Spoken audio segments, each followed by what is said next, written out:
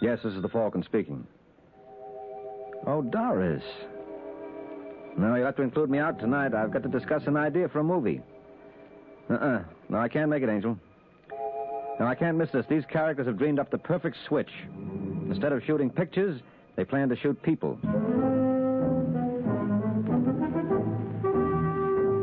Once again, the adventures of the Falcon, dedicated to private investigators everywhere. Those hard-hitting detectives who, like Mike Waring, risk their lives to aid law enforcement agencies. So join him now when the Falcon solves The Case of the Falling Star.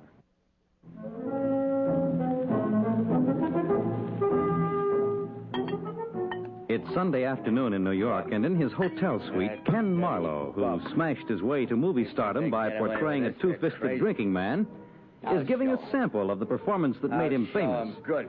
Only this time, Ken isn't acting. I'll fix them all. When I get through with those crumbs, they'll know better than the horse. Yeah? Well, it's about time, fella. That's what I thought, too. Huh? How are you, Ken? Oh, Jackie Howard. I'm sorry. I was expecting somebody else. I'll bet she's a lot prettier. Nothing like that. I'm here with a wife. It's a funny thing. I didn't even know you were in town. I thought I left you on the West Coast. Well, haven't you heard? Trailways runs all over the country. All you got to do is buy a ticket. Look, Jackie, I know what you want. I intended to clean up that $15,000 I owe you before I left. It's 19. Oh, 15, 19. What's the difference? I'm good for it. Are you? Someone told me you washed up at National Pictures. They're crazy. I'm in like Flynn. I'm glad to hear it. Of course, if they don't pick up your option, you see my position. As I said, you're into me for $19,000. And as I said, I'm good for it. I can write my own ticket at any studio. Who is the number one box office draw on 49? You? Well, they are. No. There you were. That was 49, Ken. 3 years is like 300 in Hollywood. Look, I tell you got nothing to worry about. National will pick up my option on the 23rd. And when can I expect you to pick up these IOUs? Look, Jackie, if you're going to take that attitude, you can whistle for your dough. Nobody pushes me around. Oh, that's right. I forgot. You're a pretty tough boy in pictures. That's right. Well, luckily, I never go to the movies. What's the idea? Let's understand each other, Ken. You owe me $19,000. I expect to have it on the 23rd. If I don't, you'll Hello, be... darling, I'm back. Can't you say I'm busy, Laura? Oh, I'm sorry. Oh, there's no need to apologize, Mrs. Marlowe. I'm Jackie Howard. How do you do? I've heard so much about you. I wish I could say it wasn't true. Well, I'm sure I'm in the way, so if you'll excuse me. Oh, no, don't bother. I was just leaving. Well, what do you say, Ken? Shall we make it for a week from Friday? I'll do my best. That's all I ask. Well, this has been a real pleasure, Mrs. Marlowe. Maybe we'll meet again. I hope so. A dirty bum. What was he doing here? None of your business. Darling, I don't want to make a noise like a wife, but if you owe Jackie Howard money... I said it's none of your business. But don't you understand? I'm only thinking of you. If you're in a jam, Will you stop nagging? But all I want to do All is you want to do able... is drive me crazy. Where's my coat? I'm going to find a place where a man can have a drink in peace.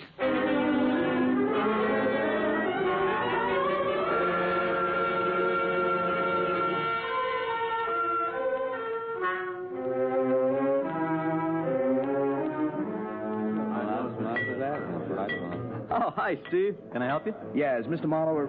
Never mind, I see him.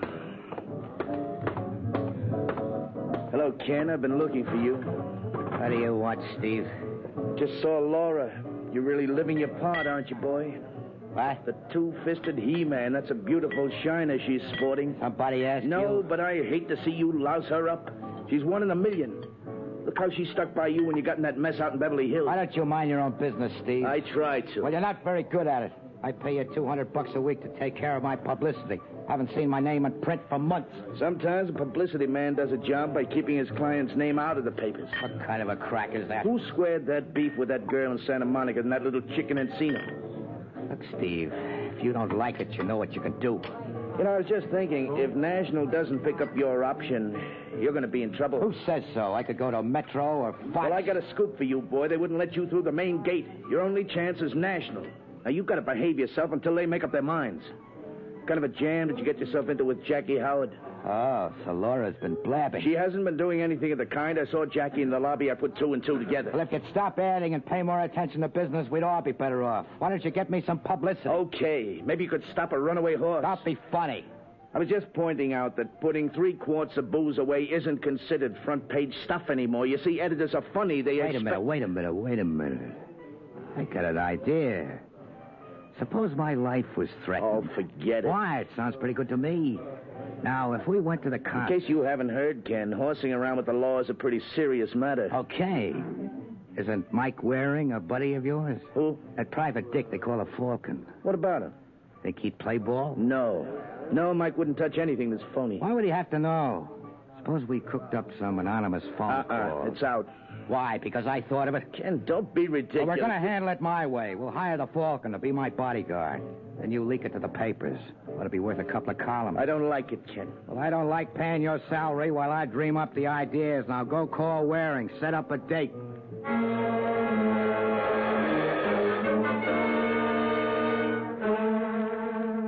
Well, that's the story, Mike. After the third phone call, Ken thought we ought to do something about it. I see. Not that I was worried, you understand. I can take care of myself, but I had to think of Laura. Laura? My wife. You know how a gal worries. Mm-hmm. Tell me some more about these phone calls, Marlowe. Do you recognize the voice? No, I thought it was a gag at first. What convinced you otherwise? Well, this morning, someone took a pot shot at me while I was playing golf with Steve. Did you report it to the police? He didn't want to, Mike, but I insisted. What did they say? They thought it was a publicity stunt. Is it? No. You sure, Steve? Oh, now, look, Mike, you've known me for how many years? 10, 12? I think I've always leveled with you. Well, I'm sorry, but you can't blame me for being suspicious. Who did you talk to at headquarters? A Sergeant Corbett. Now, there's a phony if I ever met one. He happens to be a friend of mine. Well, no offense, old man. I only meant... Skip it. Have you any idea who might be after you? No. You indulging in any extracurricular activities? What do you mean? Women.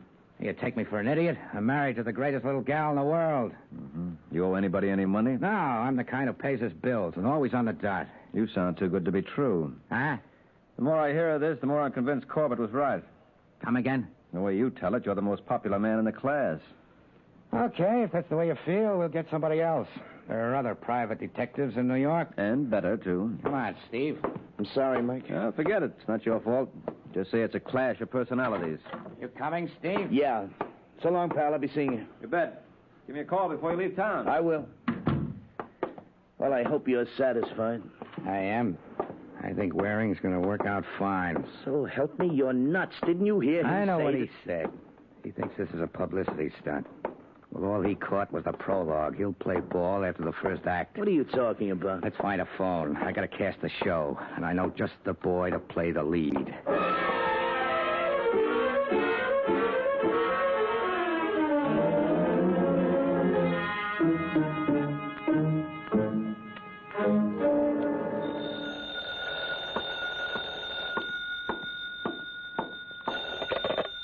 Yeah? Is Tex Riley around? Who wants to know? Tell him it's Ken Marlowe. Why, you no good louse. How can you have the Now, nerve? keep your shirt on, Tex. Bet you thought I forgot about that $100 you loaned me before I went to Hollywood. Well, didn't you? No, this is my first trip to New York in 6 years. You could have mailed it. That's too impersonal. I wanted to give it to you myself with a little bonus. How would you like to pick up an additional $500? That don't sound like the Ken Marlowe I know and hate. What do I have to do?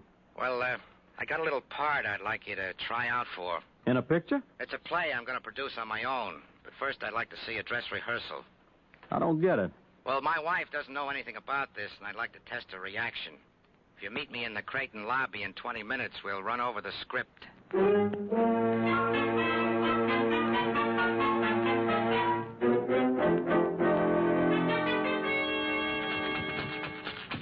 Hey, Laura, you better order some more ice. I'm running low. Oh, all right, Ken. While you're at it, get some ginger. You expecting someone? Well, Steve Nichols said he might drop around. Answer the door. Just a second. Well, hiya, sugar. I beg your pardon. I'll beg yours. Is the Hollywood hotshot in? Who is it, Laura? What? Never mind, I'll announce myself. Hiya, Marlowe. Who the devil are you? Oh, just an autograph hound. Get out. Now, where'd I put my pencil? I had it right here. Hey, look at what I found. Ken.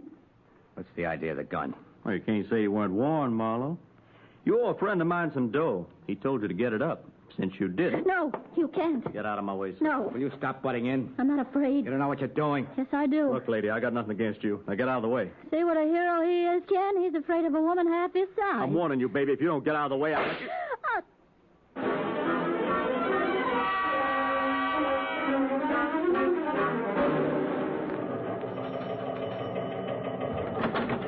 Was that you, Haskell? No, it's me, Sergeant.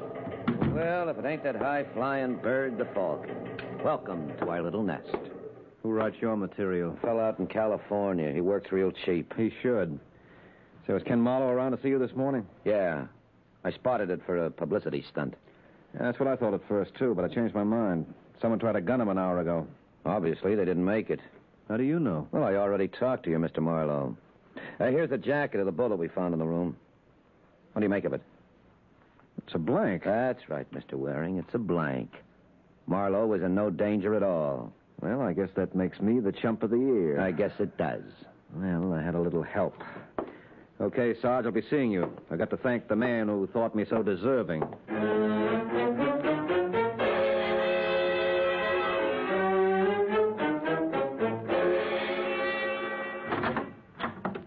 That you, Laura? Sorry to disappoint you, Marlowe. Oh, hiya, Waring. Sit down. No, thanks. I just dropped by to congratulate you on a magnificent performance. What's eating you? That was a beautiful job of sucking me in. You hired whoever took that shot at you. You're nuts. What I can't figure out is how your wife got in the act. What happened? She had lip apart for herself? Huh? I don't think she knew the bullet was a blank. You don't rate a gal like that. You've got your nerve. Get out. Does that mean I'm fired? What do you think? Good. Because I hate to hit a client. Come on, Marlowe. We can't end the scene with you on the floor. Your public would never stand for it. Now get up and make like a hero.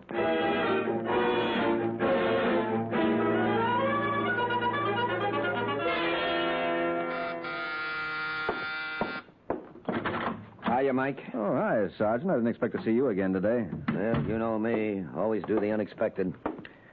Are you up to see Ken Marlowe? Yeah. What happened? Nothing worth talking about. No, you're too modest. All right, so I slapped him a couple of times. He had it coming. Maybe the slaps, but not the rest. What are you talking about?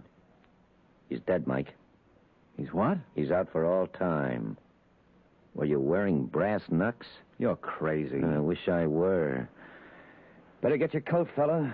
We got a long ride ahead.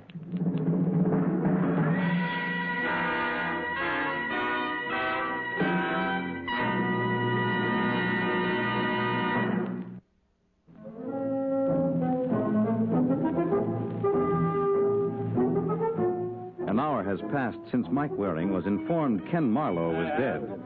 And now at the scene of the crime, Sergeant Corbett gives our hero some fatherly advice. Listen, Mike, I got it all figured out. I'm sure you'll be able to cop a plea. What are you babbling about? Well, it was self-defense, wasn't it? You didn't mean to kill him. And I didn't. When I left here, he was at the other end of the room. With the back of his head caved in? Well, that's just it, Corbett. How did it get that way? I didn't slug him from behind. Well, he must have hit it when he fell. Against what, that sofa? Wouldn't hurt a fly. How about the fireplace? No, he wasn't anywhere near it. There'd be bloodstains if he were. No, there must be something around that caused the damage. The familiar blunt instrument? Yeah, let's see those fire tongs. Clean. Well, how about those bookends? Oh, not a stain on him. Listen, Mike, maybe the killer took the weapon with him. Does that mean you're absolving me? If we can come up with some evidence. You think the murderer might have walked off with it? I doubt it. A lot of blood flowed. I can't see anyone taking a chance on staining his clothes. Well, he didn't leave it around for us to find. Hey, wait a minute. There's something missing in this room. What? Well, that's just the trouble. I can't... I got it. Liquor. What are you talking about? Marlowe was a drinker. A boy like him would have at least one bottle around. Say, you're right. Where's the trash basket? Probably in the pantry. Well, let's get it. The killer might gamble. The next time the chambermaid came through, she'd dump it without a second glance. Yeah. Quite a collection, huh? There's our baby. Don't touch it. I won't. But mine are probably the only fingerprints that aren't on it. Everyone else who was up here must have been invited to help himself. Yeah, you're probably right. Haskell, take this down to the lab. Well, now you're convinced I had nothing to do with this murder? Yeah. But if you didn't kill Marlowe, who did? That's what I intend to find out. Why don't you stay out of this, Mike? Oh, no. Whoever tailored this frame did a lovely job. It's just lucky I didn't fit the picture. You can't blame me if I want to get my hands on the artist.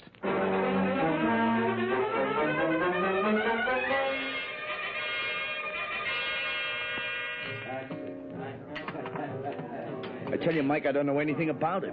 First I heard of it was when the cops phoned me they found Ken's body. Whose bright idea was this publicity stunt in the first place, Steve? Ken's. I didn't want any part of it. Then why did you bring him to me? I couldn't help myself, Mike. I was working for the man. Yeah, that's another thing I don't understand. How come you tied up with a heel like Marlowe? The dough was good. When did you last get it? Huh? According to what I hear now, he was strictly no pay. When did you get your last salary check? Come on, Steve. It'll be easy enough to find out. 3 months ago. Then why did you stick? He was on the skid. No, he wasn't. National had till Friday to pick up his option. You think they would have? Well, there's no telling. It was an even money bet. Well, who had it in for him? No one. Look, Steve, we're no longer playing games. If he owed you dough, he must have owed others. Jackie Howard. Who's Jackie Howard? He owns a gambling joint off the strip. Ken was into him for around 20 grand. Is this Howard character in town? Yeah, staying at the Brighton. Okay, we got one suspect. Let's try for two. What about Mrs. Marlowe? Don't talk like a chump. She was in love with the guy. Well, he certainly didn't rate a wife like that. Nobody does. Oh, sounds like you go for her yourself. Oh, don't be silly. You know I'm married. I suppose you feel like a big brother to her. That's exactly how I feel. You know something, Steve? I believe you. Thanks. No, I mean it. I think Laura explains why you continued working for Marlowe. Maybe that's why you knocked yourself out suppressing those items that would have ruined him. You didn't want her hurt, right? Yeah. Why, Steve? It won't make any sense to you, Mike. Oh, try me. First day I met her, she reminded me of Edith. Edith? My kid sister. She was married to a boy like Ken. And what happened to her? She's dead. Oh, sorry. Maybe she's better off. So you transferred your feelings to Laura? Anything wrong with that? No, I think it's very commendable. Still, I wonder how Laura feels about it. Huh? Yeah, why don't I find out? Oh, look, Mike, you're not to bother her. She knows nothing about Ken's murder. Yeah, well, I've only got your word for it, Steve. Not that I don't believe you understand, but I like to check these things for myself. I'll be seeing you, fella.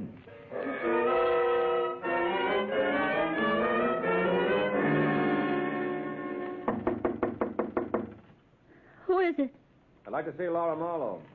There's no one here by that name. I know there is. This is Mike Waring, Mrs. Marlowe. Please go away. I've got to talk to you. Believe me, I wouldn't disturb you, but it's important. Come in. Thanks. How'd you know I was here? Sergeant Corbett told me. I just saw Steve Nichols. And Steve sent you here? No, as a matter of fact, he insisted I leave you alone. Well, why'd you come? Because I want to solve your husband's murder. Ken meant nothing to you. He was a client. He tricked you. I still took his money. Besides, whoever killed him involved me. I don't forget things like that. Now, tell me, what sort of a man was your husband? You must have some idea. Yes, but I'd like the woman's viewpoint. It was wonderful. Oh, come now, Angel. You can't expect me to buy that. I heard... I don't care what you heard. Sure, he took a drink once in a while. Is there anything wrong with that? What about slapping you around? He never did. Well, you can't blame me for jumping to conclusions. It would take a blind man not to notice those bruises on your face and arm. How did you get them? I fell. Question is, did Ken push you? How dare you? Now, look, Mrs. Marlowe, I don't mean to be obnoxious, but we've got a murder to solve. Did your husband play around on the outside? No. What about those stories? Lies, every one of them. They were started by his enemies. Oh, so he was just a misunderstood kid. No. I understood him, and that's all that counted. All right, Mrs. Marlowe. I think you're telling the truth. I'm overwhelmed. Well, you should be, because if Jackie Howard doesn't turn out to be a liar, I won't know what to do. Take care of yourself, Angel. I got to run along.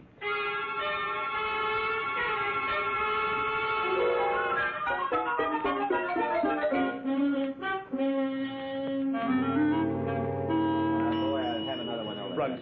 Take the gentleman back. Jackie Howard. 19, please. Telegram, Jackie Howard. Right here, boy.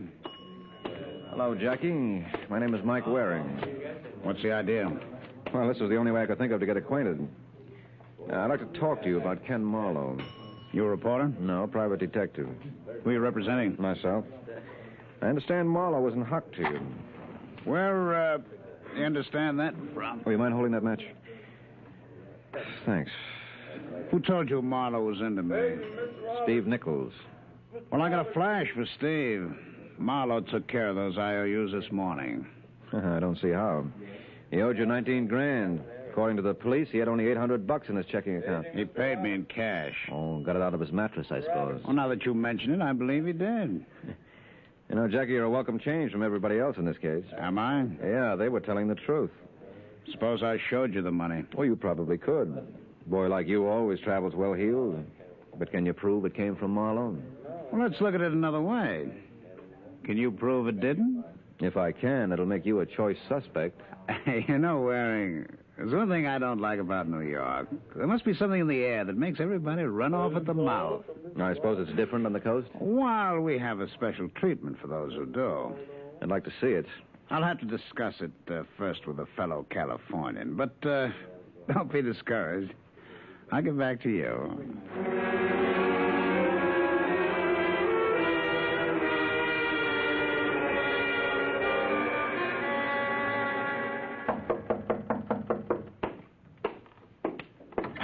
Yes? Hello, Steve. Oh, hiya, Jackie. I thought by now you'd be on your way back to the coast. You thought wrong. Say, you got yourself a nice little spot here. Look, Jackie, I don't want to seem rude, but I was just on my way out. Oh, relax. I won't stay long. Too bad about Ken, isn't it? Yeah. What do you think killed him? I have no idea.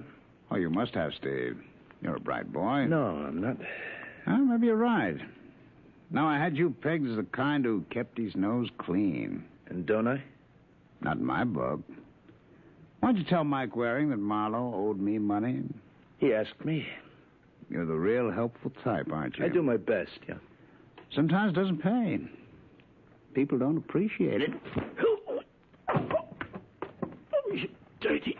What's the matter, boy? Can't you catch your breath? Dirty. Maybe that's a good thing. You talk too much anyway. Little of Doc Howard's treatment may break the habit. Hold still, Steve. I'm afraid this is gonna hurt.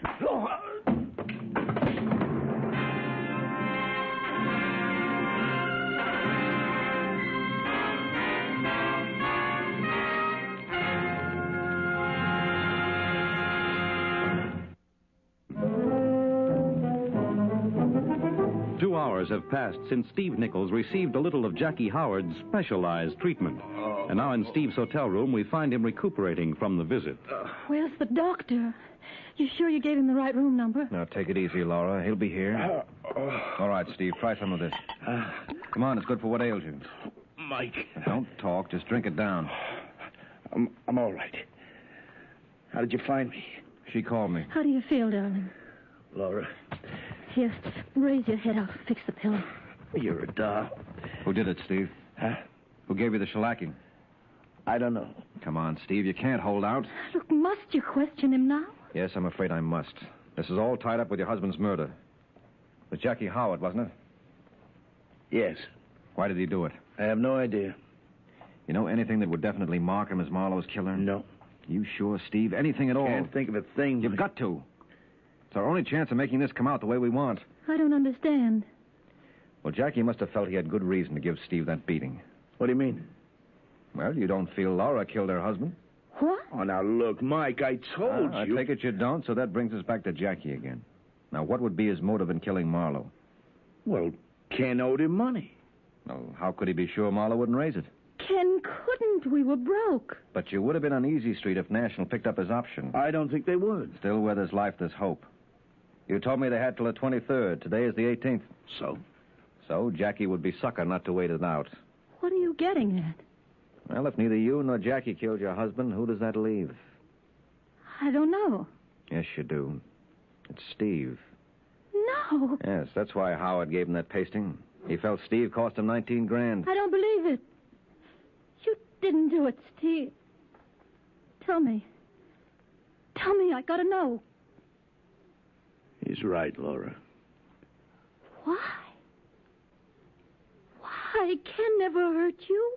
No. But he hurt you. He was the only man I ever loved, and you killed him. Don't you see, honey? I was Don't only touch trying... me.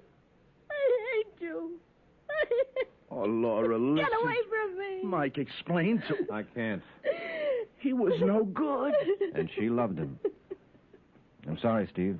I've got to call the police.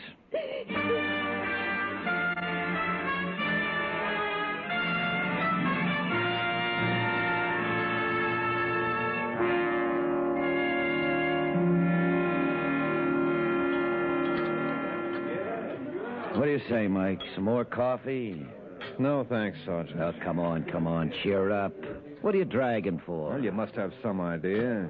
Steve Nichols was my friend. And he committed a murder. Well, there's no question about that. Tell me something.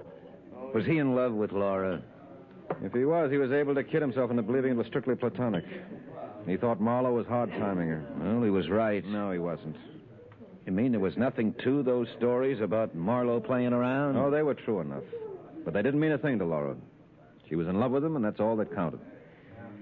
This goes to prove it's awful dangerous to play God. You never know what's best for other people.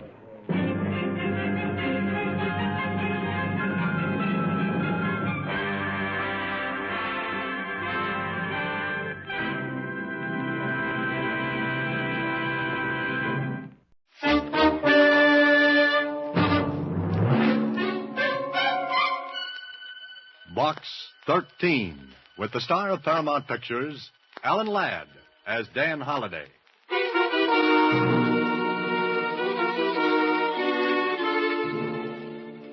Box 13, care of Star Times. I know my life is in danger. I think you can help me. I'm desperate and don't dare go to the police. Please, if you want to help, call at the Tivoli Theater box office for the ticket left there. Our handbill will tell you more. Our handbill will tell you more. Yeah, that's the way it started. The note from the girl, Maria, the theater ticket, and then murder.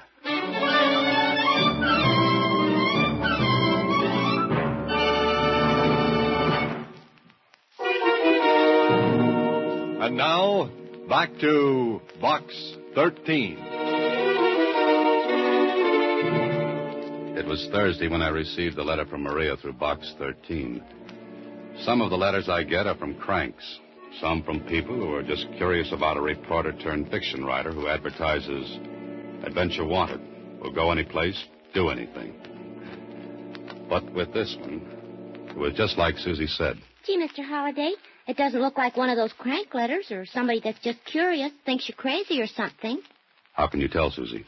Oh, I don't know. Maybe it's just female ignition. There's a dictionary over there, Susie. Look up ignition. Don't you know what it means, Mr. Holliday? It's when a woman... Skip it, Susie, skip it. Oh, okay. I'm supposed to pick up a ticket for tonight's show at the Tivoli. Take a look at this handbill. Torino. The Great Torino. Like his look, Susie? Well, I don't know. That's what I thought. Okay, Susie, close up shop for the day. You're going to follow it up, huh? That's the general idea, yes. I want to see what Maria has on her mind and why she's afraid.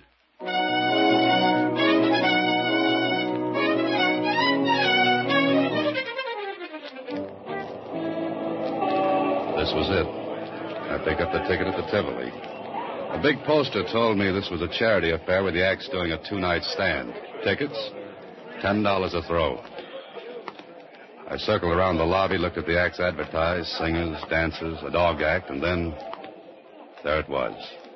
A big life-size cutout of the Great Torino, complete with mustache and goatee. Nice-looking guy, maybe too smooth-looking, but it was what he was doing that made me take a better look. He held a rifle to his shoulder and was aiming it across the lobby at another cutout. And this one? This one was a girl. Pretty? Mm-hmm. Big eyes, maybe a little scared-looking, and looking straight across at the Great Torino, and right into the barrel of that rifle pointed at her head. Well, if this was Maria, she had a right to have something on her mind.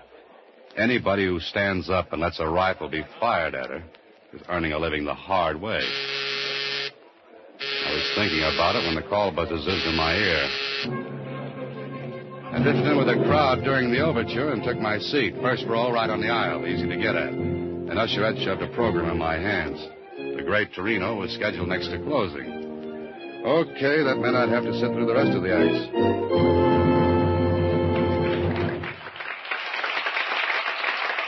I did. It was skipping. But the great Torino was something different. He had two assistants, a girl and a good-looking young guy. It was a magic act with class, and Torino was clever with his hands.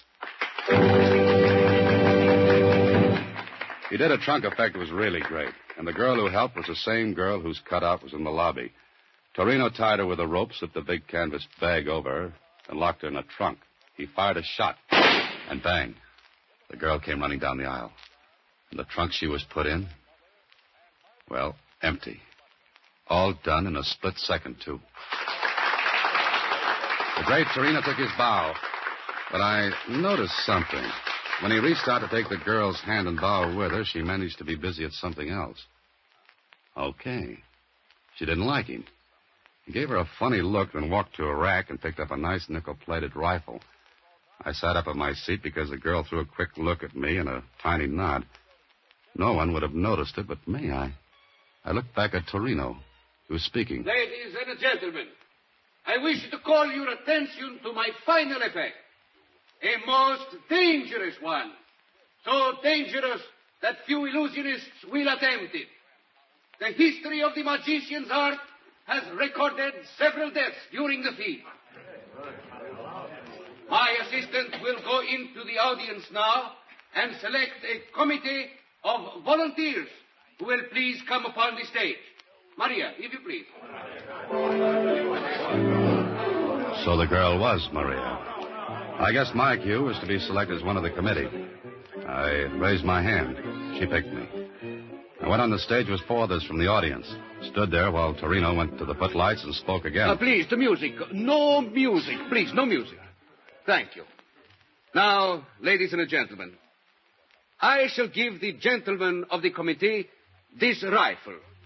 It may be examined thoroughly. Also, 3 bullets, which they may mark later for identification. Gentlemen, the rifle. And here, the bullets. Please mark the lead in any way you choose, unmistakably. We took the rifle and the bullets.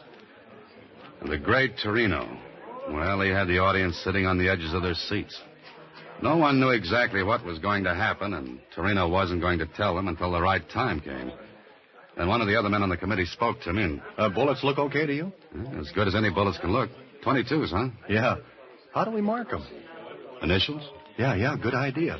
The 3 of us cut our initials in the lead. That all right with you, mister? Good. How about the rest of you? Suits me. I've got a knife here. Yeah, let me see the rifle. Yeah, sure, here.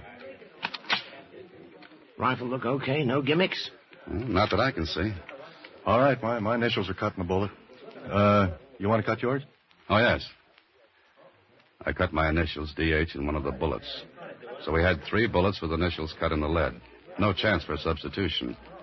Then Torino took the rifle and the bullets. Thank you, gentlemen. Grazie tanto. You are satisfied? Sure, I am. Yes. Good. Now, if you will all watch closely, I shall load the bullets in the rifle. So, and what is your name, sir? Holiday. Good. Then, Mr. Holiday, if you will please hold the loaded rifle until I am ready for it. Oh, sure. In this way, there can be no trickery. Ladies and gentlemen, you saw me load the marked bullets, yes? So, and you have the loaded rifle. Good. Now, ladies and gentlemen, may I introduce once more Maria. Maria? The young lady is as courageous as she is lovely. Maria, you will take your place, please. Mr. Holliday, would you care to shoot at Maria? Oh, no. No, thank you. Then that leaves it up to me. No.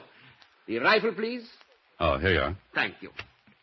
Ladies and gentlemen, I shall ask for complete quiet. Thank you. Maria, you are ready? Yes. I'm ready. The great Torino walked to the other side of the stage. He raised the rifle to his shoulder, pointed it at Maria. She was pale as death. Her arms were tense, tight. Perspiration stood out on her forehead, and on mine, and on everyone in the audience. Then, so help me, this is what happened. A bullet appeared between Maria's teeth. She let it drop to a plate she held in her hands, then... And 2 more bullets popped between her teeth and fell to the plate. No one in the audience moved. No applause, just that tense feeling. Torino walked over, took the plate. His hands never touched the bullets. I'll swear to it. He walked to me and the other 3 men with me, and... Gentlemen, you will please to identify the bullets, yes? This one. Initials P.G. That's me. Yeah, that's mine, all right. Thank you. And this one. K.R. Mine. Thank you. And the third, D.H. That's mine.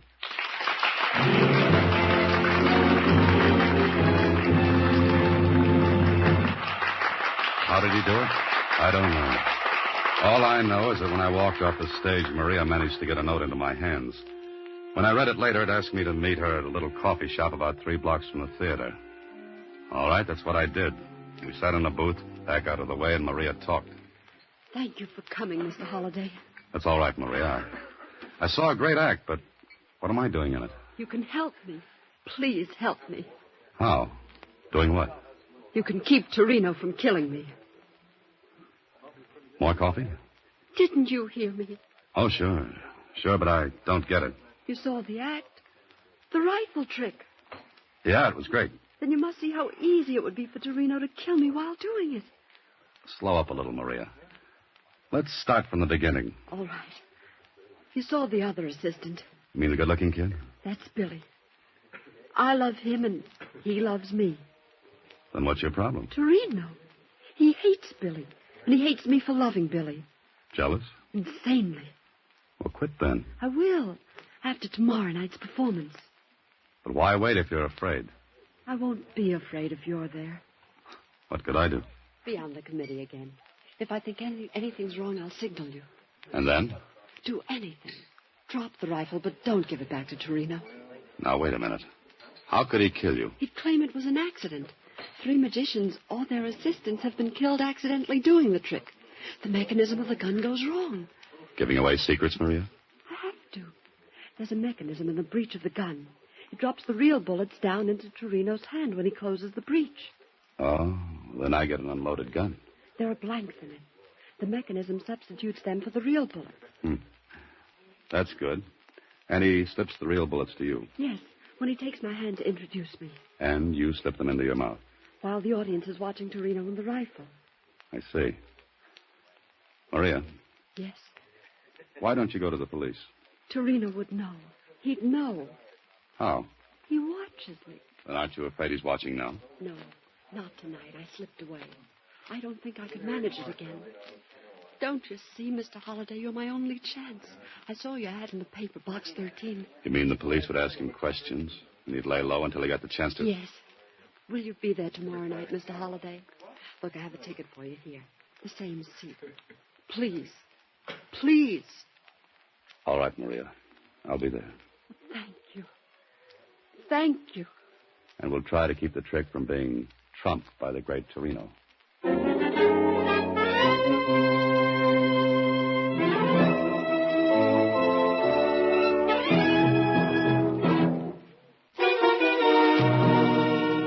And now, back to Box 13 with Alan Ladd as Dan Holliday. Well, it sounded like a great assignment. And from the way the setup looked from where I sat, it gave the great Torino a perfect chance to kill Maria. I checked on Maria's story about the accidental deaths during the trick, and Jonesy at the Star-Times verified it. A smart cookie like Torino could fake an accident, and who's going to pin the black ribbon on him? Nobody. Okay, it's up to you, Holliday, to figure it out.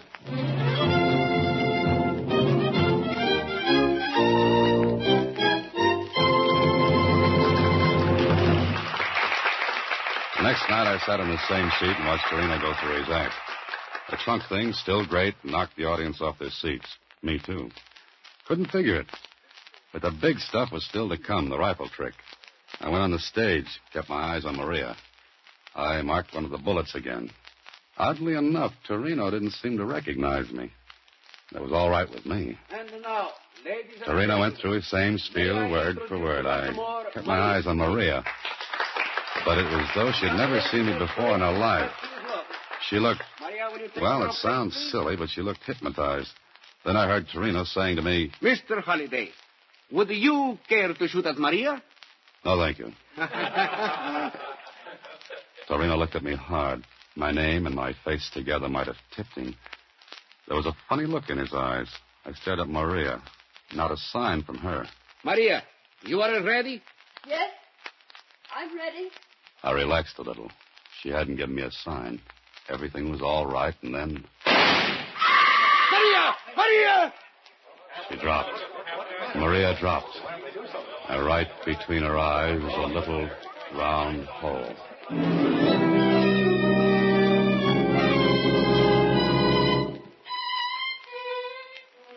Look, Holliday.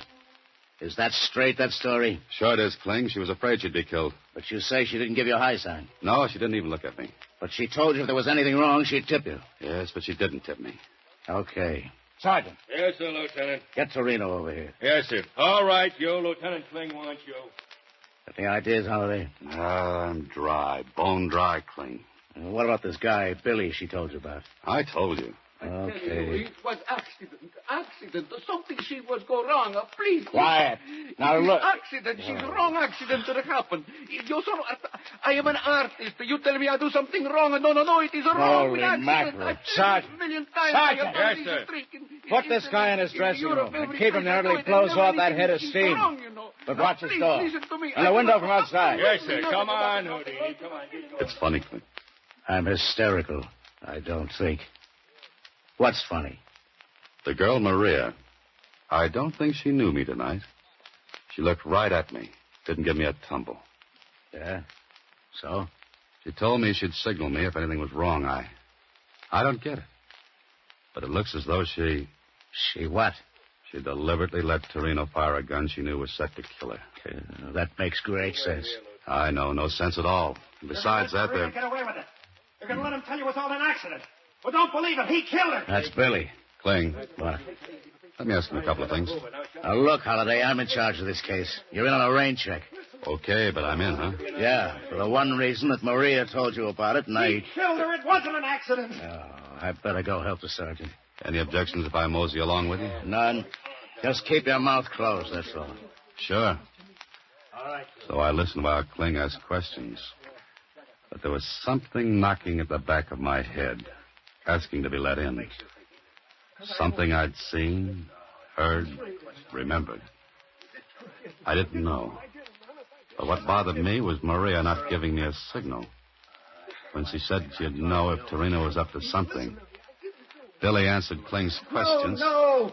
All I know is that Torino bluffed Maria.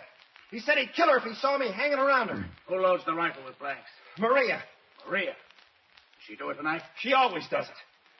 I don't believe it. Maria loaded the rifle herself. She did. Before the performance. So I got an idea. I left the stage where the investigation was going on, and I walked backstage toward the dressing rooms. I wanted to talk to Torino, but there was a large blue cop sitting at the door. He looked at me and... Well, Holliday. Oh, hi, Murph. I feel lousy. No, that's too bad.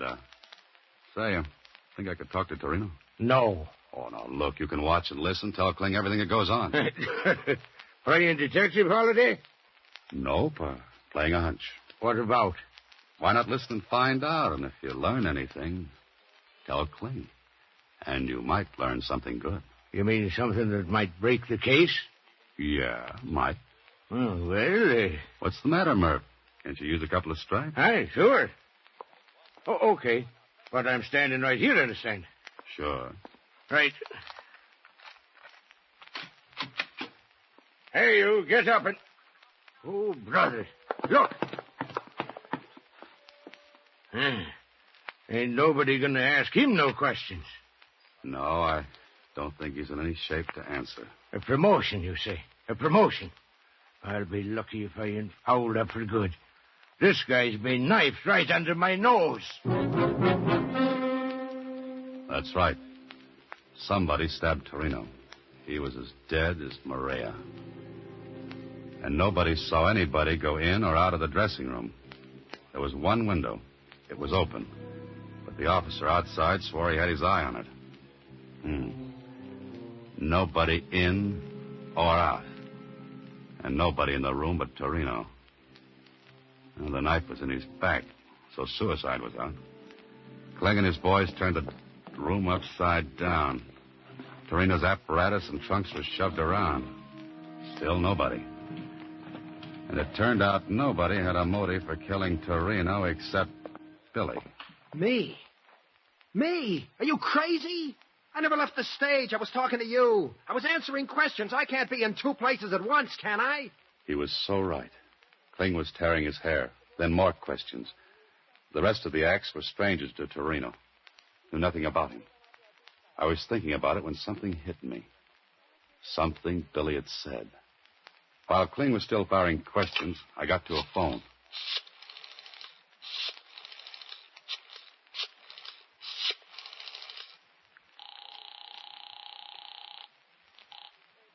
Hello? Oh, hiya, Kenny. Still running that private eye? Swell. Do something for me, will you? Okay. Put a man on the Tivoli Theater right now.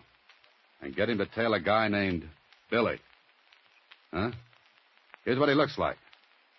About 5'9", stocky, light complexion, wearing gray suit.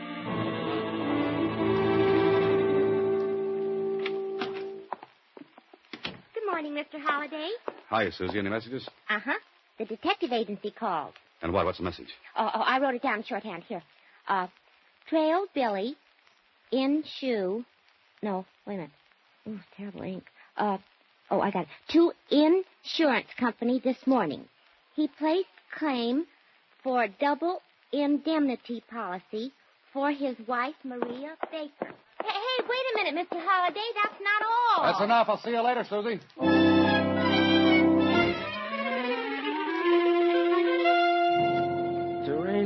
Torino. Step on it, Jonesy. Oh, you want hard facts? It takes time to find them. Even in the morgue of the Star-Times. Okay, Jonesy, okay, but hurry up, will you? Here we are. Torino, born Italy. Skip that. How long has he been in the country? 6 months. Noted magician in Italy and Europe before the war. Only 6 months. Now, Jonesy, if you were a magician, you wanted assistants. How would you get them? Advertising a billboard, magazine for show folks. What else? Where can I see the last 6 months' copies of the billboard? Right, I got a local office in town. All the copies you want. Hey, where you going? Thanks, Jonesy. Be seeing you. I've got a lot of reading to do. 6 months' copies of the billboard. I looked through every one of them, and when my eyes were falling out of my head, I saw it. An advertisement. The one I wanted. And the one that tied up with something Billy said. And something I saw during Torino's act. I tried to get Kling on the phone, but no dice. He was out. I left word for him to meet me at the Tivoli, and I went there myself. There was nobody there but the watchman. The $5 bill got me in. Oh, there's no place gloomier than backstage in an empty theater. I headed for Torino's dressing room because I had a good idea how someone got in and stabbed Torino, then disappeared. I opened the door, stepped inside. It was dark. The shade on the window must have been down. I was fumbling for the light switch when somebody pulled the shade on me. Oh!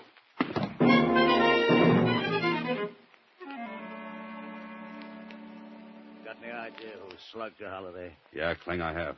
All right. Who? Billy, maybe. No dice. He didn't come near this place. We had a tail on him. Do you know about the insurance? Sure. But he couldn't have killed his wife because she loaded the blanks into the gun. Uh-huh. And the medical examiner's report on the bullet that killed her? What about that? 22. No initials on it? No, none. So it looks like this Maria deliberately planned her own death. It wasn't an accident. If it had been, the bullet in her head would have been marked. Kling, put out a dragnet. For who? For the one who slugged me. I'll cut it, Holiday. If you know anything, spill it before I lose my temper. Who do you want to pick up? Here's a description. Young woman about 26. 26. Brown hair. Brown hair. Lovely blue eyes. Blue eyes. About 5'2". 5'2". Worked as a magician's assistant. Hey, what are you giving me? That's Maria. Uh-huh, Maria. She's dead, you dope. You mean her twin sister's dead, Kling. Twin sister? What are you talking about? The trunk effect Torino worked could have only been done with twins. Billy tipped me off on it. Billy? Sure, when he said nobody could be in two places at once. And Torino advertised in the billboard for twins. You are dreaming this. Put out a dragnet for Maria. Who stabbed Torino? Maria. She got her twin sister to take her place in the rifle trick last night. That's why I didn't get a signal from her. The sister didn't know me from Adam. Now, look, Holiday, we searched this dressing room. There was nobody in it when Torino was stabbed. Maria was here.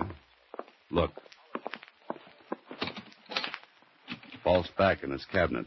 Good old magician's gimmick. She was here all the while. Maria and Billy took out an insurance policy on her and planned to make me the patsy. Because I'd testify that she told me Torino hated her, that she was scared. Torino was knifed to keep him from spilling about the twins.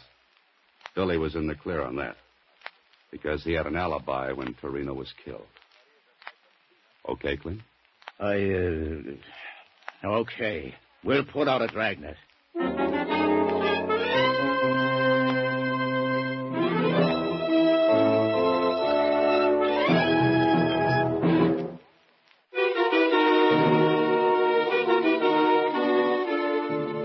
And they got her, Mr. Holliday? Yeah, Susie.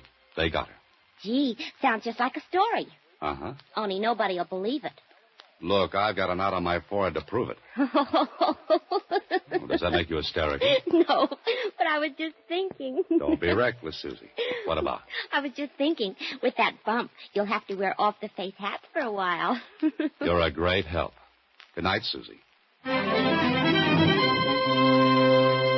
Next week, same time, Alan Ladd stars as Dan Holliday in Box 13.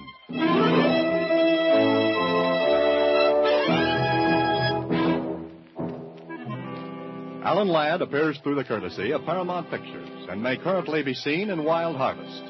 Box 13 is directed by Richard Sandville with original story by Russell Hughes and original music composed and conducted by Rudy Schrager. The part of Susie is played by Sylvia Picker. This is a Mayfair production.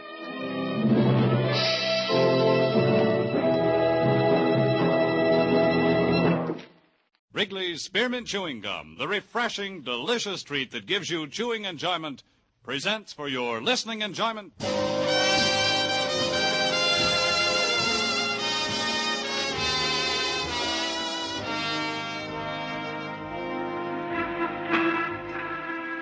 Broadway's My Beat, from Times Square to Columbus Circle, the gaudiest, the most violent, the lonesomest mile in the world.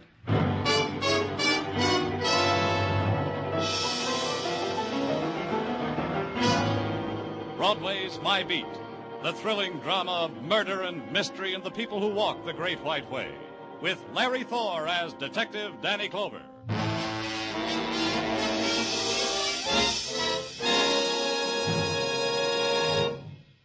To make every day more enjoyable, treat yourself often to refreshing, delicious Wrigley's Spearmint Chewing Gum.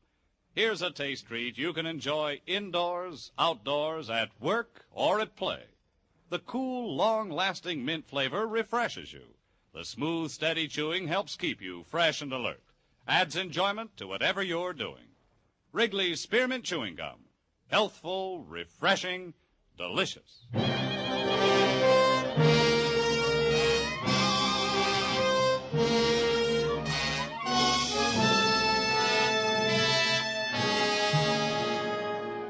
In the summer's heat, Broadway is a wasteland, sullen, a place of regret. It's a time when the breeze puffs in from the river, dies suddenly before it touches your dampened cheek. The time when you wake up already exhausted, then pause before your office door and consider arson. Broadway fans itself with a newspaper and finds fascination watching a fat fly crawl against a sweating window. The thing to do is give up, except you've got a job, except you've got to pay the rent, pick up the check, buy the beer, leave the tip, meet the installment. July or not, you've got to make a living, kid. For my part, I would rather have been at Jones Beach, but I wasn't.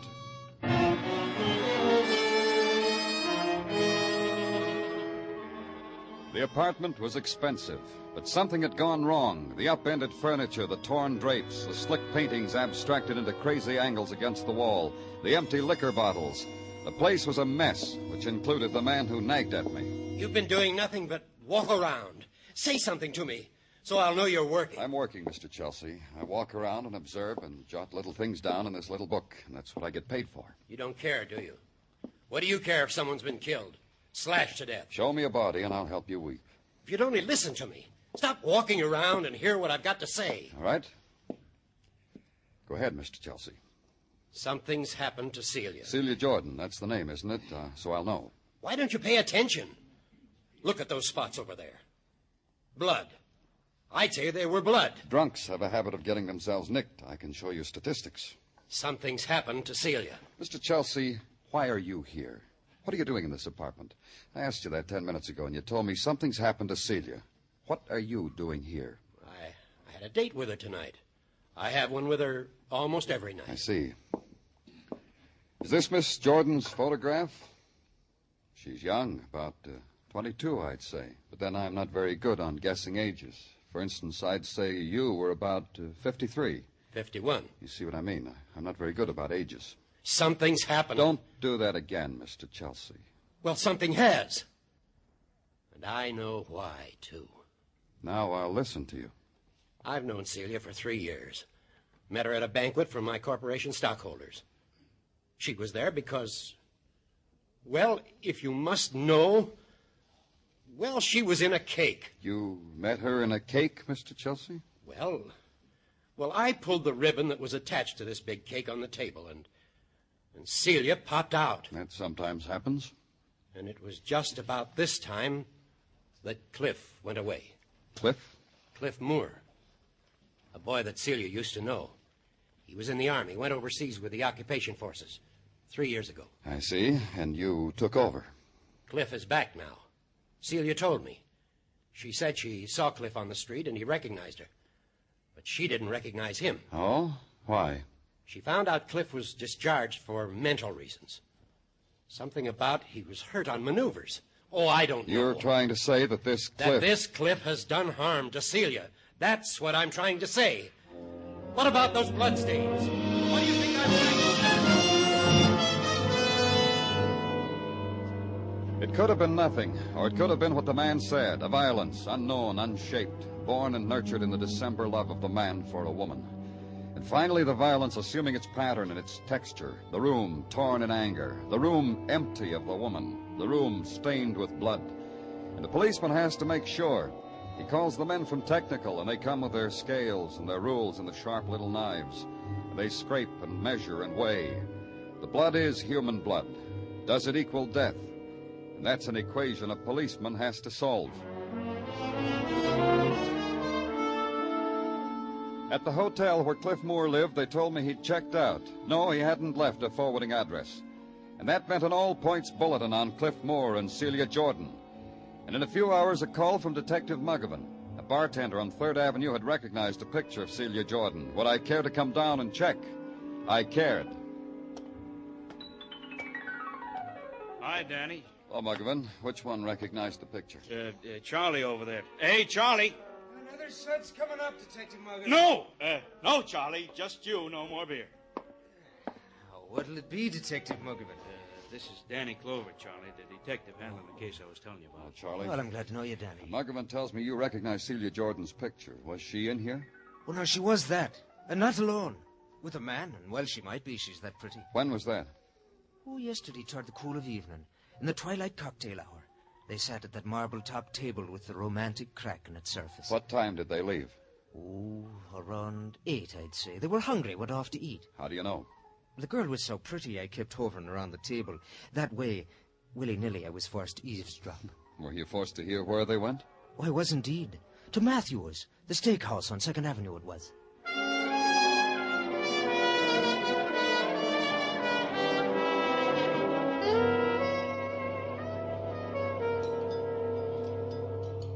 waited on this girl? I'm certain of it. Of course, yes. Was she with anyone? She was. A young man. A nervous, temperamental type, I'd classify him. The way he handled his eating tools. The way he addressed himself to his food. All symptoms of a How long were they here? A modest time. They ate neither too quickly nor slowly. Rather rare in these times. How long? An hour and a half, an hour and 40 minutes.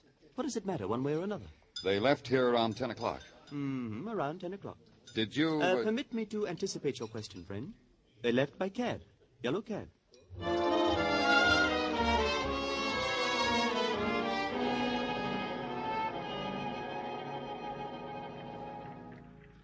Yeah, I picked them up at a steak joint on 2nd. What's the matter? They committed something? Where'd you take them? To the girl's apartment on 63rd. Man tells me to wait. I wait. An hour and a half, 2 hours. My meter is abloom with money. Down he comes and spoils it all. Alone? All alone. I gather that they, What does it matter what I gather? Anyway, I take the guy to the address he gives me. Where? The Suffolk Hotel on 71st. He committed something?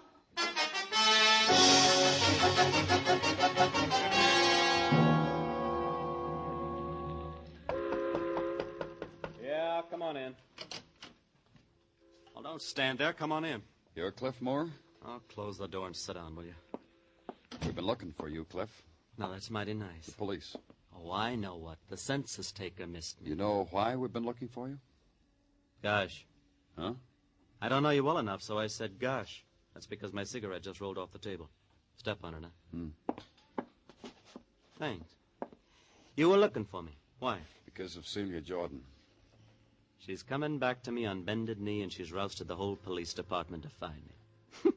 Good, sweet, four-square Celia. She's missing, Cliff. We found bloodstains in her apartment. That guy, that Paul Chelsea, beat her up? Oh, I'll bet she had fun. Cliff, we know you were with Celia last night. We know you took her home, spent some time in her apartment. Swell. What happened between you and her yesterday? Walked and talked and sipped a few and had a steak. You know, boy and girl, hand in hand. The things magazine ads are made of. What happened in her apartment? Oh, sad time. She had a smile all rehearsed to drag out for the occasion. You're a nice boy, Cliff, and we did have fun, but you're broke. The best you can expect is $50 a week if you're your type of successful. Anyway, Cliff, there's the thing. She didn't know how to say it, so she called it the thing. She said it in capital letters. About what? I got a medical discharge from the Army because I'm a nervous boy. Post-war Germany made me nervous. Also a live landmine during maneuvers. What else? I don't know. So you can't find Celia, huh? No, we can't. Now, when you find her, let me know if she needs any help. Sure. Don't run away, Cliff. You kidding? I sit here and run away all the time. Because I'm a nervous boy.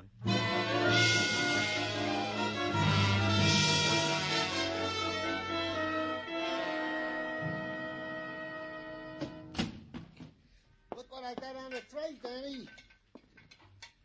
Nice surprise, huh? Huh? Come on, sit down, Danny, and I will cater to you. What in the name of... Iced tea, Danny. Look, boiled hot water, courtesy the lab boys with their Bunsen burners. Cubes of ice, courtesy the deft hand of Gino Tartaglia, purloining from a water cooler. Tea bags, courtesy Mrs. Tartaglia, who is friendly with the friendly jewel tea man. Glasses, courtesy... Gino, what have I ever done? Well, you have been considerate and kind to me, Danny. So this is just a small token of the... Well, how do you want it? With or without lemon? With. The best way to fight the heat. Yeah, coming up, Danny. Gino? Yeah, I know. You want to know, is there any progress in the search for one Celia Jordan vanished? Possibly mayhem committed upon. Possibly deceased. Stop me if I'm wrong. No, go ahead. There is no progress. Anything else, Danny? No, I guess there's nothing else, Gino. Oh, excuse me. Certainly. Thank you. Danny Clover speaking. I understand you've been looking for me, Mr. Clover. Who is this? Celia Jordan. Are you all right? Not a mark on you, Mr. Clover, anywhere. Come see for yourself. You really should. It'll ease your mind. But we thought... Where are you, Miss Jordan? At the Amsterdam Hotel on 34th Street, room 2412. I'll be ready for you.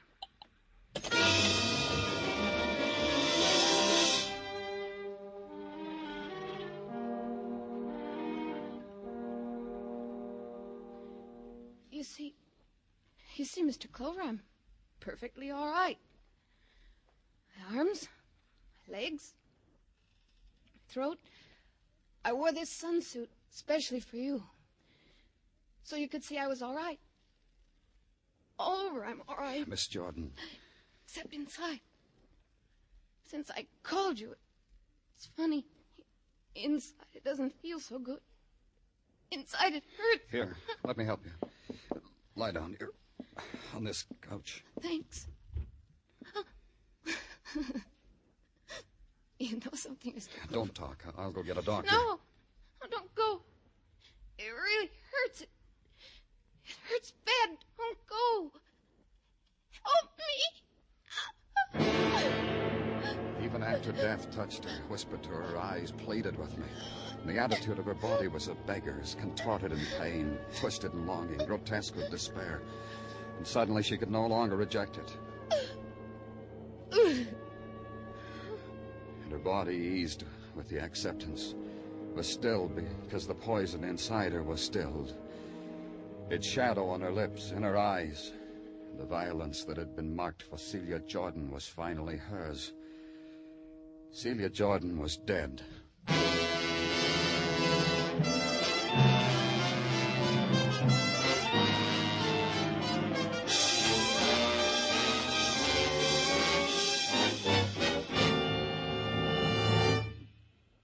Remember, friends, to make every day more enjoyable, treat yourself often to refreshing, delicious Wrigley Spearmint Chewing Gum. There's lots of cooling, real mint flavor in every stick. And chewing Wrigley Spearmint helps keep you feeling fresh and alert. You feel better, work better, get more fun out of doing things. So indoors, outdoors, wherever you go, keep some healthful, refreshing Wrigley Spearmint Chewing Gum handy. To make every day more enjoyable, treat yourself often to delicious Wrigley's Spearmint Chewing Gum. We now continue with Broadway's My Beat, written by Morton Fine and David Friedkin and starring Larry Thor as Detective Danny Clover.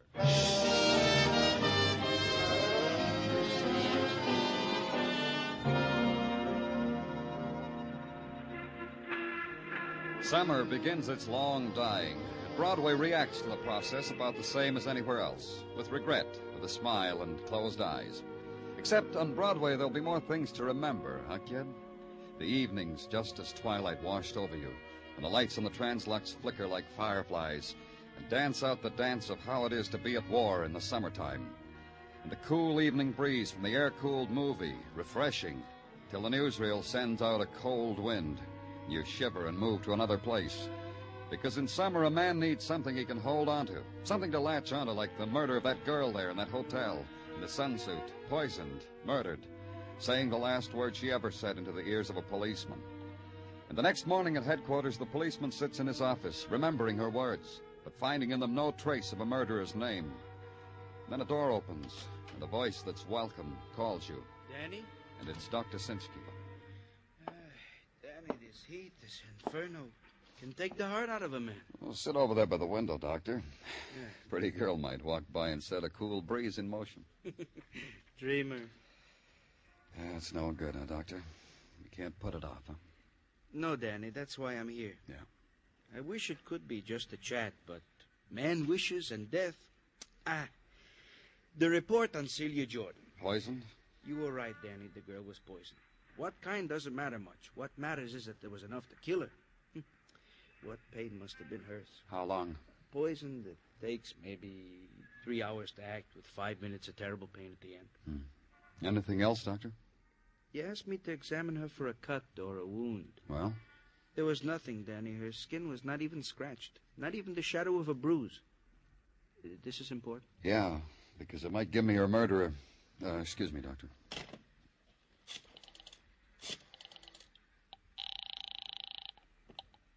Muggavan here. Danny, I want you to take a plant, Muggavan. Okay, Danny. Where? Who? Suffolk Hotel on 71st. Cliff Moore. First Cliff Moore. Got it, Danny. This Cliff Moore, he murdered the girl? Maybe, but I don't think so. Oh? This is a day for riddles, huh, Danny? No, Doctor. This is a day where I get a choice. I get 2 suspects for the price of 1.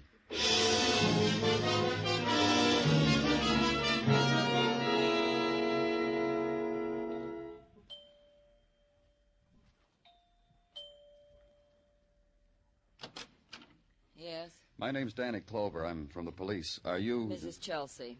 You have the correct house? Yes. Well, then please come in. Thank you. Mrs. Chelsea, Sit down, please. All right. Yes? I wanted to talk to your husband. Oh, I'm afraid not. He's not home, you know. I stopped at his office. He wasn't there either. No, of course not. Then where is he? Oh, I'm afraid I couldn't tell you that. I really don't know where he is. The bother of it is... Don't you care where he is? Paul? My husband? Oh, no. Mrs. Chelsea... Is Paul in trouble? Yes, he is. I'll fix you a drink if you'd like. No, don't bother. It's in connection with a murder. Yeah, the one in this morning's paper. Celia Jordan's. You know about her? Well, Paul doesn't think I do, but I know all about her. I'm fortunate. Some women never know why suddenly they come to hate the men they used to love. They blame it on routine, getting old, habit. So silly. And you hate your husband? Because of Celia Jordan. Has he murdered her? Maybe. Maybe someone else. We'll find out. Oh, I wouldn't suspect anyone else if I were you. That'd be stupid. Paul killed that girl. He told you he did? Well, as much as did that. Oh? I confess it. I listen in on his telephone conversations. He thinks I eat chocolates when I lie in bed. Oh, I do, but I listen to his conversations on the extensions. Not much fun, but then it's not much effort either. What are you trying to tell me, Mrs. Chelsea? That girl was blackmailing Paul. Oh? $50,000. Was your husband going to pay it? Well, he said he'd meet her at the Amsterdam hotel, but I know it wasn't to pay the money. Oh, my, of course not. $50,000, Paul? And I guess he did commit murder if what you say is true. Please understand me. I'm plump, I'm a henhead, I eat chocolate, and I sleep most of the day. I'm a woman in her late 40s, so I would lie. But not to help Paul. Not Paul. Then you're glad your husband might be held for murder. Well, I'll miss him. His not coming home when he usually does might throw my days off. It'll be an effort to get used to it, but on the whole, Mr. Clover... Yes? On the whole, I'm glad about it. Delighted. As a matter of fact, nothing nicer's happened to me in a long time. I'd like that drink, Mr. Clover, wouldn't you? I said no thanks, which gave Mrs. Chelsea reason to pop a fruit-filled nougat in her mouth. She didn't offer me one of those, so I knew my time was up. I left. I checked Muggavan. Cliff Moore hadn't stirred, Muggavan told me. Then to find Mr. Chelsea. Back to his office. Not in. Try his club. I tried his club. Not in.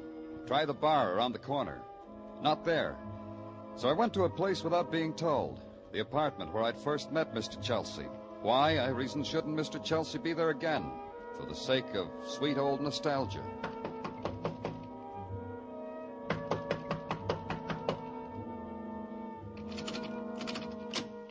The door was open.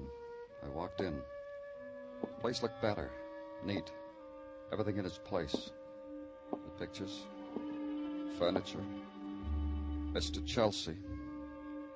I knew it was him because once I'd noticed he was getting bald. The pattern of it was the same. But Mr. Chelsea had been battered, beaten with a fury that demanded a lot of pain get there before death did. The pain had made it. So had death. Now it gave me a new place to go. Here, Danny. Here I am. Shade of this doorway. Cliff Moore? He's in his room in the hotel, hasn't stirred from it. What's the matter, Danny? You don't look good. Looks like more in the heat. I just cut myself a murderer. Oh? Yeah, Paul Chelsea. Well, that should make you look good. Anyway, better. Those blood stains he showed me in Celia Jordan's room, they were his, from a cut under his arm. I saw it. I took the bandage off. So why so gloomy? You got him. He staged the whole thing, the room in a shambles, the blood stains on the floor. He figured killing was easier than paying blackmail. But he made a mistake. What's the matter with you, Danny? Of course he did. So why... Not that kind of mistake. He got himself beaten up. Beaten to death, but for sure, with an andiron. Cliff Moore? I think so. Go back to headquarters, Muggavan. I won't need you anymore.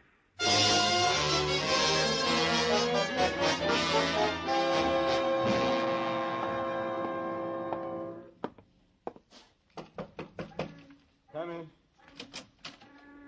Oh, it's you. You came back to me. I'm that interesting? You are, Cliff. Doctors find me so. Sometimes kids. And women. This I understand. But you?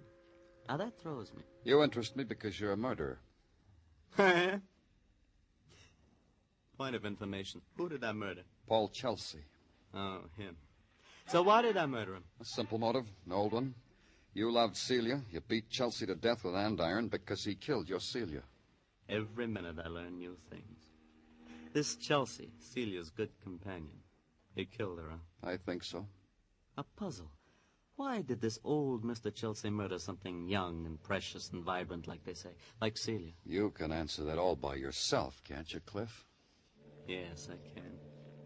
He killed her because she was going to blackmail him. Did you know this whole blackmail thing was all my idea? Because I'm cynical and sick? The proud possessor of a medical discharge. Let's go, Cliff. Stop it, Cliff. I said let's go. Go on and hit me. There's nothing I could do to you, so hit me. What? Look at my hands, my arms. I can't lift them no more than that.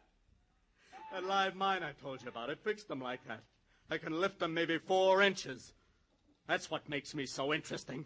That's how I can take an andiron and beat a man to death when I can't even open a door or lift a cigarette off the floor without crawling like an animal. You call me a murderer? Oh, thanks, Mr. Clover.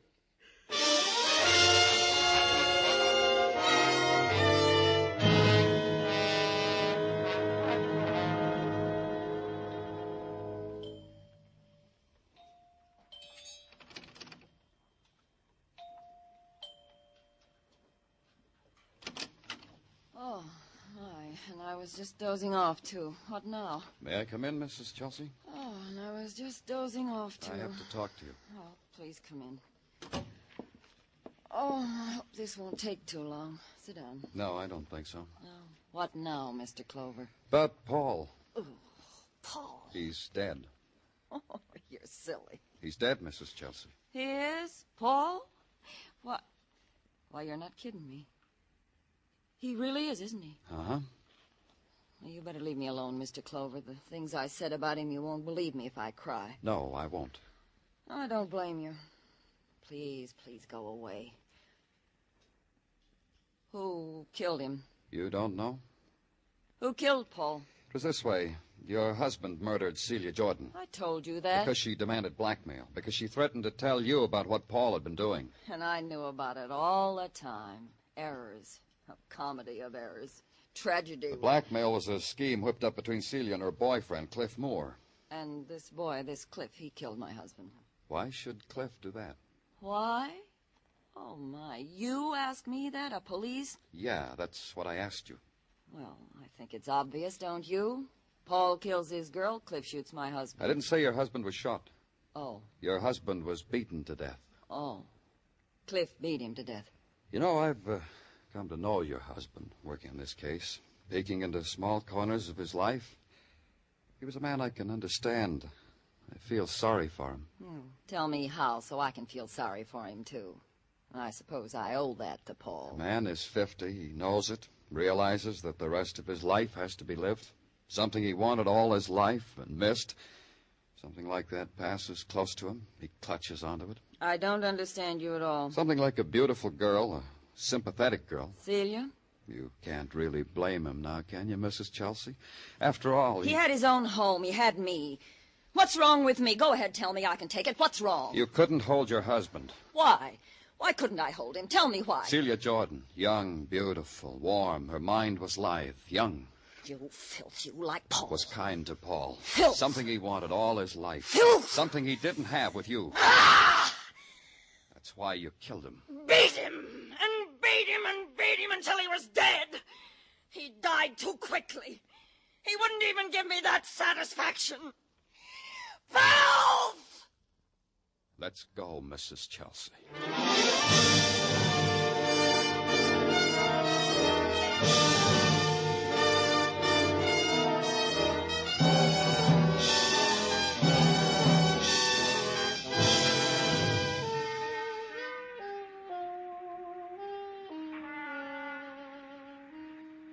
When dawn touches Broadway, the shadows linger for one final caress, then leave and take away the night.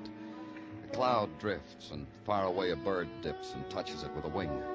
The time has come for the day. The people wake, the fury gathers.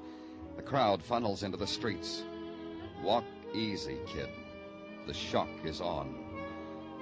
It's Broadway, the gaudiest, the most violent, the lonesomest mile in the world. Broadway, my beat.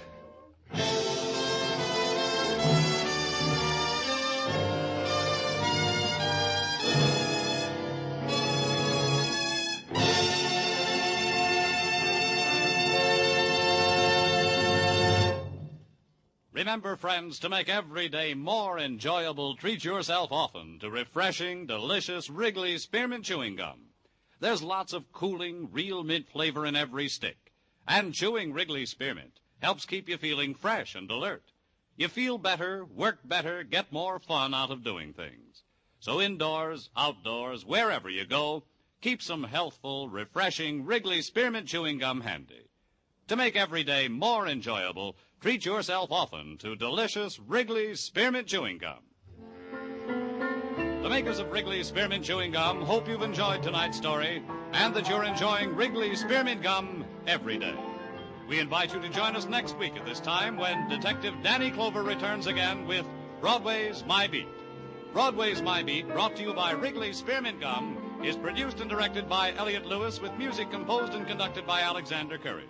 The program is written by Morton Fine and David Friedkin and stars Larry Thor as Detective Danny Clover with Charles Calvert as Tartaglia. Included in tonight's cast were Irene Tedrow, Joyce McCluskey, Jack Crucian, Earl Ross, Jack Edwards, and Tom Holland. Bob Stevenson speaking. This is CBS, the Columbia Broadcasting System.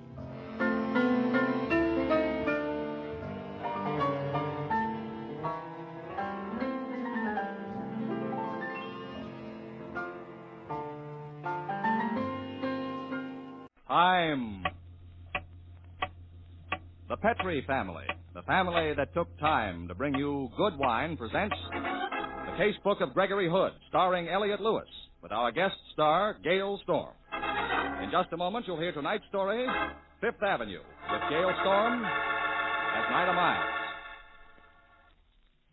Say, do you know who's the best judge of wine in all this world? Well, as far as you're concerned, you are. That's right.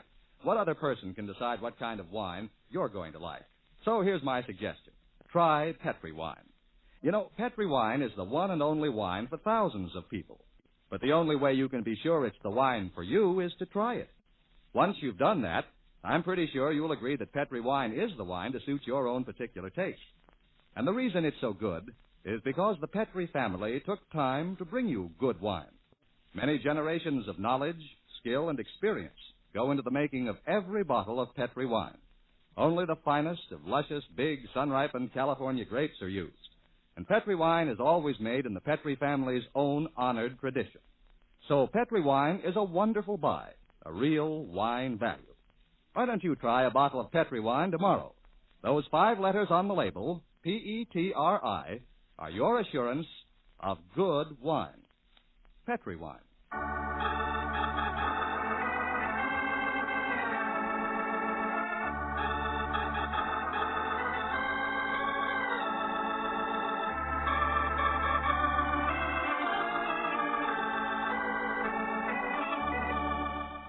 Well, it's that time again. Time to join Gregory Hood and his friend and attorney Sanderson Taylor for another story from Greg's casebook.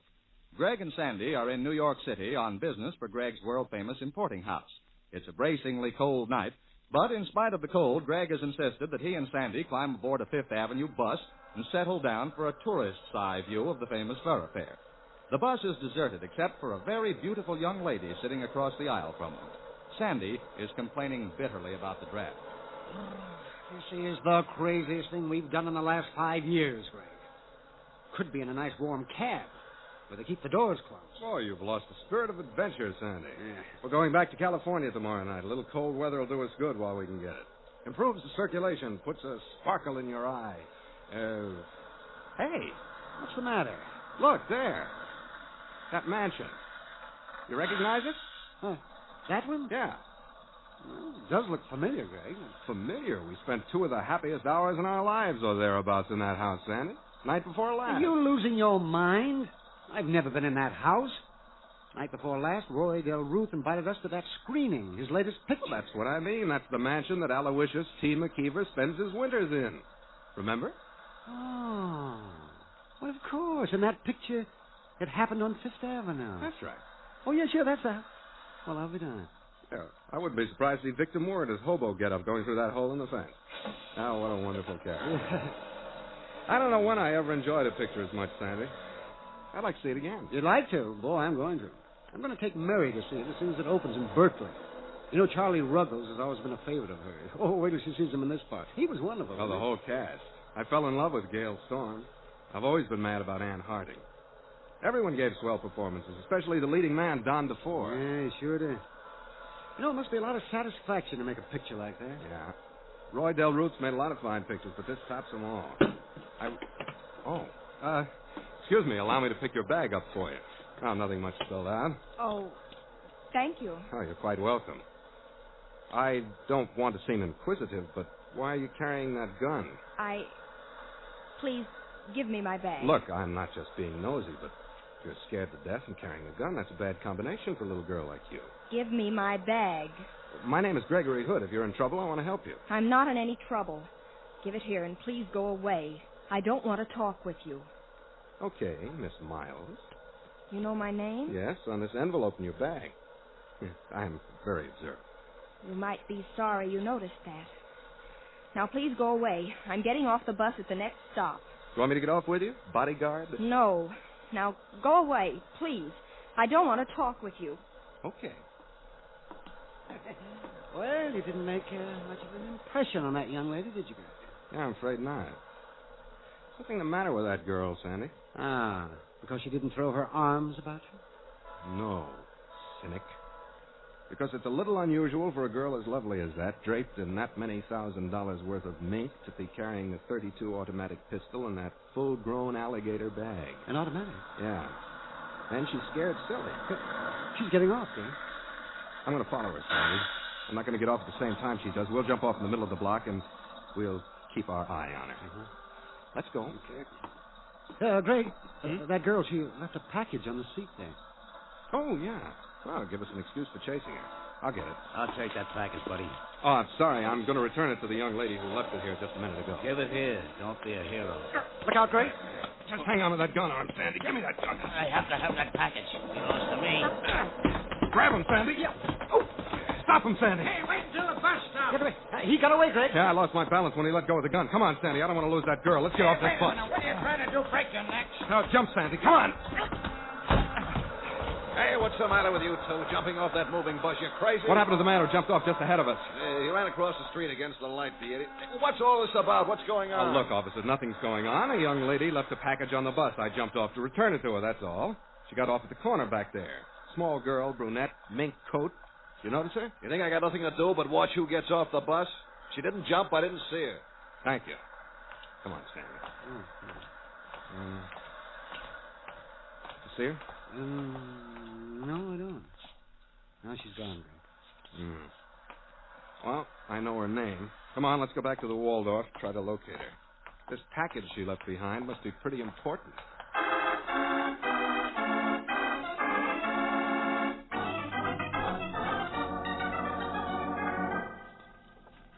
Oh, Sandy, there's no Night of Miles listed in the city directory or telephone book. I guess the only thing to do is buy an ad in a paper and advertise the fact that we have that package. Yeah. What do you suppose is in it, Greg? What does it feel like? Feels like a leather box, Sandy, because that's what it is. That's not much of a help. Take it down and ask the clerk to put it in the safe, will you? Aren't you going to look and see what's in it? Why, Sandy, surprised at you. I'm the one who's surprised. Hmm? I'll take it down, Greg. Meet you in the lobby in a half an hour. Yeah, I'll be ready by then. Quick shower and shave. Wish I could locate that Miles girl. I want to get this package back to her. She was a very pretty girl, Greg. Oh, well, that, too. Be within a half hour, sir. Okay, in the men's bar. Right.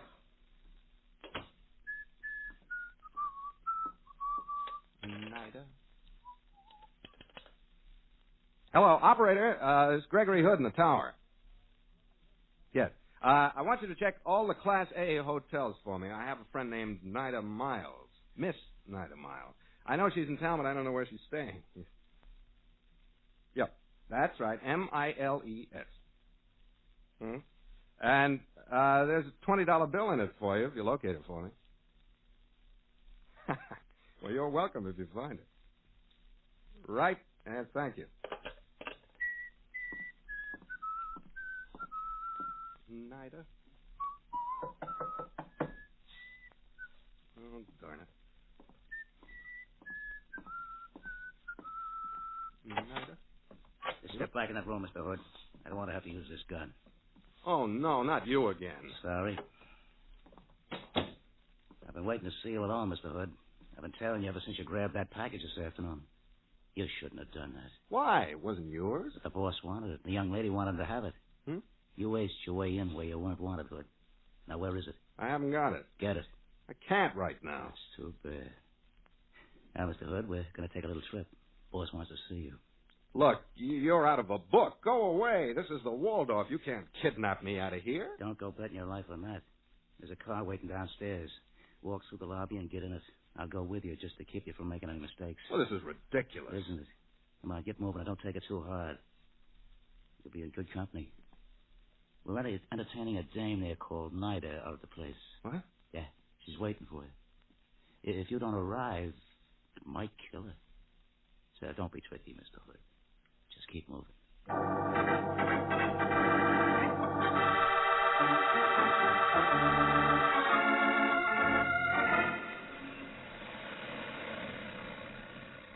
As soon as we get past this light here, Joe, twist it over to Lexington. Right. I want to put the blinders on Mr. Hood here.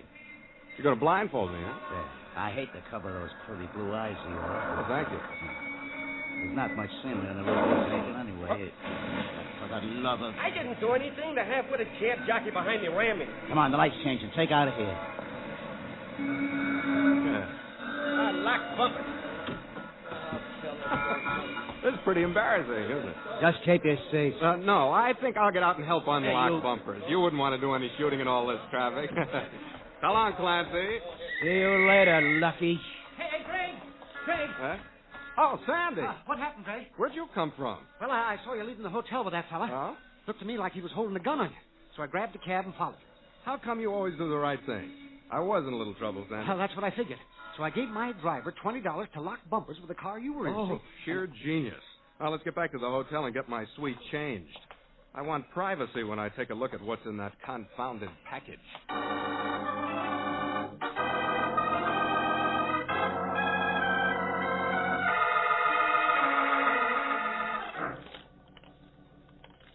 Now, that girl that left this package in the bus, Nida Miles. Did the operator manage to find her registered at one of the hotels? No, and please stop taking words out of my mouth.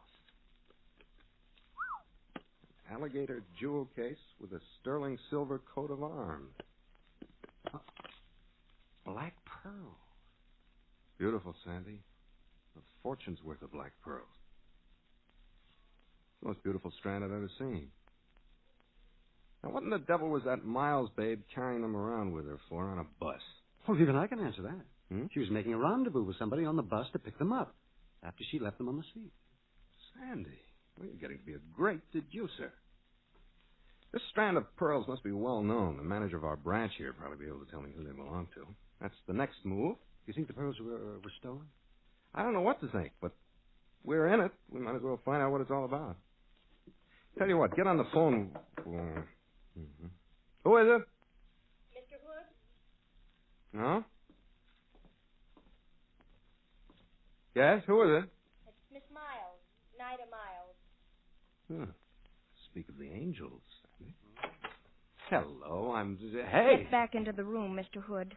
Please don't make me use this gun. Well, okay, but... Back up. Yes, ma'am. Now, give me those pearls. And get into that closet, both of you. And don't try to get help for 5 minutes. Well, you're welcome to the pearls. They're yours, I suppose. Get in the closet. Forget about me and the necklace. If you don't, you're going to be killed.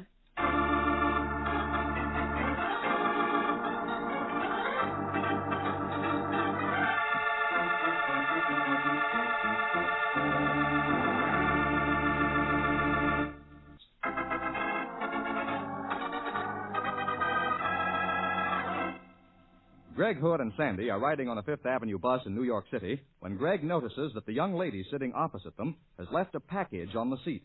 He picks up the package, intending to return it to her, when a large gentleman attempts to get the package away from him. Greg manages to hang on to the package, is kidnapped, rescued by Sandy, and returns to the Waldorf to see what it contains.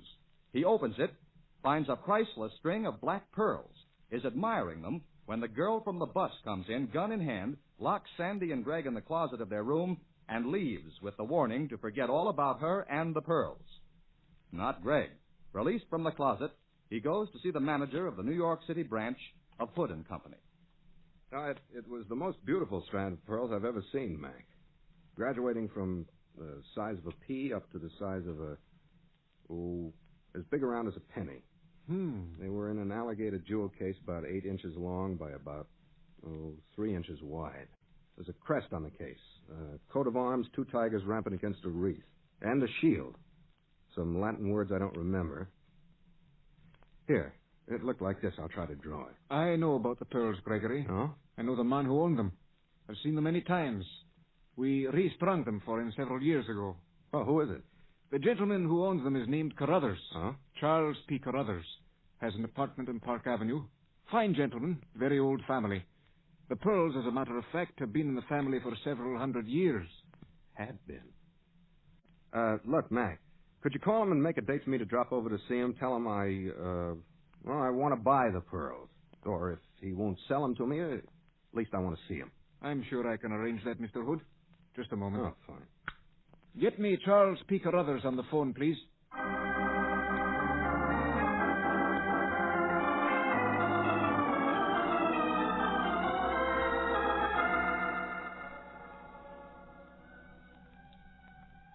I hope you don't think this is just idle curiosity, Mr. Carruthers. Oh, indeed I don't, Mr. Hood. As a matter of fact, I'm quite flattered that a collector of your prominence would be so interested in my pearls. I admire the tone of your phonograph, too. Of course, there could be no question of my selling them. They've been in the family for hundreds of years. Oh, I can understand that. I would like to see them, though. Black pearls just happen to be one of my hobbies. Hood and Company have sort of specialized in them for a couple of generations. Yes, I know. I'll get them for you. Oh, thank you. I keep them here with me in this wall safe. I like to look at them sometimes, even when I'm here alone. Oh? I've had them out more than usual lately because of my approaching marriage. Oh, I didn't know about that. You getting married soon? Yes, in 2 weeks. To a very lovely girl. One who will wear these pearls as they should be worn, proudly. That's her picture there on the radio. Beautiful. You're a lucky man, Mr. Carruthers. Indeed I am, Mr. Hood. Here they are, the Carruthers pearls. Yes. I see. They are everything I expected, Mr. Carruthers. I wonder if I could borrow them for a few hours. I know the request is a bit unusual, but I'm leaving for the coast in the morning, and I would like to have them photographed before I leave. Well, Mr. Hood... I'm writing a book on famous jewels, the ownership of them, their history. Wouldn't be complete without a mention and an illustration of your pearls. Tomorrow morning, Mr. Hood. Look, you know me. If you don't, you can establish that I am not an imposter by checking with the New York police and Mr. McIntosh, my local manager. Well, I have to have these pearls for just a few hours.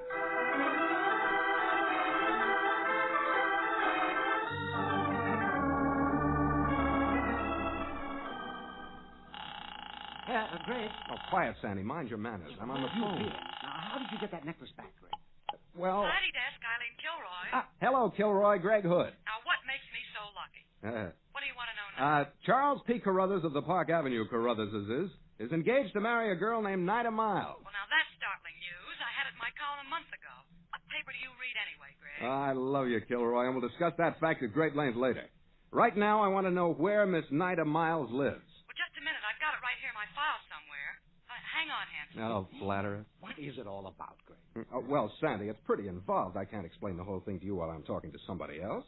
You should try to curb that urge to be inquisitive. She lives in an apartment at 626 East 72nd Street. Uh-huh. Now, what else do you want to know? What do you know about the background of the Miles female? Where'd she come from? Well, there you have me, Greg. Why, what's up? Well, if I tell anybody, I'll tell you first. They're May not be anything to tell. You must have something on her background. Where did she meet and capture the wily Carruthers millions? Well, she was singing in a nightclub when that happened. Huh? The club, Managua. Oh? Old Charles P. saw her, loved her, asked her to marry him, and she said yes, being very much in her right mind. Oh, I see. Managua. That's Dude Defoe's joint, isn't it? Uh-huh. Yeah. Well, maybe I'll take you to lunch tomorrow. Good night, sweetheart. Come on, Sandy. We're going to take a cab ride over to East 72nd Street.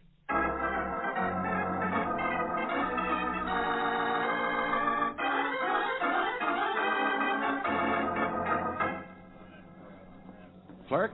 Yes? What apartment is occupied by Miss Nida Miles? Miss Miles just went out a minute ago. I'm surprised that she didn't pass you in the entrance. Oh, thanks.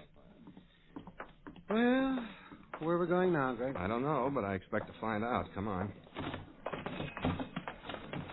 Dorman? Yes, sir? Did Miss Miles just take a cab away from here a minute ago? Yes, sir, she did. Would $10 help you to remember where she asked the driver to take her? No, let me see. I have a very important message for her. I have to locate her right away.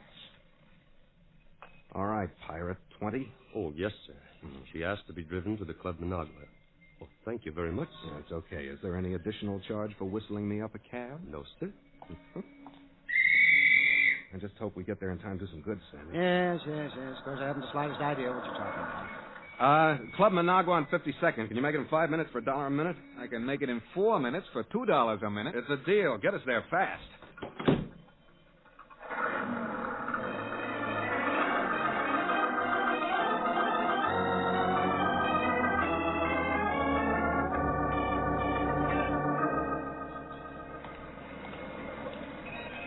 Take a look inside, Sandy. Maybe she beat us here. All right, Dick. I will. Yeah.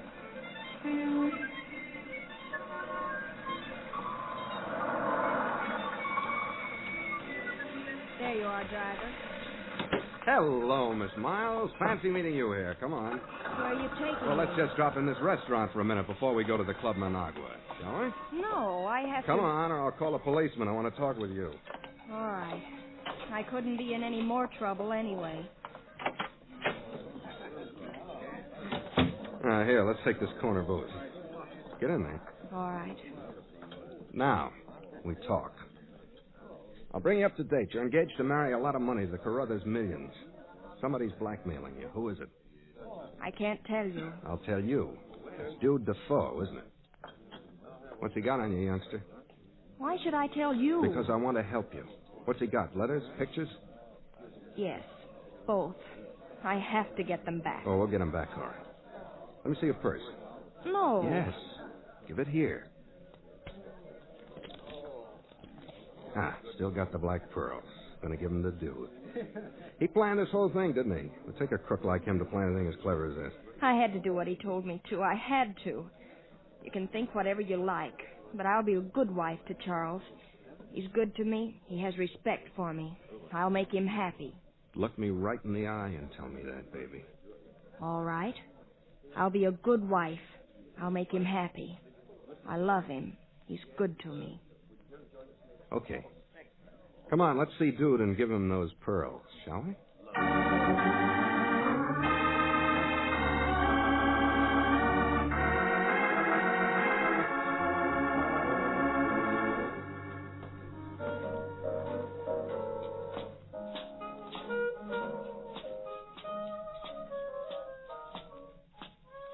Uh-huh. This is his office, huh? All right, let me handle it. Oh, hello, Nida. Hello, Dude. What'd you bring this guy with you for? I'll answer that. I'm here to see that she gets a square deal. Where are the letters and pictures? Where are the pearls? Give them to me, Nina. All right. Thank you. Let's have your material now, hot shot.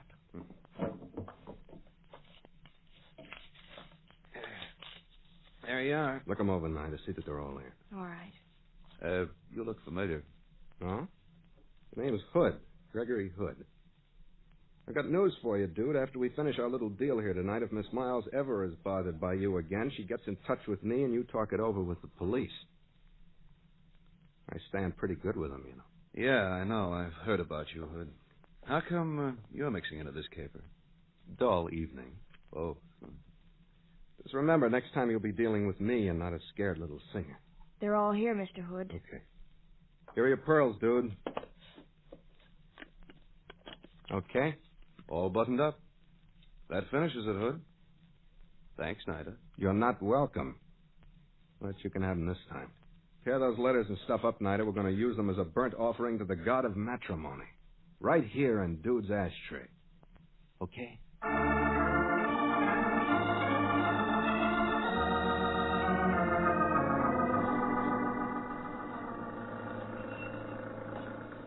Well, Greg, now maybe you'll tell me why you gave those pearls to that blackmailer? I know sometimes I think you do. Hold on, I'll make it simple. Dude Defoe knew about that black pearl necklace Charles P. Carruthers owned. He also had a fine stack of blackmail literature on the girl Carruthers was going to marry.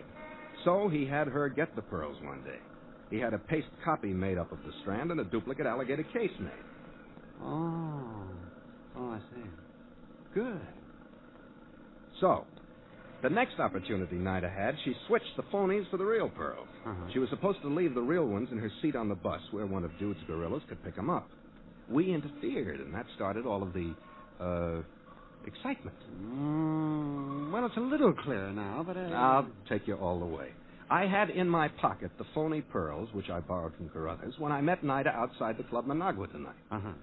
While we were in the restaurant, I switched them for the real pearls while Nida was looking into my eyes. Right now, I've got the real pearls in my pocket. Huh? Dude's got the phonies in his safe, and Nida has burned up all the evidence he had to blackmail her with. I return the real ones to Charles P. Carruthers in a few minutes, and everybody will live happily forever after. I hope. Yeah. I'd like to be there when Dude finds out he has his own pearls. Well, my goodness, Greg.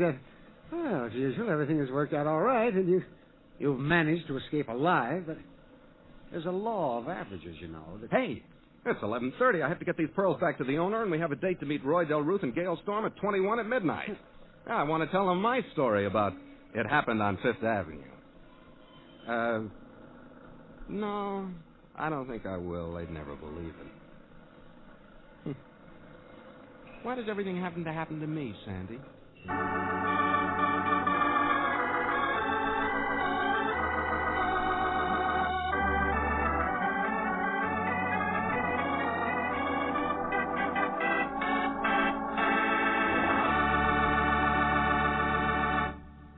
Very interesting story, Greg.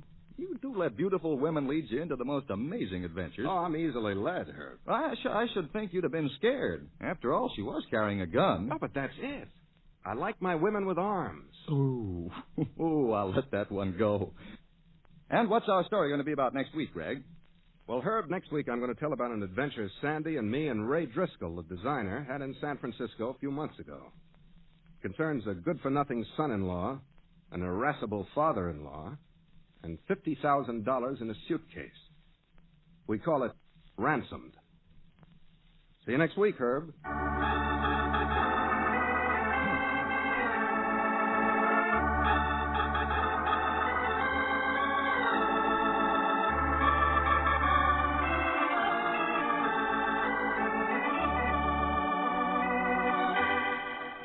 The Case Book of Gregory Hood is written by Ray Buffum. Original music composed and played by Dean Fossler. Elliot Lewis plays the part of Gregory Hood, and Sanderson Taylor is played by Howard McNear. Gail Storm was heard as Nida Miles. The Petri Wine Company of San Francisco, California, invites you to tune in again next week, same time, same station. The Case Book of Gregory Hood comes to you from our Hollywood studios.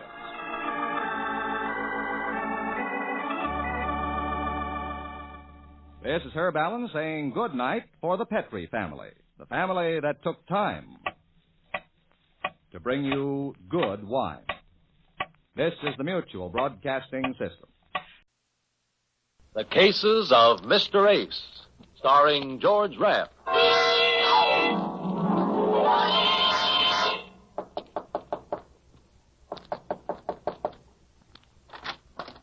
Yes? My name's Eddie Ace. Oh, yes, you're the private detective. Yes. There was a message at my office from a Dr. Gale. Asked me to come right over here.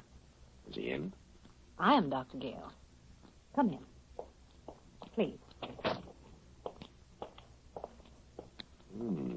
So, you're Dr. Gale. Shouldn't I be? I didn't expect you to be a woman. What can I do for you? I want to retain you to talk to me. To talk to you? You'll be amply repaid for your time. Well, you don't have to bribe me. All you have to do is tell me what I'm to talk to you about. Your experiences? Why? You see, I'm a psychoanalyst, Mr. Ace. I'm planning a book dealing with criminal psychology. And I intend to do something different. And there I need your help. I want the material fresh and unbiased, so to speak. From the point of view of a private detective. Of more specifically, an Eddie Ace. You make me feel very important. Is that a trick of a psychoanalyst? No. That's a trick of a woman. What do you say, Mr. Ace? All you want me to do is to come here whenever I'm finished a case and tell you about it. Mm-hmm. The strange people you meet, what they said, how they reacted, what they were after. I guess you know what you're after, Dr. Gale. All right. When do we begin? I'm listening, Mr. Ace. I'm listening.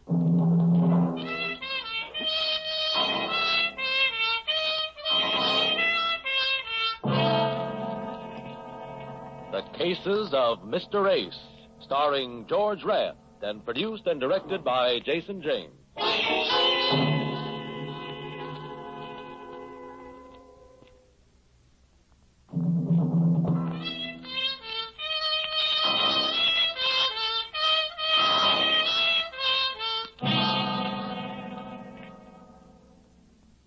You're sure my typewriter won't disturb you, Mr. Ace? I don't think the typewriter will bother me, but I'm not so sure about the typist.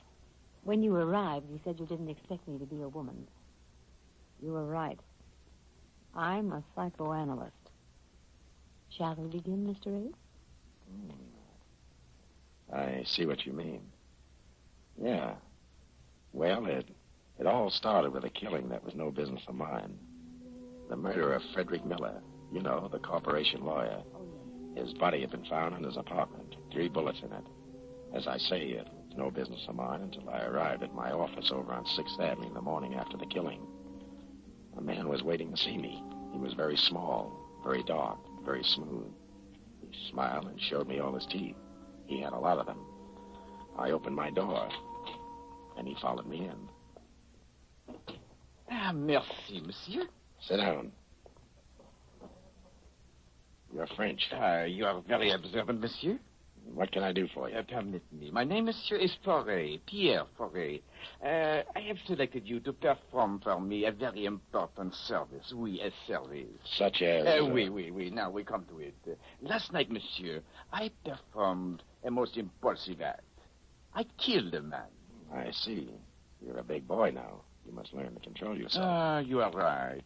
But that is how I am. I killed him, and I do not feel regret. I feel only pleasure when I look into my eyes and see him die again and again. That's better than a double feature. I had warned this man, monsieur. Twice I had warned him to stay away from Sally, my wife. He would not. So I killed him. It is simple. You make it sound reasonable. Who is the lucky lover? A pig named Miller. It is in all the papers. Oh, such a fuss. All for one pig named Miller. Frederick Miller, eh? Oui.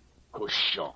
What are your plans? That is why I have come to you, monsieur. I am now on my way to the City Hall of Justice. Giving yourself up? Oui, but it is not serious.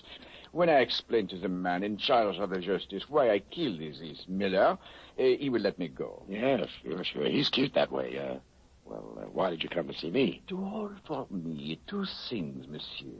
One, $500. And 2, this little key. This key, eh? Oui. You will hold it for me until after the man in charge of the justice has heard my case. When I return, you will give it to me. Suppose you don't return. Oh, it is certain. How do I know? Because I am a Frenchman. But I say, if by some silly mistake I am detained, then you will give it to my lawyer. But only if I am detained by what you call a conviction of guilty. Why not give it to your lawyer now, yourself? He still remains to be selected, and I do not wish to surrender myself to the justice dispenser with the key on my person. I see. And this $500, what do I do with it? That? You keep it, monsieur. for your trouble.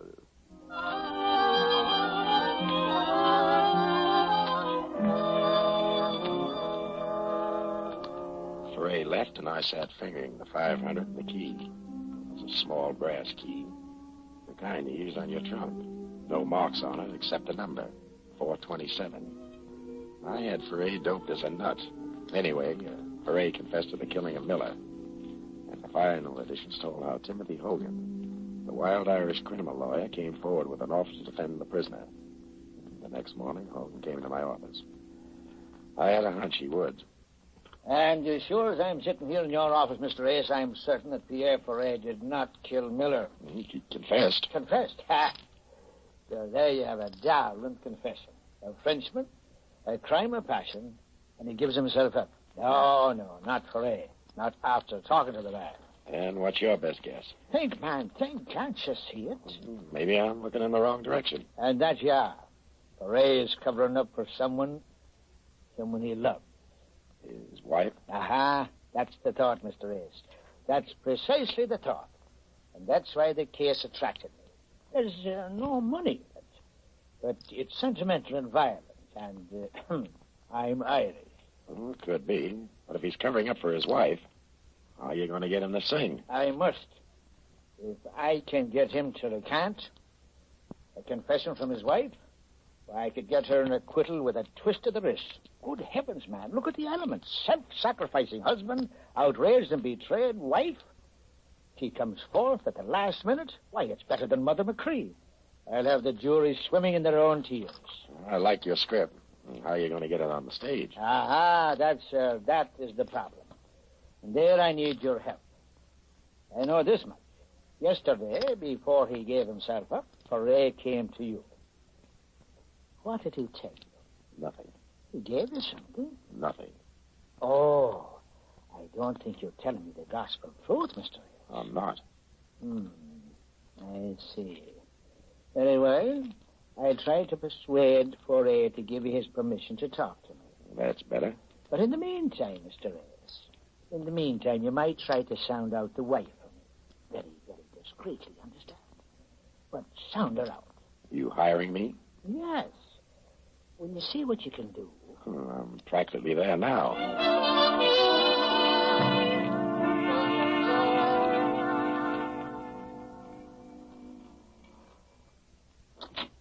Yes? Mrs. Foray? Go away. All day you reporters have been I'm a driving... detective. What do you want? Sit down. Say what you want and get out. Do as I say or I'll take you downtown. You don't frighten me a bit. I'm ready. I see what you mean. Okay. I'll level with you, Mrs. Foray. I'm not from the police. I'm a private detective. I'm working for your husband's lawyer on the Miller killing. You knew Miller? Yes. Yes, I knew him. What is there to work on? That rat Pierre killed him. I hope he dies in the chair for it. Pierre says you were seeing Miller. That might save him from the chair. Let him prove that. Just let him prove I ever saw Fred Miller outside of his office on business. When did you see Miller last? None of your business. Get out. Sure. But keep this in mind, Mrs. Foray. Your husband confessed to the murder. But maybe you'll be able to give the jury the impression that he's covering up for someone else. Someone maybe like his ever-loving wife. I said go on. Get out. Oh, by the way, did you ever see this key before? No. Now get out of here. And tell that rat Pierre I'll do my best to get a ringside seat for his execution.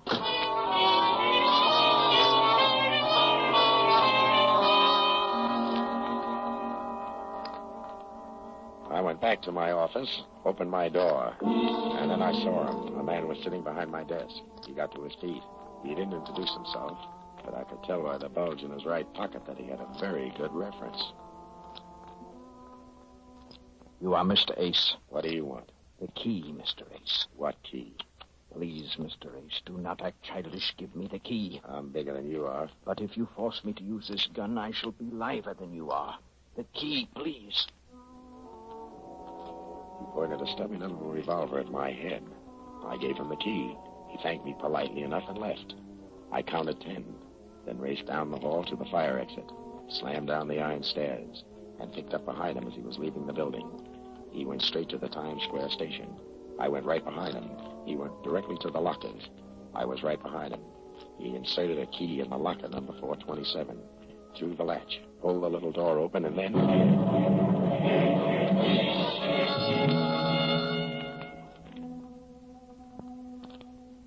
It must have been hours later when I opened my eyes. I was still in the station. Near me and around me were maybe a dozen more. Cops and interns milled around. But bending over me was Detective Lieutenant Walsh. Feeling better, Ace? Yeah, Oh, my head. What happened? Bomb exploded in a locker. Anybody killed? Yeah, the man who opened the booby trap. Blown to bits, and 3 bystanders. You were lucky. You can say that again. All right, I will. You were lucky, and I mean lucky that you didn't open it yourself. I? How could I open it? With the little key you showed Sally Foray. Oh, you certainly get around. Where'd you get that key? From Pierre Foray. Oh. Pierre Foray, eh? That's the name. He came to my office. Gave it me to hold. You can ask him. Well, suppose you ask him, Ace. But you better get yourself a good spiritualist. Pierre Foray hanged himself in his cell 2 hours ago.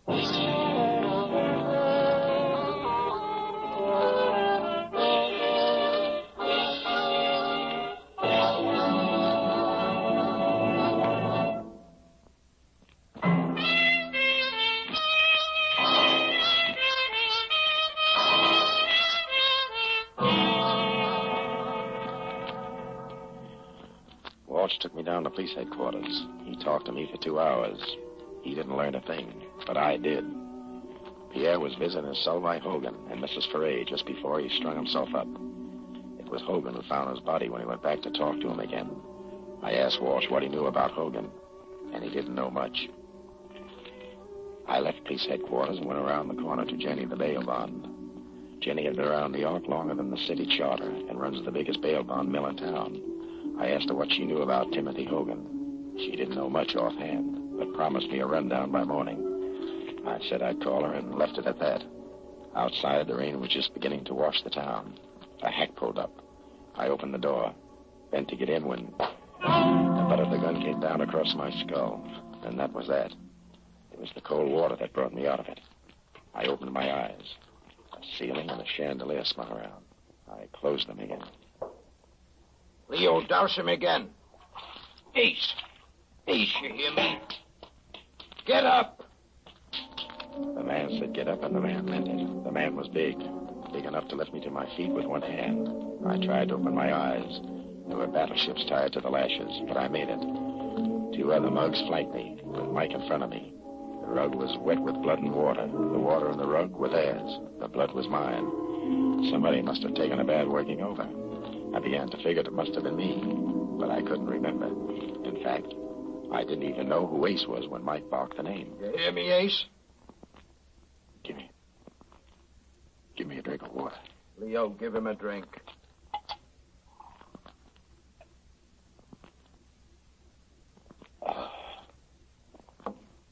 Better. You're making a lot of trouble for us, Ace.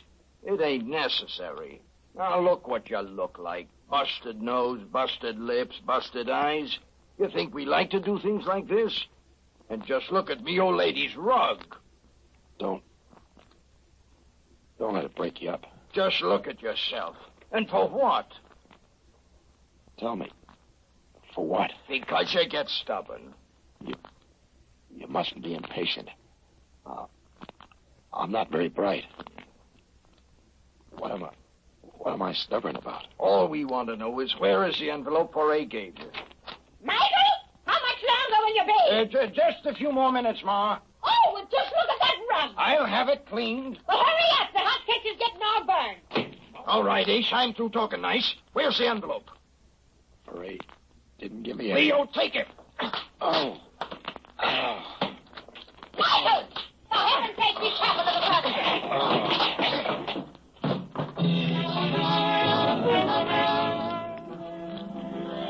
And the last I remember, there was the old hack screaming about her furniture.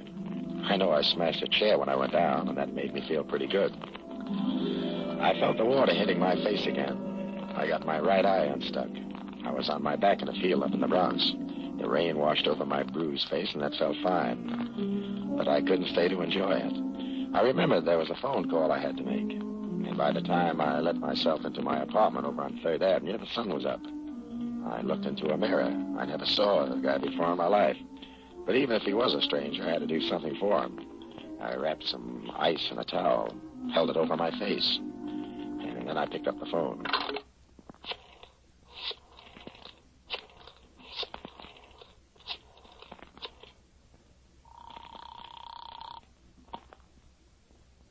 Jenny's bail bonds. You sleep in that ratty office of yours, Jenny? Well, there's citizens being arrested, you know, day and night, Ace. I got that smear on Hogan for you. How does he shape? Well, he was the mouthpiece for the old Ringo mob. Back in Prohibition, you know, Ringo got pushed over, rest his soul. Hogan fronted for the policy boys in Harlem. And finally, he broke away from the heist guys, went into straight criminal law. Only the very highest types of criminals. Where does he hail from? Why, he's from, here it says, Timothy Hogan, Washington University, class of 28, X. X. What's that mean? X, it says here, it says. I see, didn't finish at Washington. No record of any other school. I see. All right, thanks, Jenny. Yeah? Anything else I can do for you? Yeah. Keep a nice fat bail bond warm. I may need it.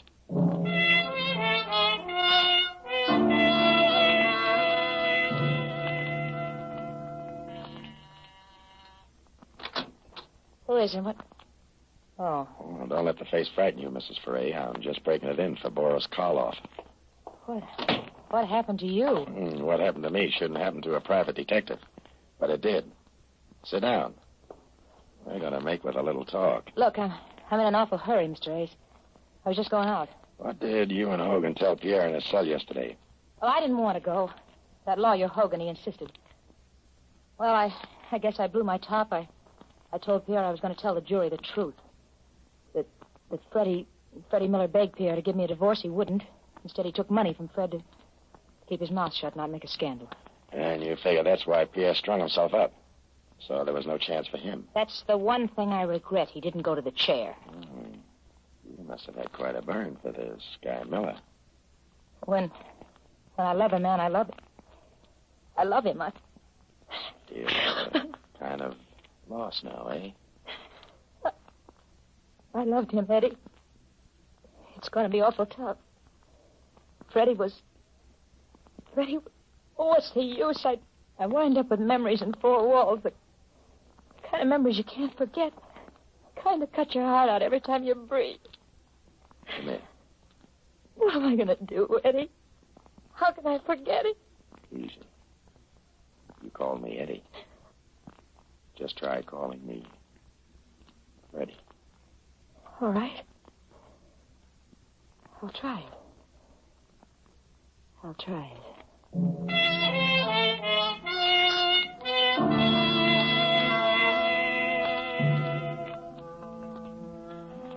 A little later, I remembered that Sally was just on her way out when I arrived. I asked where she was headed for. She hedged a little, but then I saw the court orders on the desk. She was going down to the First National Bank to open Pierre Foray's safety deposit box. I went with her.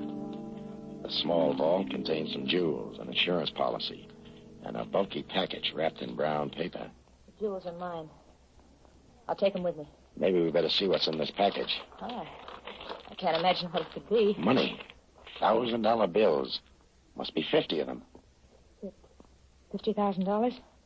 Well, where did you get all that? Not in the private eye business. In this envelope. I think we better open it in the presence of a lawyer. Look, I'm going upstairs to see if anybody's around that looks familiar. Here, take this nickel. Yeah? Call police headquarters. Lieutenant Walsh. Tell him to meet me right now at Timothy Hogan's apartment. This is important for both of us, Angel. So don't trip. I'll wait for you outside.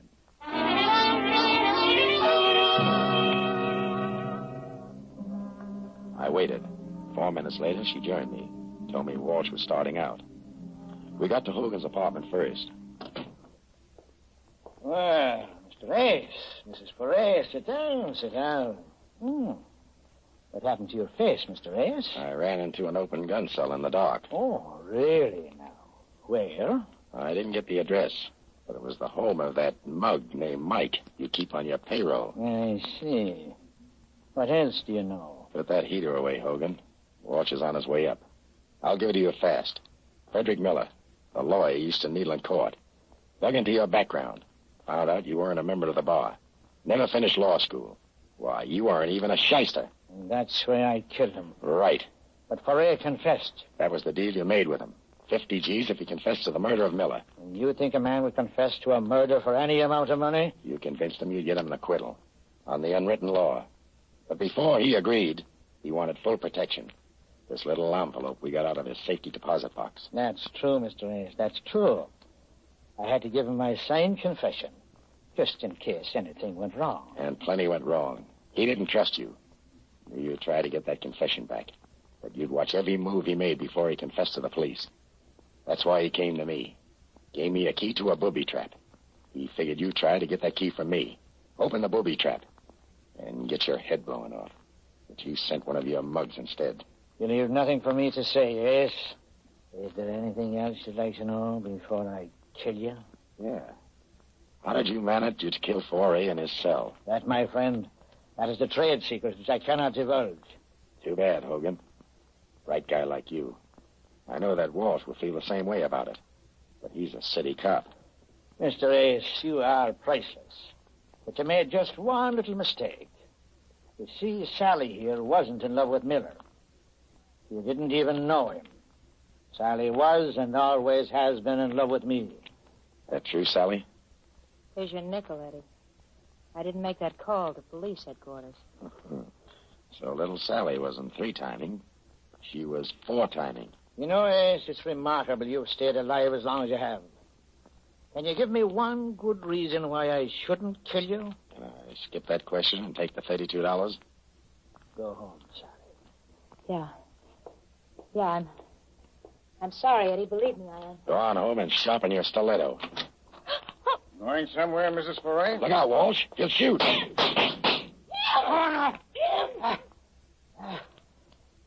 That's a darling break. Tim. Sally, did you double... No. Did you cock? No.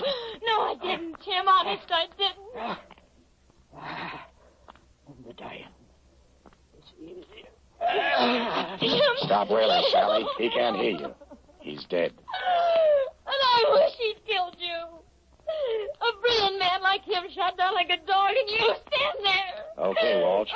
From here on out, it's your party. The confessions in the envelope will give you the score. Sally is right. He was a brilliant man.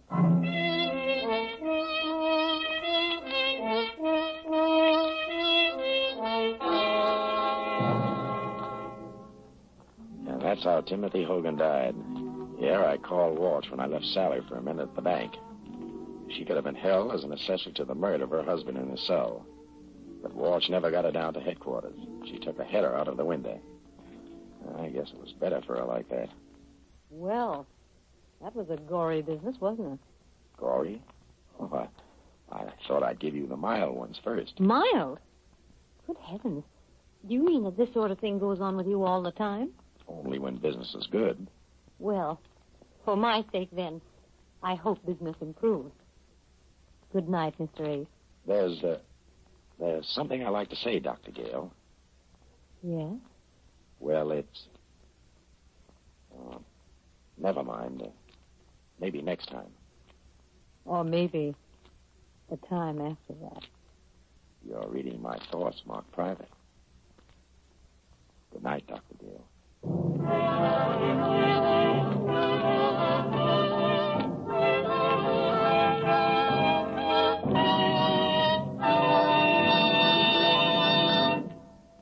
George Raft, as Mr. Ace, will be back in a moment with news of next week's case.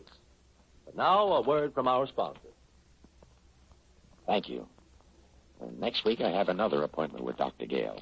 I'm going to tell her about a murder that shouldn't have happened, not even to a corpse. And, George, we'll all be waiting to hear that.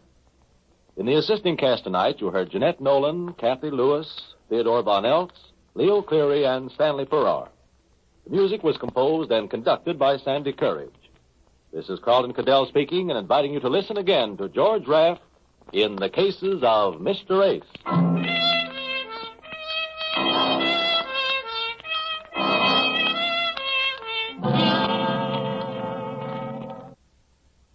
WOR Mutual is proud to present the distinguished American actor Walter Hamden in The Adventures of Leonidas Witherall.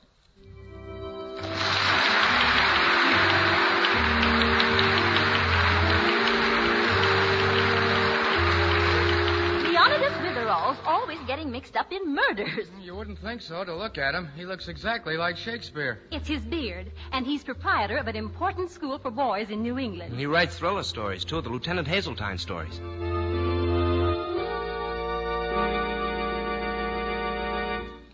And the incidents by which Leonidas manages to get mixed up in crime are strange and unexpected, aren't they, Mr. Hamden? They certainly are.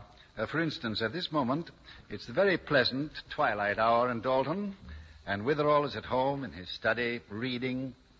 Down in the hall, Mrs. Mullet, his good friend and the general housekeeper for the neighborhood, is hard at work when... I'll answer it, Mr. Witherall. All right, Mrs. Mullet. Were you expecting any visitors? No, not that I know of. Mrs. Mullet, what's happened? Where are you? Mrs. Mullet! Mrs. Mullet!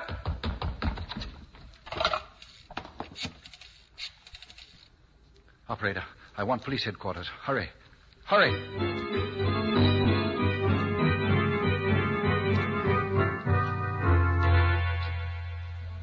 Mrs. Mullet went to answer the door, Sergeant, and I was sitting in the study. I couldn't see into the foyer. Suddenly, I heard her scream, and when I ran out to look for her, she'd vanished. Not a sign of her, eh, Bill? No, and from the way she screamed, I'd say something horrible had happened to her. She didn't have any enemies, did she? Oh, she was the friendliest, most harmless woman. Well, she worked for some of the best families in Dalton. That's why I can't understand this. Well, I've put her on the missing persons list. I've done all the routine things. I can't do anything else. But don't you see, she didn't just get up and walk off somewhere. She's been kidnapped. But you say you didn't see anyone. No cars, no strangers, no evidence of any kind. I'd send out every squad car I'd got, but where'll I go? Oh, you're quite right. I guess I'm not making much sense. All we can do is wait. Yep, that's it. All we can do is wait.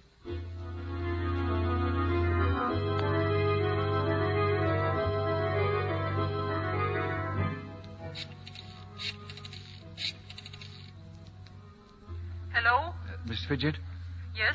This is Leonidas Witherall. Oh, sure, Bill Shakespeare. How's the beard? Is Mrs. Mullet at your house? Well, no. Why? She disappeared a few hours ago. I've been calling various people in Dalton, hoping they might have seen her. Well, no, I haven't seen her. Oh. Sergeant McCobble? Yes, Bill? No word yet? No word yet, Bill. Oh, I'm going to bed, Sergeant. I'm exhausted. But call me the second she turns up, no matter what time it is. You bet, Bill.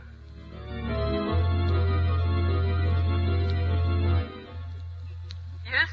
Good morning. This is Leonidas. Oh, hello, Mr. Witherall. No, she's not home yet. I see. All right. Thank you.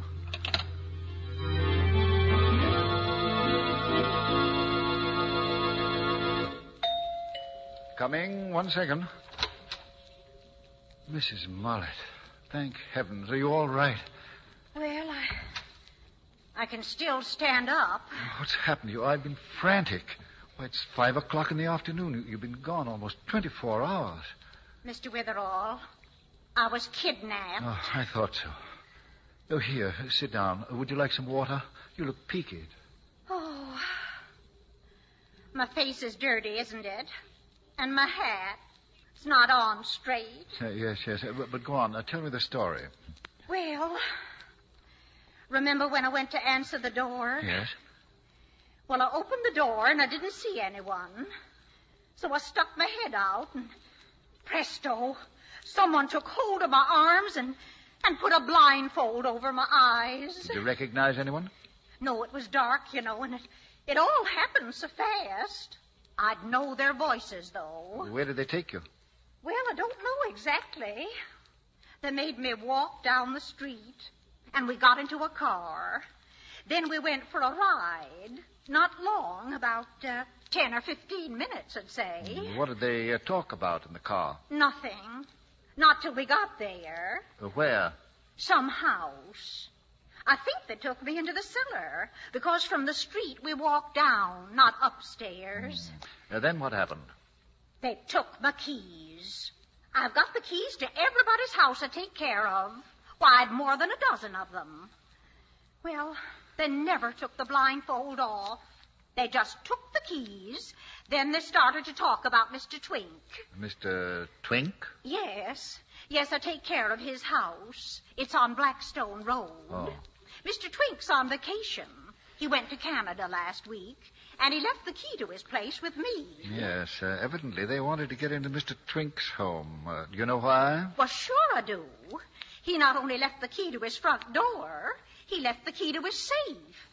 Besides, he told me the combination of the little door inside. Why did he do that? Well, Mr. Twink has a lot of confidence in me. Oh, justifiably, yes. You see, he has a lot of silverware in the safe, and he wanted me to clean them. Then there's some bonds. I had a bit of business to tend to for him. Of course, your executive ability would help there. Yes, I had to clip some coupons for him. It's obvious those men were after all those valuables in the safe. Oh, they were after the safe, all right. After they had the keys, they asked me to tell them Mr. Twink's combination, but I wouldn't. They tried just about everything they could think of. But they didn't hurt you, I hope. Well, they were going to. First, they offered me some money. Which you spurned. I wouldn't touch it. No. Then they argued with me and argued. But you were firm? Like a rock. Excellent. Then they went away somewhere, but they came back a few hours later. Fact is, they went away several times. And every time they came back, they asked me about that combination again. Did they treat you very roughly? Well, not like in one of those Hazeltine stories you write. But they wouldn't give me anything to eat. And when I got sleepy, they kept waking me up. Oh. And they were all set to really hurt me. But I got out. You escaped? Ingenious. Mm-hmm. That part was just like in one of your stories. I was tied to the chair, you see. And after a while, it got very quiet. I was sure they'd gone off somewhere.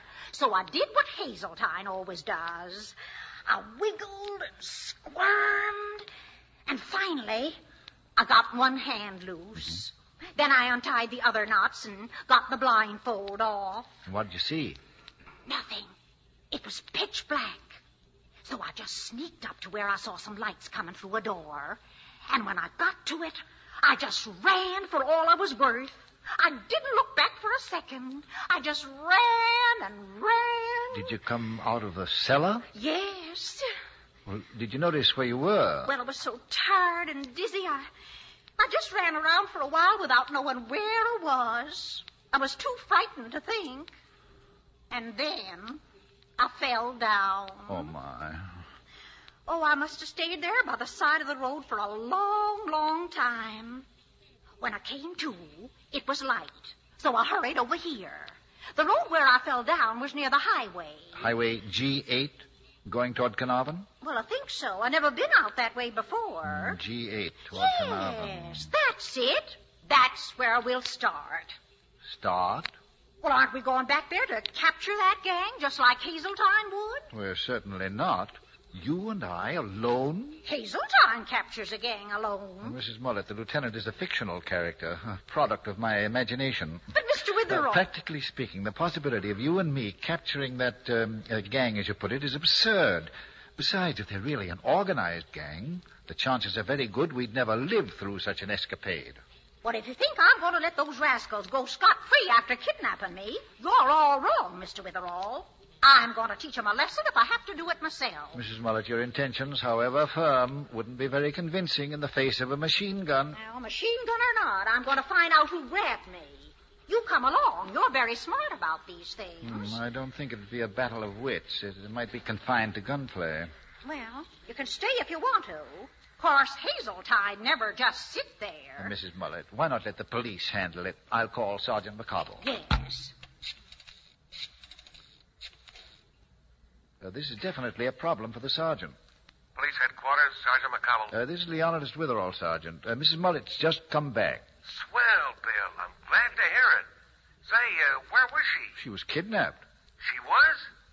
Well, who did it? We don't know. Of course, she has some clues. Yeah? Well, anything definite? Well, not too definite, no. Oh. Well, look, Bill, I was just leaving. There's been a big robbery. Now, you keep Mrs. Mullet at your place, and I'll drop by as soon as I finish this job. How's that? But, Sergeant. Sorry, Bill. Can't spare time to talk about it now. See you later. But I Bye. thought... hello. Hello. Oh, he hung up. Well, the police coming? Not just yet. Soon. Soon? You think I'm going to sit here and give those crooks a chance to get away? I'm going right now. No, wait. You can't go after those men alone. Well, you can come or not, but here I go. All right. My car's outside. I'll go along. At least I may be able to keep you from getting yourself killed. Come along. I imagine the only way to locate this house is for you to recall every sound you heard, every small detail you can remember about that automobile ride. Well, now, let's see. First thing was the bakery. Bakery? Yes, we'd been riding along about a minute when I smelled a bakery. Can't mistake it, you know. Get right in. That's it.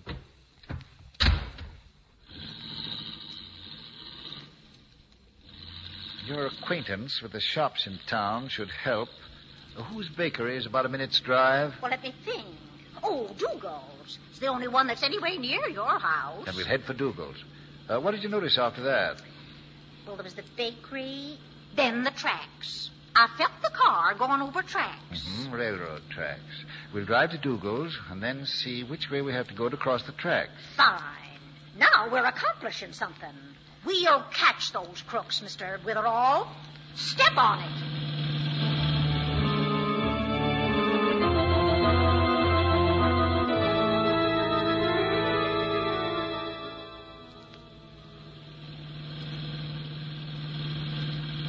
There's the bakery. And the tracks are off to the left, up this street. So we'll turn left. There are the tracks right up ahead there. Yes. Look at that car coming toward us. The big black one? Seems the driver's crazy. The way he's swerving from side to side. Maybe it's those gangsters. They may want to kill us. Let go the wheel.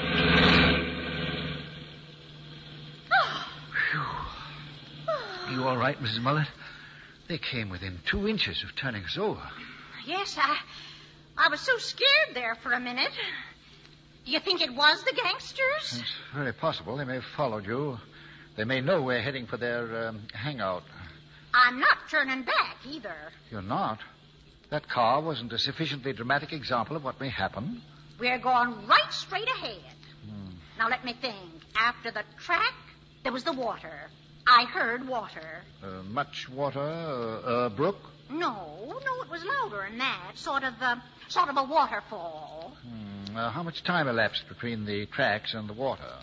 Well, I don't know. I'd say another few minutes. Oh, there's a crossroads up ahead. I wonder which road leads to a waterfall. I don't know of any waterfall in this section. I'll try going right. Sure you heard that? Positive. Could you go any faster? Mrs. Mullet, if I'm going to get into a wild gun battle, I'd like to appreciate the beauties of the countryside before I expire. But they'll get away, Mr. Witherall. They'll be gone before we get there. Well, I admit I find myself harboring a wish that will prove to be true.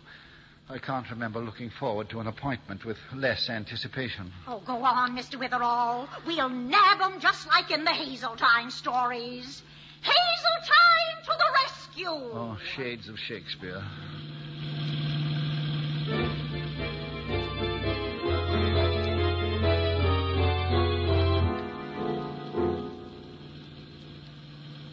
Say, Mr. Witherall, you were lucky turning to the right. Lucky? Well, sure. There's the little waterfall. Yes. After the water, we went to the house. Oh, while I was in the cellar, I heard waxing machines. Uh-huh. Oh, I'd know that sound anywhere. They were doing the floors above us. Lots of hustle-bustle going on. Well, at least after I get shot, I've a beautifully waxed floor to collapse on. I wonder where that house is. Well, it must be the one up ahead. There aren't any others around. Well, it couldn't be that house, though. I'm sure it belongs to Mr. Beagle. I heard he'd taken a house out here, a big estate. Mr. Beagle? Why, I know him. He couldn't have done it. No, he's one of the most active citizens in Dalton. Charitable, public-spirited. I know, but I'd still say that's the house they took me to. It's not possible. Well, drive a bit closer anyway. All right. In fact, we can stop here if you wish. exquisite home, isn't it? Now, exquisite or not, that's the place. The gang's in there. Now we'll rush over and grab them. The architect... We'll what? Grab them.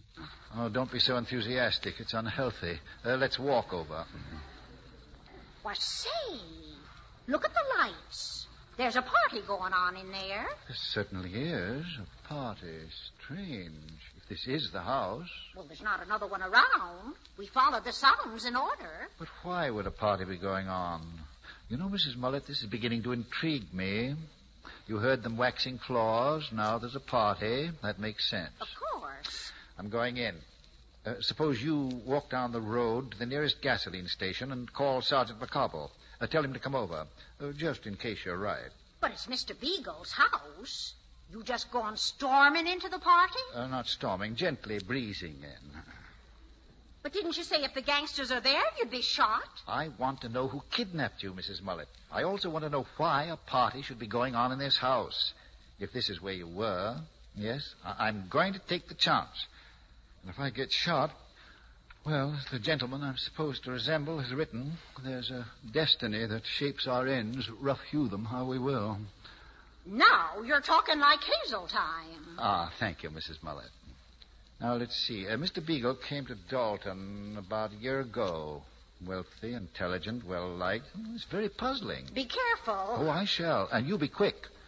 I may need the sergeant badly. All right. Bye, Mr. Witherall. Good luck. Bye.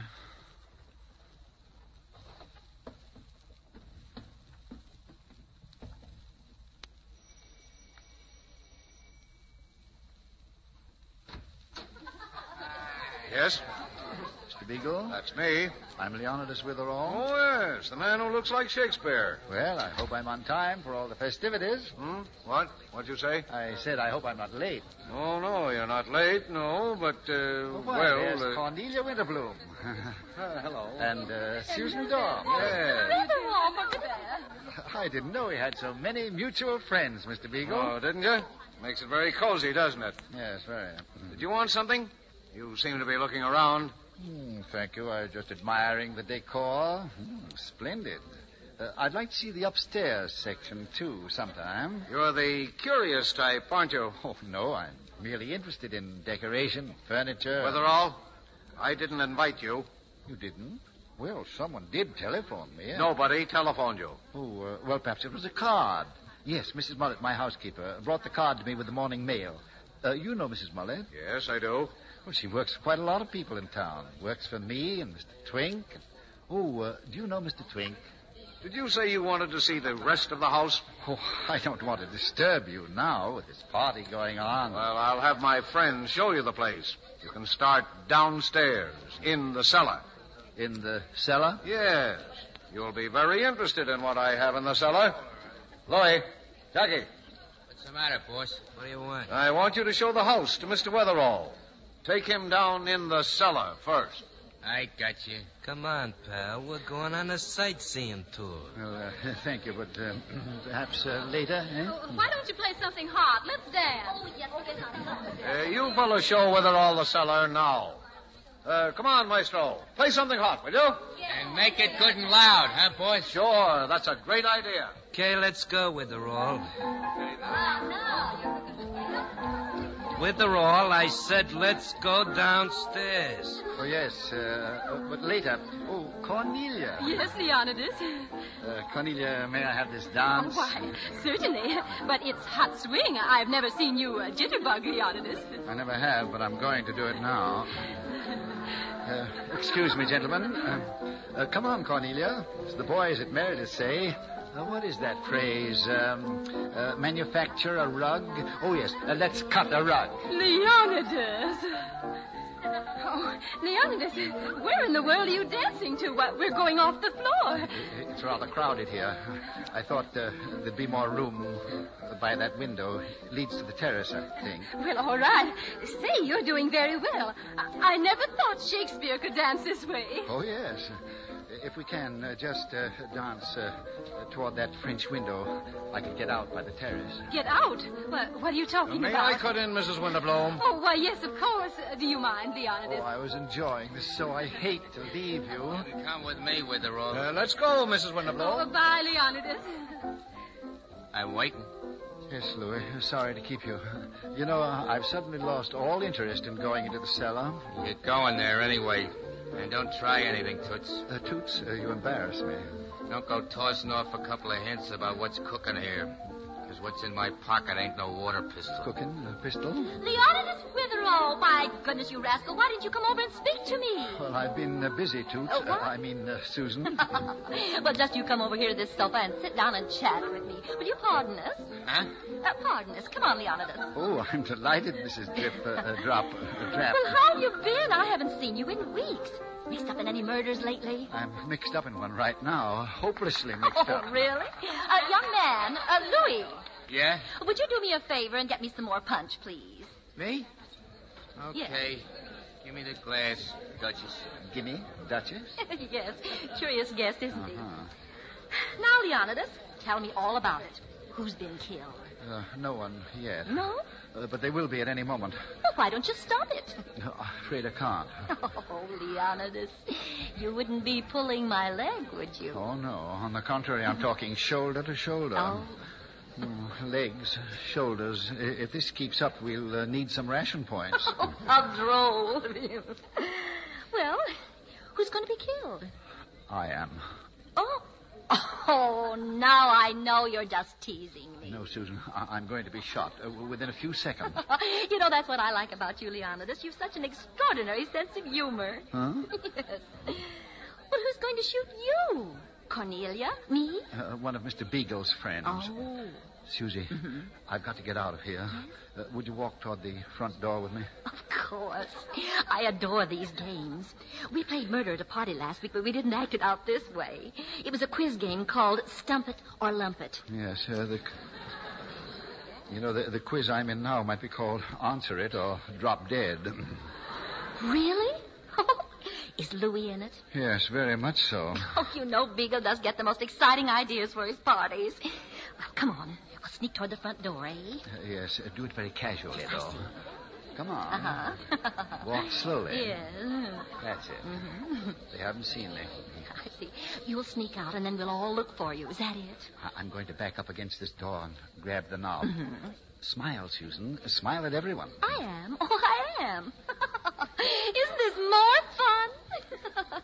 I've got the knob in my hand. Uh-huh. Now I'll turn it. Yes. Easy. Talk. Yes? Talk about something. Or anything at all. Oh, I see. To distract them, huh? Well, you know, I saw the most darling hat yesterday, Leonidas. I was in New York. The knob's turned. I just couldn't resist it. It was... I'm all set now. You know, it was one of those little stores on Ready? Broadway. Going somewhere with the roll? Oh.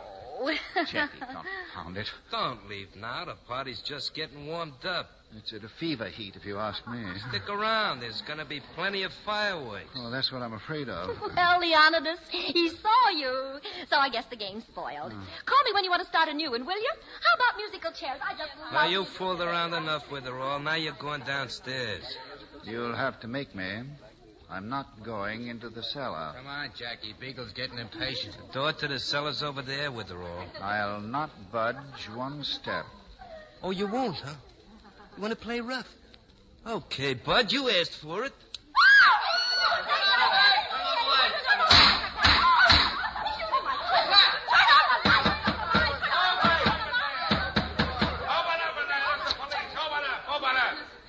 All right, turn the lights on, boys. Stay where you are. Oh, yeah, don't try anything either. What's this all about? Well, where's Bill Shakespeare? Anybody see Leonidas Witherall? Don't you see him, Sergeant? There were shots. I heard the shots, Mrs. Wilton. But I don't see him anywhere, do you? Why, Leonidas was here just a minute ago. Oh, well, he might be upstairs. See this stairway? All right, come on. Goodness. He wasn't playing a game after all. We'll go upstairs and... Say, wait. Well, if it isn't Louie and Jackie. How are you, boys? You fellas haven't been in town bothering me for a long time. They're probably in this Friscom. Okay. We didn't do nothing. Leave me alone. All right, shut up, you two, before I hands you your heads. What'd you do with Bill Shakespeare? He beat it when the lights went out. Who turned him out? I did. We were playing a little game. So what? Oh, a little game, eh? Carrying those guns? Hold them, boys. Let's go, Mrs. Mullet. We're going upstairs. Sergeant, they're in this, all right. I recognize their voices. Why, they're the two fellas that took me into the car. Well, the boys will watch them till we get back. Then we'll have a nice, long talk. Come on up. Yes. Bill? Hey, Bill. Where are you? Oh, I just... You all right? I hope nothing's happened to him. Wait, I'll try this door. Nope, nothing doing. Well, we're down the hallway here. He might be down there. Oh, hurry, Sergeant. They may have shot him. I don't see Beagle anywhere either. I'll bet he's with Bill. Wait, I'll try this room. Ah, Sergeant McConnell and Mrs. Mullet. Won't you come in? You all right, Mr. Witherall? Oh, a bit winded, that's about all. Say, Bill, didn't you hear us calling? Why, only just now, you see, the door was closed, and Mr. Beagle and I were having a very spirited and noisy conversation. Have your friends seen Louie and Jackie? We got him, Bill. But now tell me, what happened? Why, there's Mr. Twink's silverware. Yes, the entire contents of Mr. Twink's safe is there on Mr. Beagle's bed, I believe. Well... do you care to explain, Mr. Beagle? I'm not saying a word. I'm explaining nothing. I don't have to talk here. I put out the lights, Sergeant, when Louie and Jackie were about to exterminate me. Mm-hmm. In the dark, I ducked and ran upstairs. I was sure Mr. Beagle would be planning to leave with his loot. Why, that's the stuff I've been looking for all day. This is the robbery I was working on before. Really? Yes. Mr. Beagle wasn't quite the outstanding citizen we thought. After he took the keys from Mrs. Mullet, he gave them to Louie and Jackie. They robbed the safe, while Mr. Beagle was purposely giving a party for some of the best-known people in Dalton, as a perfect excuse for his whereabouts during the robbery. Then Louie and Jackie came back to divide the loot, but unfortunately, I suddenly appeared as an uninvited guest. Oh, so they tried to get rid of you first, eh? I get it. Come on, Beagle, come on. Relax, will you? Who do you think you're pushing around? Now, Mr. Beagle, if you'll be so good as to return Mrs. Mullet her keys. Well, Mr. Witherall, guess we did as well as Hazeltine anyway, didn't we? Oh, we did just as well, Mrs. Mullet. Say, what were you doing all the time I was fetching the sergeant? Dancing to Hot Swing. To Hot Swing? Yes, that's mood music for a nervous breakdown. Oh. Well, as Mr. Mullet used to say when he was alive, give me a nice old-fashioned waltz every time. Yes, I agree. Let's go, Mrs. Mullet. Wait a minute, Bill. Where are you going? She's a witness. Oh, couldn't you spare the witness for just a few minutes, Sergeant? Spare her? What for? For a nice old-fashioned waltz. Shall we, Mrs. Mullet? Why, Mr. Witherall. This is Jerry Hendiga saying stay tuned for more of these great old radio classics. If you live in or near New York, or if you plan to visit New York soon, we invite you to attend a broadcast of Leonidas Witherall. Just write a postcard with your name and address and send it to Bill Shakespeare. That's what Leonidas' friends call him. Bill Shakespeare, care of WOR, New York 18. We'll be glad to send tickets free of charge. Remember, to receive free tickets to a Leonidas Witherall program, send a note tonight to Bill Shakespeare, WOR, New York 18. The Adventures of Leonidas Witherall is heard over most of these mutual stations every Sunday evening at 9 p.m. Eastern Wartime and comes to you from the stage of the WOR Mutual Playhouse in New York. This is Mutual. The Adventures of Michael Shayne, Private Detective.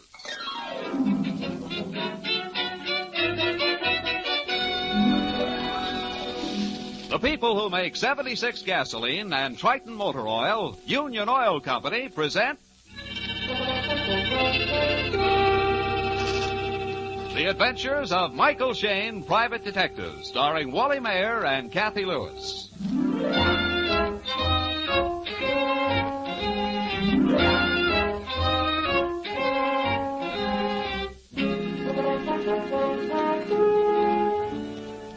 If some of you have wondered where Mike Shayne has been during regular office hours the past few days, you'll find the answer on the front page of this evening's San Francisco papers. That's right, the murder trial of Jack Holmes. At this moment, which is along about 6:30, Phyllis Knight has one of those newspapers spread out on the desk before her. As she glares at the headlines, Mike is talking on the phone to Inspector Faraday. Yeah, Faraday, yeah. I just got back from court. Didn't take the jury long to decide. Less than 2 hours, Mike. That boy is no more guilty than I am. Sure, somebody killed the watchman, but not Jack Holmes. Now, don't take it so hard, Mike, just because his sweetheart hired you to investigate. All right. Maybe I'm sentimental about those 2 kids, but I say Jack Holmes isn't the killer type. And with a nice girl like Janet Miley... Oh, Faraday, I let him down, and Janet was so certain I could help him. Take it easy, Mike. You did your best, but the evidence was against you. Yeah, sure it was. Is that unusual? Why, I've cleared dozens of guys when it looked like... Janet, what's wrong? Hello, Mike. I'll talk to you later, Faraday. The girls just walked in. Janet, are you sick? You're white as a sheet. Here, get her some water, honey, quick. Yeah. Mr. Shane. Yes? Jackie. Yeah? Jackie. Oh, here, sit down, honey. Let me help you. Oh, the poor kid. She's all unstrung about the verdict. No, it's more than that. Her hands are like ice. He didn't do it. I just discovered What? the grocery. What? Janet, what are you trying to say, honey? My room. Somebody went through. Huh? Oh, it's just... Here, Janet, drink this water. Janet? 12:15. I just discovered. I went and told him. Thought he would... Mike, she's fainted. I'm going to call a doctor. Phyllis. Yeah? Call Inspector Faraday. She's dead.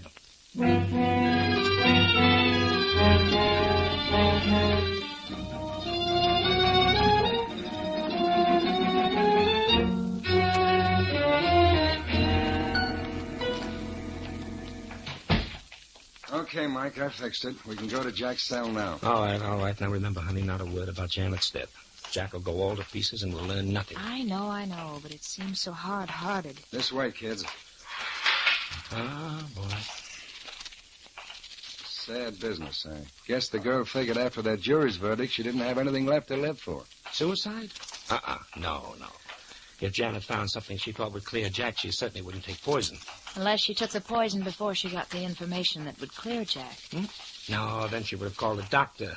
If we can believe her dying words, she went first to some man, told him her discovery, then came to us.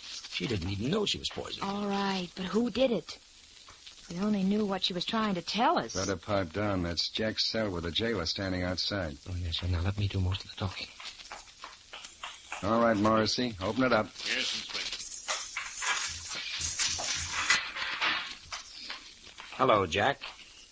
Hello. How do you feel, Jack? Oh, top of the world. It's so cheering to be condemned to death for a crime you didn't commit. You had a fair trial, my boy. The jury could decide only on the evidence presented. I told them I left the warehouse that night way before it happened. At 12:15, I was at home. But no, they take the word of that cab driver. He did pick you up at the warehouse door, and he said the clock in the drugstore read 12:15. I checked the clock myself the next day. It was an electric, right on time. So did I, Jack. Unless the cab driver was lying, and he seemed like an honest guy. I see. Even my loyal detective, Mr. Shane, says I'm guilty. Oh, no, Jack, you don't understand. Go ahead. Say I killed the watchman. Say I stole the diamonds. You never were working for Janet and me. Yes, we were, Jack, and we still are. That's why we're here. It's about Janet. She's not so good. What? What are you trying to say? She came to the office a little while ago and tried to tell us something, some new evidence she had found, but, well, she got sick. What's wrong? Is she all right? Where is she? Now, easy, son, easy. She's still at the office. She said a lot of mixed-up things, Jack. Her room had been ransacked, something about a grocery, that you weren't guilty, and she had discovered proof and told him so. Him? Who's him? Oh, that's what we don't know. Does Janet have any close men friends she might go to? Not that I know of. We've been engaged for almost a year now. She never mentioned any. Our boss, Mr. Phillips, is a good friend of both of us. Yes, he's paying the fee on the case. She might have gone to him, or maybe to his partner. Mr. Russell? Oh, no, not that old crab. Well, why come to me? Janet's the one to tell you. Well, as we said, Jack, she's all busted up over this thing, and she isn't well. Well, she can talk, can't she? Can she? Jack. I can see it in your faces. Something's happened to her. What is it? Tell me. She's dead, isn't she? We're awfully sorry, son.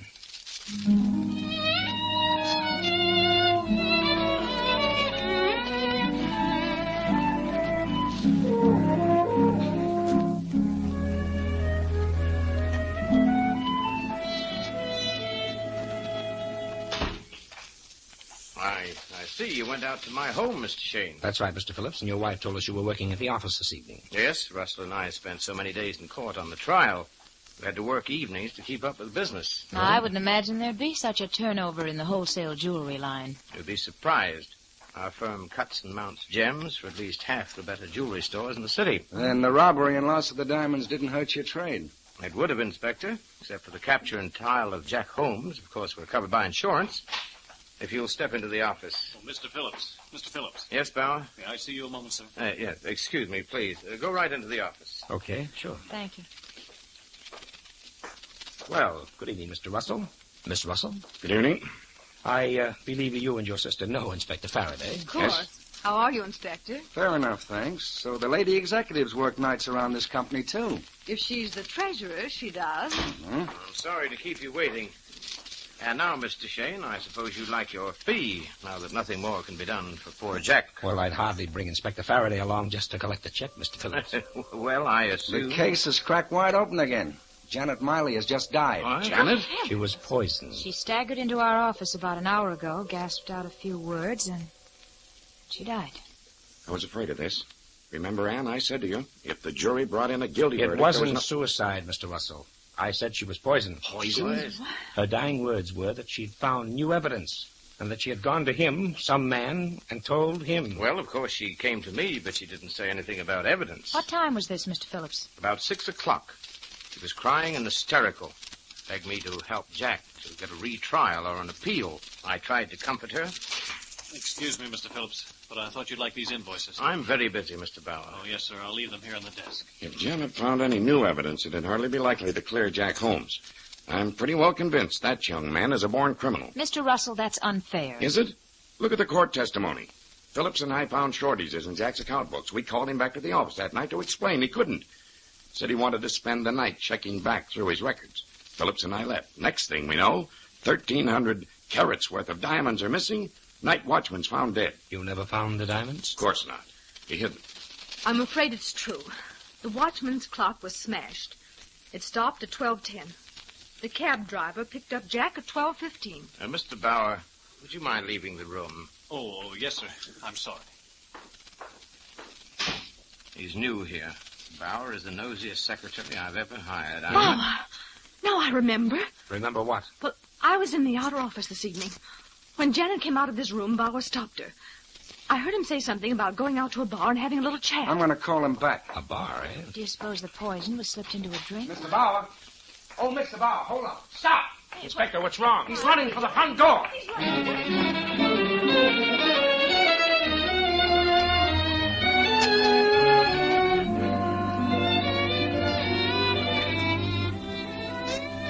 We'll return to Michael Shane and his adventures in just a moment.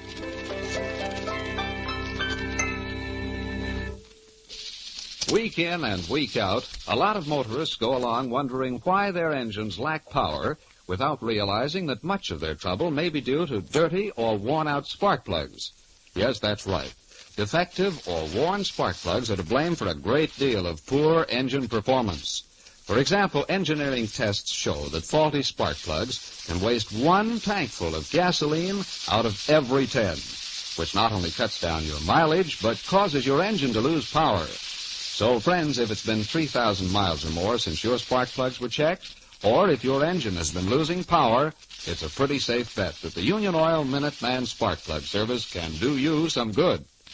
Union Oil spark plug inspection is scientifically performed.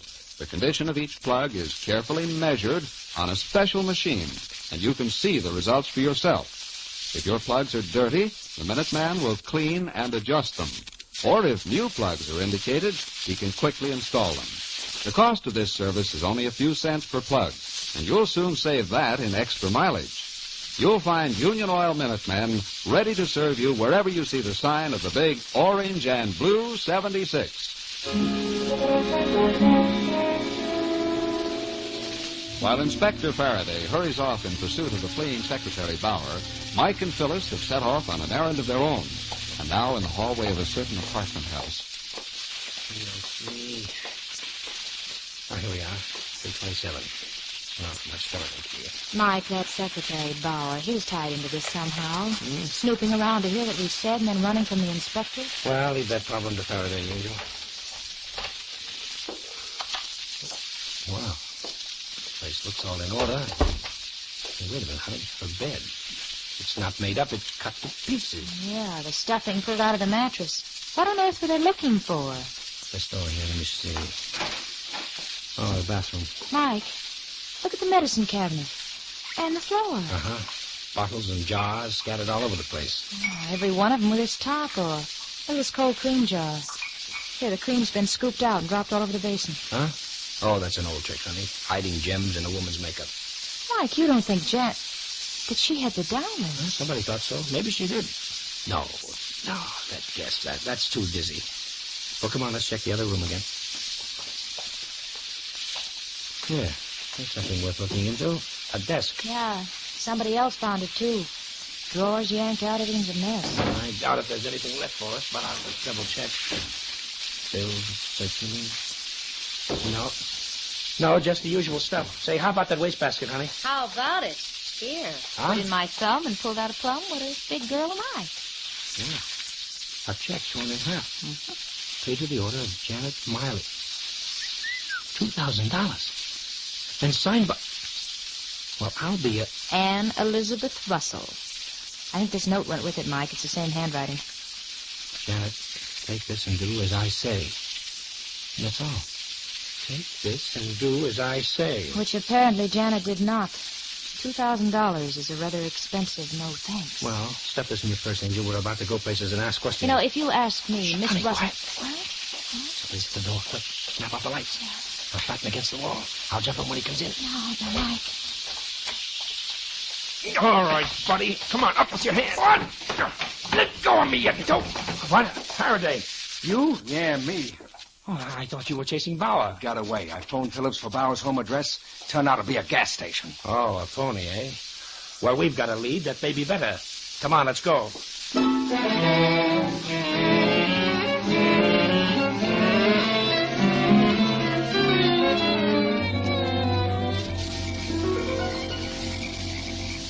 Give the doorbell another push, Mike. You know, I wish these people would stay put. First we go to their homes, but they're working at the office. Now they're not at the office, they're home. Somebody's coming now. Yes? Oh, it's you again. Don't strain your enthusiasm, Mr. Russell. May we come in? Yes. Mr. Russell, we would like to talk to your sister. Anne? Oh, well, she's upstairs. Will you ask her to come down, please? Yes, if you'll go into the living room. Anne? Oh, Anne, will you come downstairs? May I ask what you people want? Oh, you'll hear it. Oh, by the way, sir, I believe your sister is treasurer of your company? He is. For how long? 6 or 7 years. How long was Janet Miley with your firm? Several years. She worked in the same department with Jack Holmes. Look here, I insist on knowing what this is about. Alfred? In here, Anne. Oh, so you're all back. Yes, these people say they want to talk to you, Anne. Phyllis, give me that check and note. Ready and waiting. Miss Russell, would you look at this note and check, please? So Janet gave them to you. What did she tell you? Right now, I'm more interested in what you told her. What was Janet to do for your $2,000? $2,000? And what's the meaning of this? I was merely trying to save you from yourself, brother dear. Save me? I've watched you for a long time, Alfred. What is... I saw the way you were mooning around Janet. I don't know what you're talking about. Oh, don't you? I know you proposed marriage to the girl. And now with Jack out of the way, you thought she'd say yes. But I'm not going to have another woman in this organization. I have trouble enough as it is. That doesn't explain the $2,000, Miss Russell. Of course it does. I offered her the money to get out of town and not come back. And what right had you? You're not running my life. Well, this puts a new slant on everything. Could be that Russell wanted Jack out of the way so he could have a clear track with Janet. Mm-hmm. The diamond robbery might have been conveniently arranged. That's a lie. If Miss Russell didn't want her brother to marry Janet, and the girl wouldn't buy off, then perhaps Big Sister thought of another way out. You mean the poison route, Phil? How dare you? You mustn't. I know some naughty names, too. Oh, surely, Mr. Shane, you've got some brains. You don't believe such insane twaddle. Are you referring to my colleagues, Miss Russell, or to your story? No. It could be possible you and your brother Alfred have been putting on a little act for us. I'll answer that remark, Mrs. Shane, but right now you're wanted on the phone. What? Oh, thanks. Hello? Mr. Shane, this is Power. Yeah? Got to see you at once. What? Where are you? Listen, I have the real dope on the murder. Meet me at the old Dutch windmill in Golden Gate Park. What time? Let's see, it's just about 10 o'clock. Make it 10:30. And come alone. Don't tell anybody. Okay, Bauer. So it's Bauer. Where is he, Mike? Shh, quiet, Inspector. Well, Mr. Russell, I think we'll be running along. If we have any more questions, we'll be back. I'm sure you will. No, please. Don't bother to see us to the door. Mike, where are we going? Golden Gate Park. Bauer wants to talk to us secretly. A great secret with somebody listening on the line. What? Who's listening? Miss Ann Russell on the extension phone right in the hall here.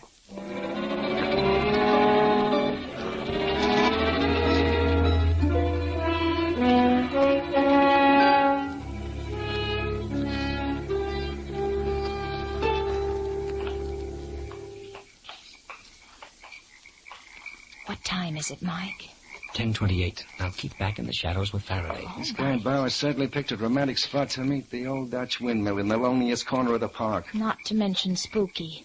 Look at those 4 huge veins above us, like the arms of a giant hovering over our heads. Oh, Angel, your poetry picks the doggonedest times to bust loose. But I can't help it. I'm nervous.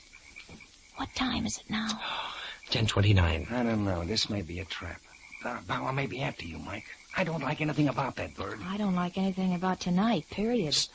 I see a light through the bushes. Car's coming around the turn. Got your gun, Mike? I'm all set. Now keep back in the shadows. It sounds like he's driving fast. What was that? Sounded like a gun. Why, Grandma Faraday, your nerves. Here he comes. Mike, he's passing you. Mike? Hey, Bauer! Bauer! He's skidding.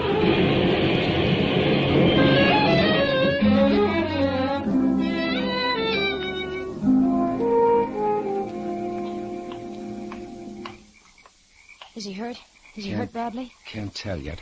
Open his shirt, Mike. Well, it's a waste of time, Inspector. Look at the back of his head. Oh, guess I was right. We did hear a shot. But who would do it? Who knew he was coming here to talk? Oh, that phone call. Yeah, Ann Russell. Well, I guess there's no mystery about this killing. Hey, Faraday, here's his wallet. Maybe it will answer a few things for us. Let's see. Well, what is it? What is it? I'm old enough to be told. Mr. Bauer wasn't any ordinary secretary. He was an insurance detective. Planted in that office to find the missing diamonds. Well, then maybe he ransacked Janet's apartment. Yes, he did. It says so here in his pocket notebook. Search girl's room, no evidence, no jewels. Janet went in to see Phillips. Something's up. Took her to bar. Told me to check on mistake. 12:15. 12:15. Mike, remember? Huh? Janet tried to tell us something about that. 12:15. That was when Jack was picked up by the taxi driver. Yes, according to the clock in the drugstore window. Inspector, let's telephone the coroner and then... Then what? Go take a good look at that clock.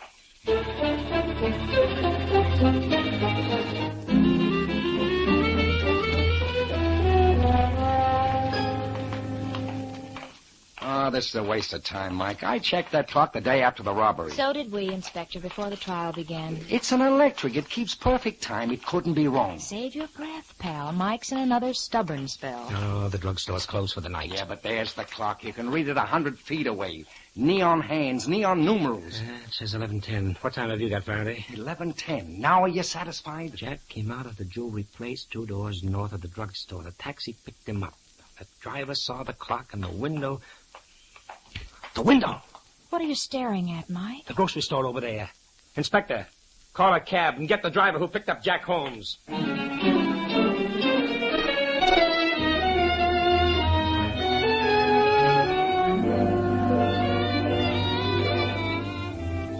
In just a moment, we'll return to Mike and Phyllis.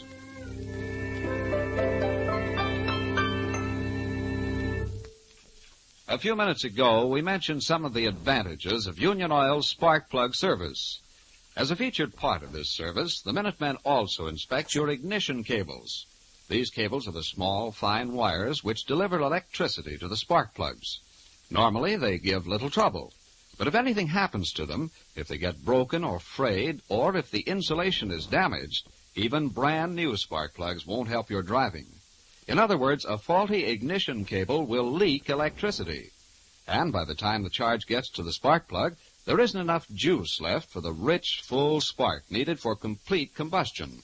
So for a careful check and double check on your car's firepower, have a Union Oil Minuteman service your spark plugs and ignition cables.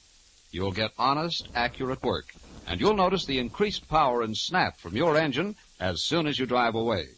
You'll find Union Oil Minuteman ready to serve you wherever you see the sign of the big orange and blue 76.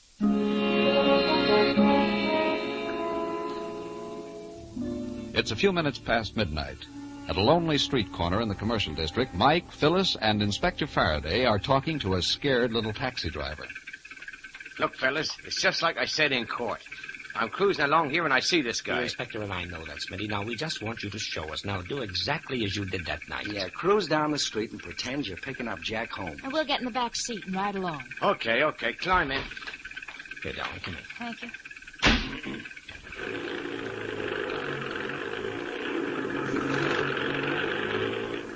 I turns this corner here, see? And I'm moseying along when I spots him crossing the street. He waves at me, so I slows down.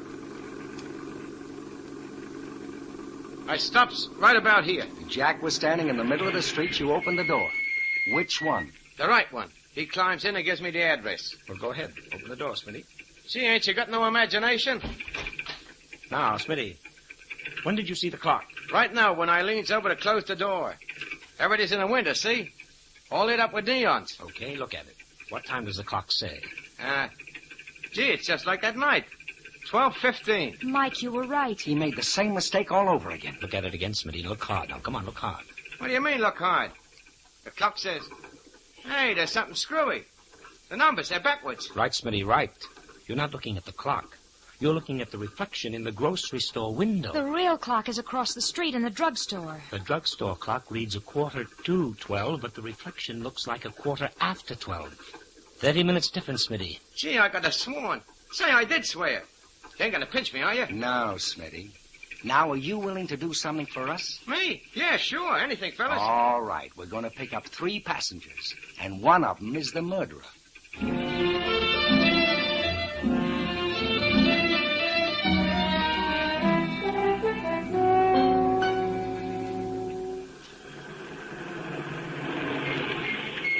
Here we are, folks. Here's the office. Right.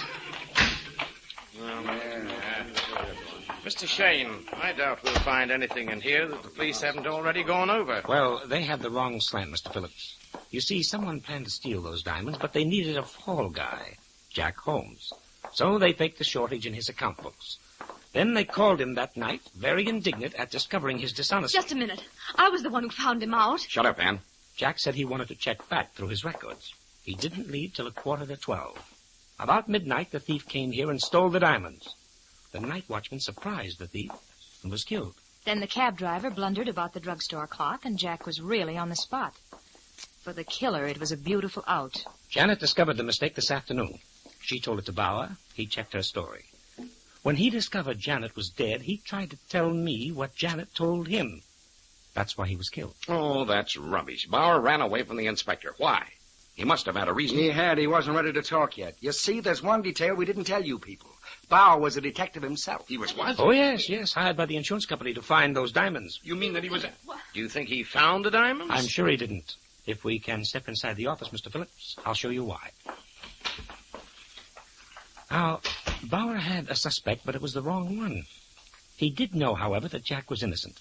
And when he telephoned me, the same call you listened in on, Miss Russell, the killer knew he was trapped, unless... I don't believe it. I didn't hear anything on that phone. Oh, yes, you did, Miss Russell. You ought to have recognized it. Now, perhaps you will now. Mr. Shane, stop this cat-and-mouse business. Please. That clock on the bookcase there, in 5 seconds, is going to strike the hour. Now, listen. 1, 2, 3... This is fantastic. 4...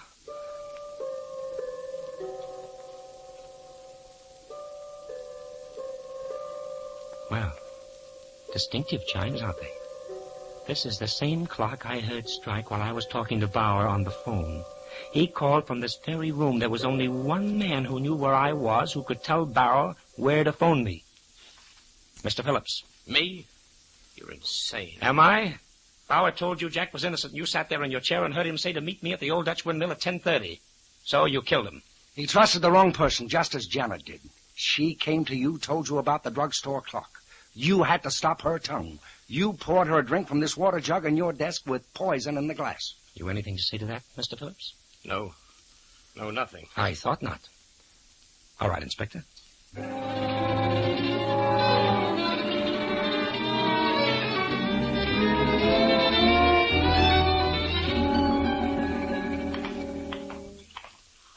Oh, come on in the house, kids. Mrs. Faraday will be glad to fix us some eggs and coffee. Oh, no. It's pretty late, Faraday, and I think we all better get to bed. Look at Phil here. She's almost asleep. I am not. I was just thinking. How did you know, Mike, that the clock you heard over the phone was in Philip's office? Oh, I heard it the first time we went there, dear. It just took me a little while to get it placed in my memory. Clocks ran all through this case, didn't they? The watchman's clock stopped at 12:10, the drugstore clock that convicted poor Jack, the office clock that caught the murderer. Yeah, sometimes a clock can tell more than the time of day. Oh, Mike, that's corny, but I knew you'd say it. I was just waiting for it. Well, I guess Michael's entitled to a little corn off the cob tonight. That was neat thinking, my boy. A clock reflected in the window and the hands reversed by 30 minutes. Doubt if I'd have thought of it myself. Oh, Faraday, please, Mike's ego. Huh? Besides, I think I know why he's so leery of clocks lately. Oh, now listen here, honey, if you mean yes, Go dear, on, please. Phil, let's have it. Well, Mike had a date with me for 6 o'clock, and he was an hour late. No, Angel, please, and no. guess what his alibi was? What? He thought he saw a clock that said 5 p.m. It was a grocery scale with 5 pounds of potatoes in it.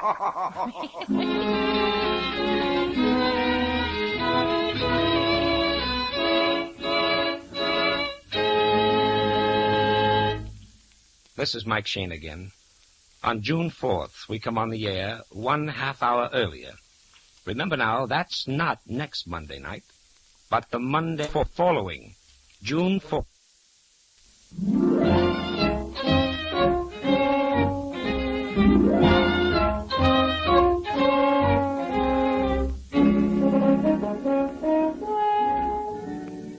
Tune in again next week at 8:30 for another adventure with Michael Shane, Private Detective, starring Wally Mayer and Kathy Lewis, with Joe Forte as Inspector Faraday. Tonight's story was written by Richard DeGraff and based on the character created by Brett Halliday. Music was composed and directed by Bernard Katz. This is John Lang saying goodnight for the people who make 76 gasoline and Triton Motor Oil, Union Oil Company. This is the Mutual Don Lee Broadcasting System.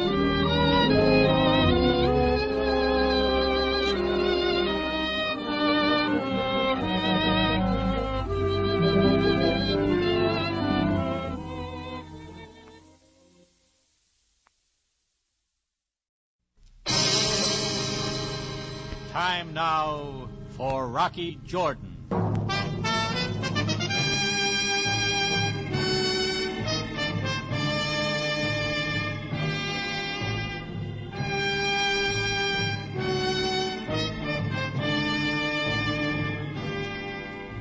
Not far from the Mosque Sultan Hassan in Cairo stands the Cafe Tambourine, run by Rocky Jordan.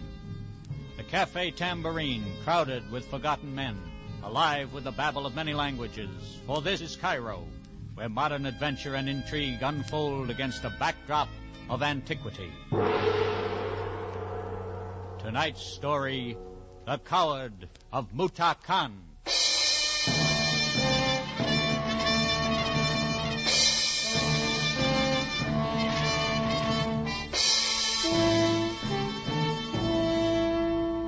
I get all kinds of customers in the Tambourine.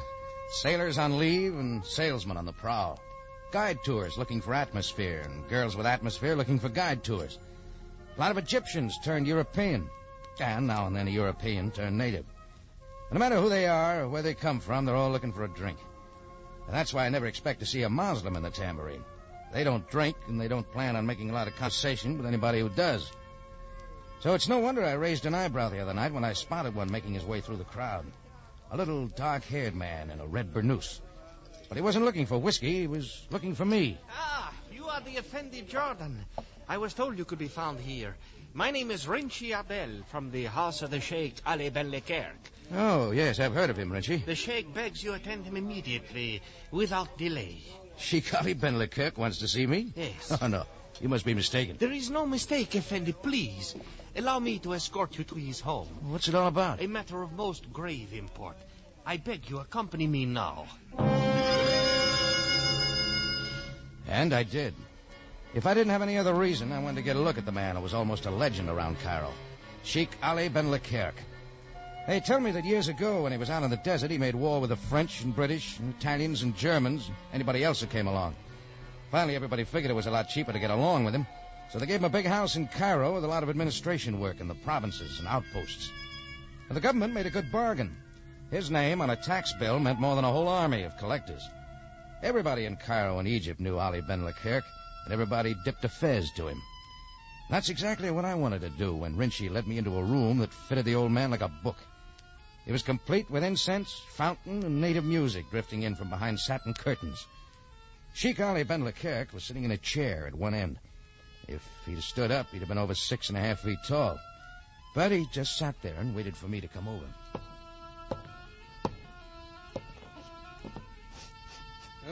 Good evening, Mr. Jordan. Thank you for coming. That is all, Rinchi. As you will, master. I have heard of you, Mr. Jordan. It pleases me that you have come to my home, that I may meet you in person. And I've heard of you. Good, I hope. I have always tried to be fair. Well, it isn't often that I'm invited into the home of one of Egypt's most influential citizens. Religious customs are different in all parts of the world. I regret that ours make such an issue of unbelievers. When I visited your country, there was no such differentiation. Why are you here? For what reason? Please sit down, Mr. Jordan. I must explain. And at the same time, I must confess to being an old man. That issue I find difficult to make terms with. Nevertheless, for some time now, I have been compromising with my age. And as an act of pride, I have planned to record the history of my noble family, the House of Mutakan. You have a question, of course, for this is news to you. Yes, there was a pharaoh, King Mutakan, the first of my people. Of him I know very little, but it would please me, make me happy as an old man, to complete the record of my ancestors. The history of my family will be revealed in hieroglyphics to be read at his uncovered and unrecorded tomb. Tomb of Mutakan? I've never heard of it. As I say, it is unrecorded. Why, I do not know. But the pyramid, I will find an answer. But a pyramid? Where is there such a pyramid? There is such a pyramid in the lands of the desert, south from ancient Giza, where the high winds are almost perpetual, lies the mummy of Mutakan. Well, I've been in that area a dozen times. I never saw it. It is buried, covered with sand of the centuries. The scrolls foretold it. A buried pyramid? As I say, the Khamsin is perpetual there. There is still the same question in your eyes.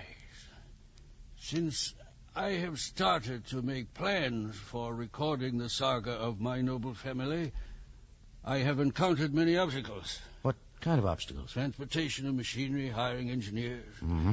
But even more, threats. Oh? I have been threatened many times in my life, and such notes and signs have always been to my mind the frustration of some unfortunate maladjusted being. However, this time, it is different. There has been a violence. Do the police know about this? There has been no time.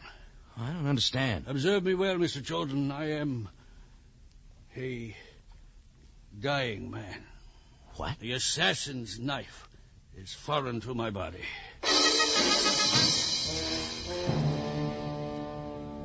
That's when he stood up and opened his burnous. The hilt of a small knife was sticking from his chest. How he was still alive or what let him sit there and talk to me with that thing in him, I'll never know. The threats were in earnest. Look, I'll get a doctor. No, it's too late. It is a grievous wound. Who did it? I haven't much time, Mr. Jordan. You are the only one I trust now. I brushed a shadow, darkness, and my killer is unidentified. Well, maybe if I get... Death is nothing. But I entrust you to meet my son, Bakir, in the province of Ruba. Tell him of my desire to excavate the tomb of Muta Khan. Tell him that I, his father, ordered it to be done. Tell him that I insist upon this work so that others will know of my honorable family. Sure, I'll tell him. And tell no one else. All right. But listen. You are disturbed by my murder. And me of heart. It is the will of Allah.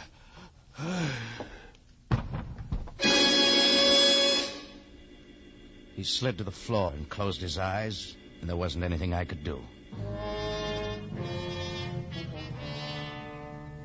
Well, I got a phone and called Homicide Division and waited for them to show up. Sam Sabaya led the parade. He didn't look happy when he saw what had happened. And when I told him how the old man had died, forgetting the part about the pyramid, he shoved his fez back on his head. You are lying to me, Jordan. Just a minute, Sam. I've told you the truth. But not enough of it. You omitted some small details such as Rinchi Adel, why you came here, for what reason Leclerc sent for you. Sergeant. Yes, Captain Sabaya. A servant, Rinchi Adel, is to be questioned in connection with this case. Alert communications. He is somewhere in Cairo. Right away. And, Sergeant, the newspapers should not be notified of this occurrence. I understand. No one is to be told that Shak Ali Ben Kelek is dead. Yes, sir. That is all? That is all. Well, Sam, I'm not going to try to figure your moves because none of it makes sense to me. And I am conducting investigation, you hear me? I do not want news of his death to be released for the present. You've got a reason. I have. A very good one. Well, do I stay around here? Am I under arrest or what? You may go. Good night, Sam. We'll see you later. Oh, Jordan. Ah? As you forget the news of the death of Shak Ali Ben Leclerc, also forget the unrecorded tomb of King Muta Khan. What? And whatever reason Shak Ali Ben Leclerc had for calling you in and speaking to you of Muta Khan is also to be forgotten. How did you know about it? The Egyptian government forbid Leclerc to excavate. What is unrecorded is best left unrecorded. What is uncovered thus far is best buried. Yeah? What if an old man died? Ali Ben Leclerc has been murdered, it is true. It is obvious his servant that disappeared Renchi Adel is guilty. Oh, you jump at a lot of conclusions. There is one conclusion alone that concerns you. Do not under any circumstances reveal the death of Leclerc. And do not pursue this matter any further. Okay, Sam. From here on out, it's a police affair. Exactly. Good night.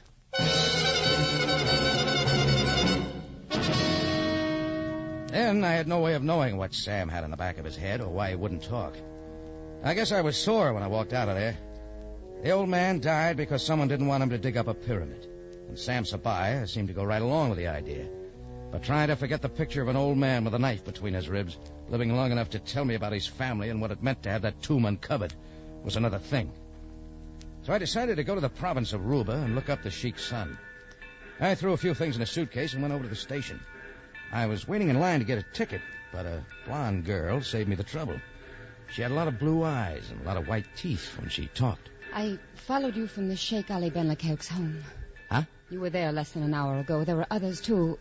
Police, I believe. Yeah, you get around. What'd I have for breakfast? Then you went to a cafe tambourine. I learned that you were the owner of the place. Your name is Rocky Jordan. And I'll bet you followed me here to the station. You are buying a ticket to the province of Ruba? That's right. Anything else, lady? Your trip is unnecessary. Yeah? The Bakir, son of Sheikh Ali Ben Leclerc, awaits you at Shepherd's Hotel. Huh? I am Katila, the wife of Bakir. Shall we go? Yeah, let's go.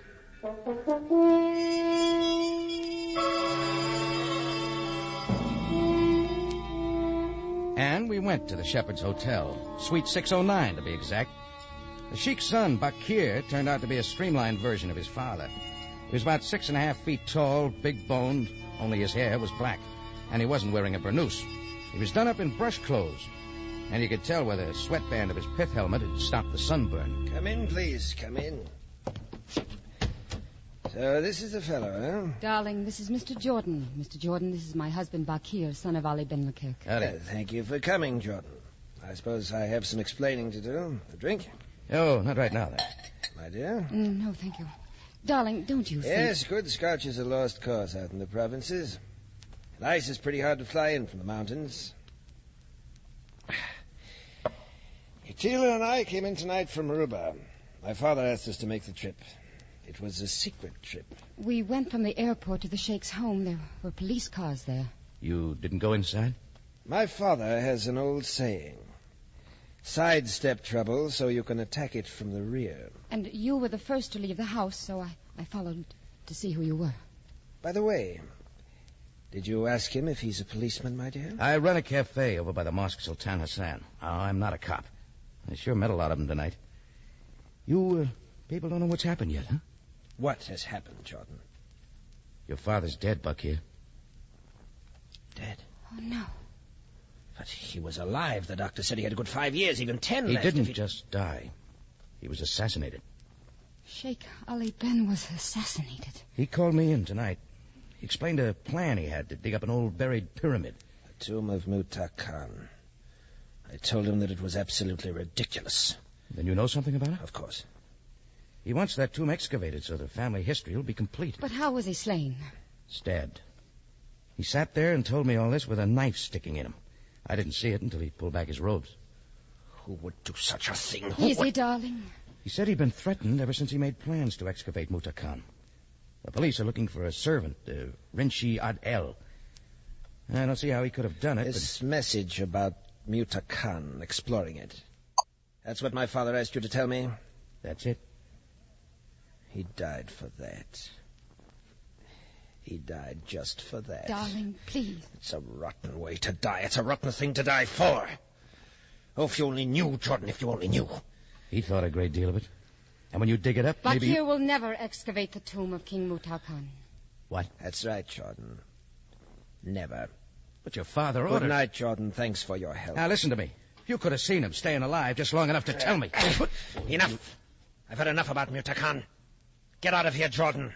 You've delivered your message. Now get out.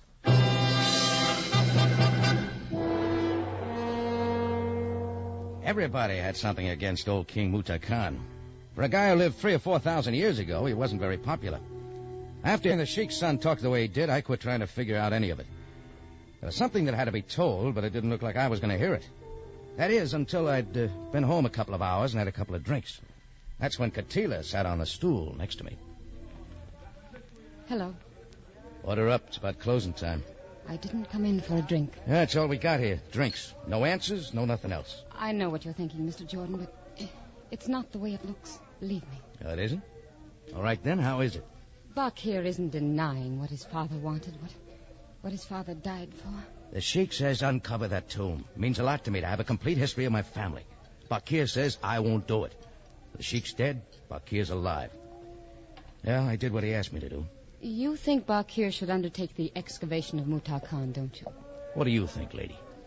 I think you're an American sentimentalist, and I think you're in the wrong land to practice sentiment of this sort. Look, I saw him die. But you're to be admired, Mr. Jordan, because I'd feel the same way, and so would Bakir, if we didn't know what we do.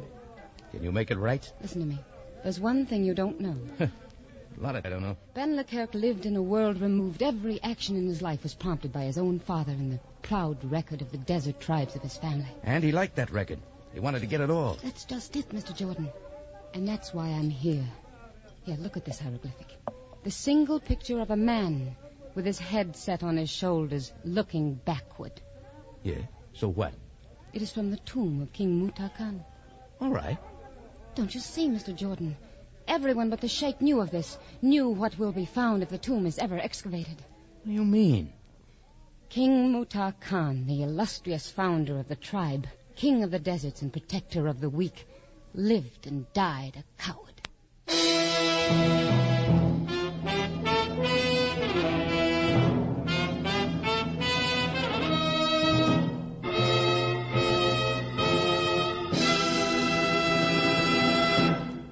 You are listening to The Coward of Muta Khan, today's adventure with Rocky Jordan.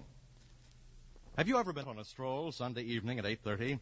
Well, we suggest you spend that half hour beside your radio. But if you should be outside enjoying the night air, promptly at 8:30, you'll hear a familiar sound. It's the Whistler, calling you to excitement, to suspense, and another strange story about people who have stepped into the shadows. Yes, most of the homes you pass on your evening stroll will be listening to the Whistler.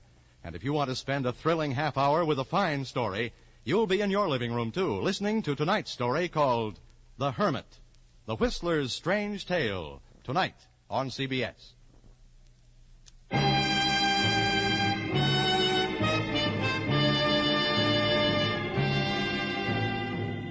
Now we return you to Cairo and today's adventure with Rocky Jordan, the coward of Mutakan.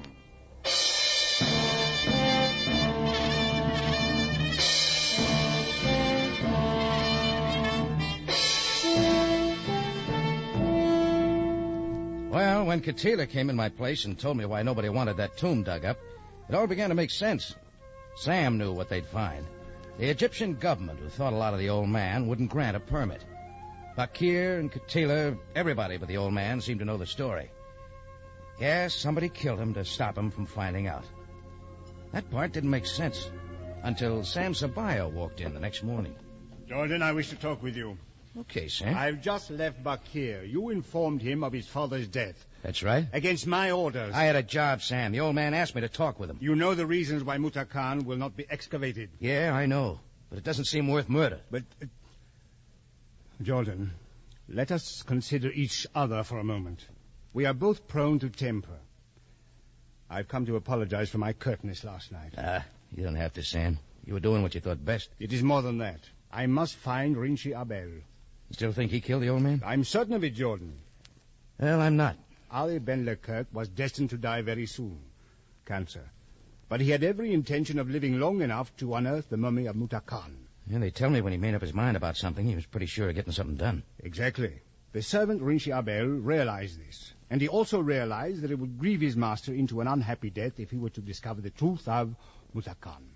Are you trying to tell me that Rinchi stuck the knife in the sheik, then came and got me? Exactly. Ali Ben Leclerc was destined to die. Rinchi Abel reasoned he would die happily without the disgraceful news of Mutakan. So he waylaid his martyr. That's crazy. It is hard for you, a Westerner, to understand this matter of destiny, but I believe it is so. I believe that Rinchi slew his master to prevent him from knowing the disgrace of King Mutakan. And I'd like to hear Rinchi's version. The chances are you never will, nor will anyone, Jordan. Rinchi Abel, in all probability, has destroyed himself by now. Is that the will of Allah? It is a way of life that you would not understand. As soon as we find the body of Rinchi Abel, Cairo will know of the death of Sheikh Ali Ben Leclerc. All right, Sam, but I still don't understand it. I didn't expect you would. Good day, Jordan.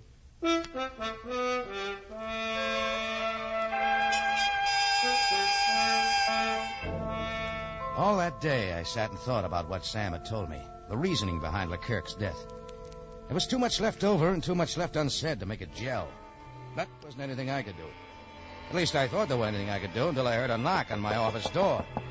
For the second time in 2 days, there was a Muslim in the tambourine, and he still wasn't looking for a drink. Yeah? It is I, Effendi. Rinchi, get in here. Please, Effendi, listen to me. I am a wanted man. You bet your curled-up booties you're a wanted man. For mercy, Effendi. Listen, Buster, they're looking everywhere in Cairo for you, and they're going to keep right on looking until they find you. And you better have a pretty good story to tell, because I don't think they're going to listen to any B-plots. A moment. You, Effendi, were the last to speak with my master before he died. You knew he had a knife in him when you took me there? Of course. It was I who ministered to him the night before when he was attacked. You mean he lived 24 hours with a knife in his chest? As Allah is my judge. I found him lying on his street near his home. I carried him there and bathed his wound. Why didn't you call a doctor? I wanted to call a physician, but he wouldn't allow me. And to extract the knife would have meant instant death. My master was a strong man, and he lived a strong life. He had many small details he wanted to complete before the end. And you helped him? I did as I was commanded. Did that include getting hold of me? Yes. His last command was when he dismissed me in your presence. The police think you did it. But why a humble servant like myself? Because you knew about Mutakan and didn't want him to find out? No, I knew of the coward, but I did not slay my master. Hear me, Effendi, I did not do it. All right. Supposing you tell me who did kill him. If I knew, I would avenge his death. You're still number one. For myself, I do not care. My life ended when my master died. How did you know about Muta Khan being a coward? The photograph of the hieroglyphic, a face turned backward. Such a revelation would truly have made my master's death unhappy. It's easy to figure. Well, now where are we? The true story of Muta Khan. Oh, I'm sick of hearing that. I've already heard it a dozen times. I know the truth. All right, what is the truth? The pyramid is not the victim of sand erosion or high winds. It is buried because it was erected underground. What? That is so. The elders who constructed it because a pharaoh must have a pyramid did so purposely, hoping no one would ever find any trace of a man who lived as dishonorably as did King Muta Khan. Yeah, he was a real 8-ball. All right, go on. In the tomb, there is no mummy. You've been inside? No, but those who buried him alive and left no record. For King Muta Khan committed the crime above all crimes, Effendi. For the love of the daughter of his enemy, he sold his own people into slavery and slew his own... Get down!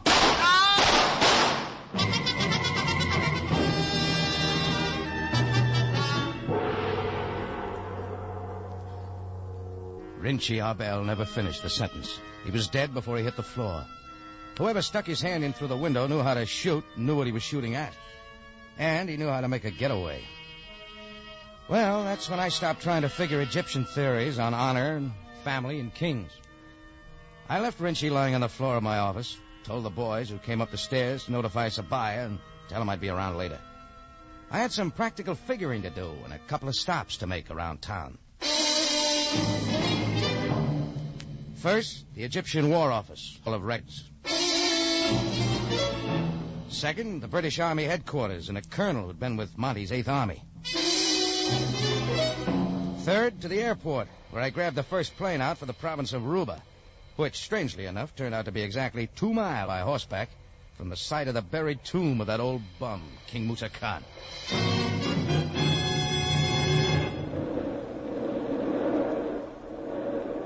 Hallie Bentler Kirk had been right about one thing. The high winds did blow there all year round. But it hadn't bothered the guy who'd had a bulldozer and tunneled under the sand and built a concrete passageway right down to the entrance of the tomb. I didn't know who he was, but he left his horse tied up right by the entrance.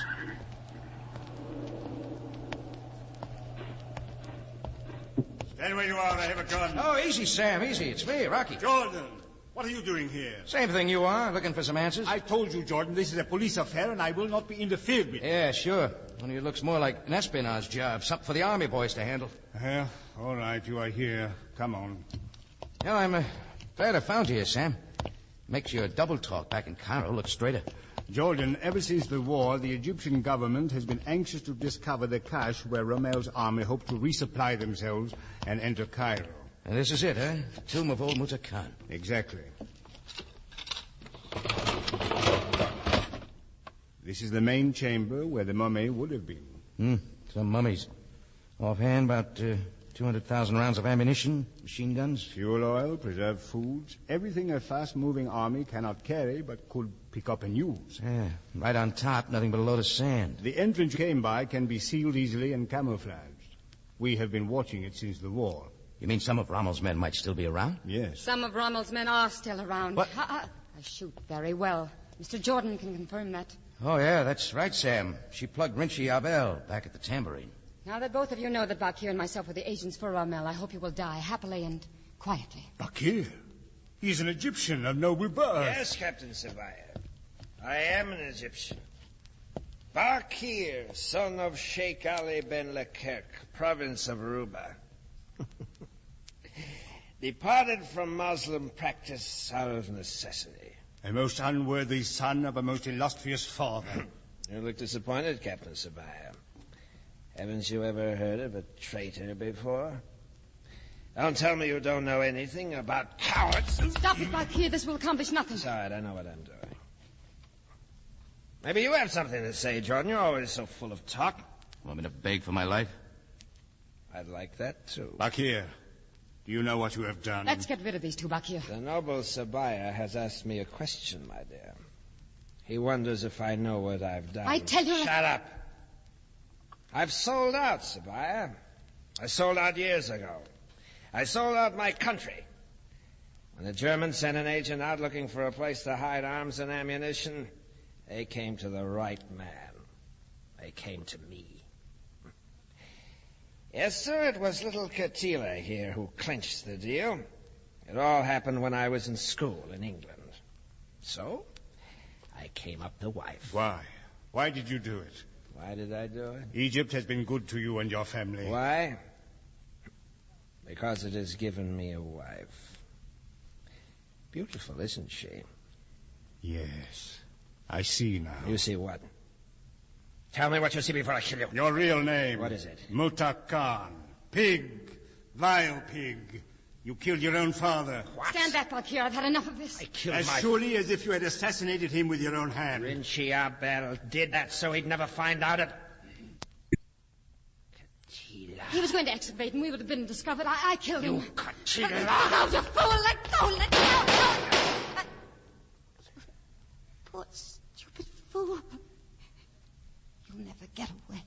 How? Give me the gun. Here.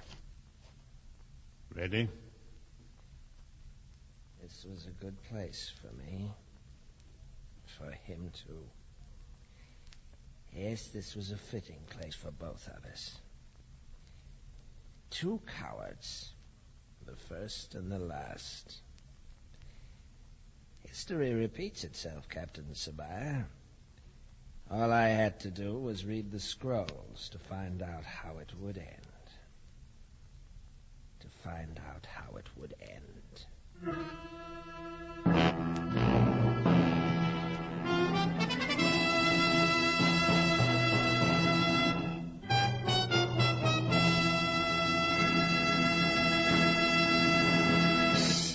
It's CBS at this same time next week for another story of adventure and intrigue when we take you back to Cairo and the Cafe Tambourine run by Rocky Jordan.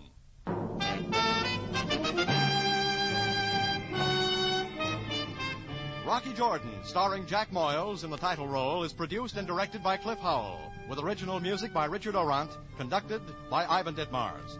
Tonight's story was authored by E. Jack Newman, under the supervision of Gomer Kuhl and Larry Roman.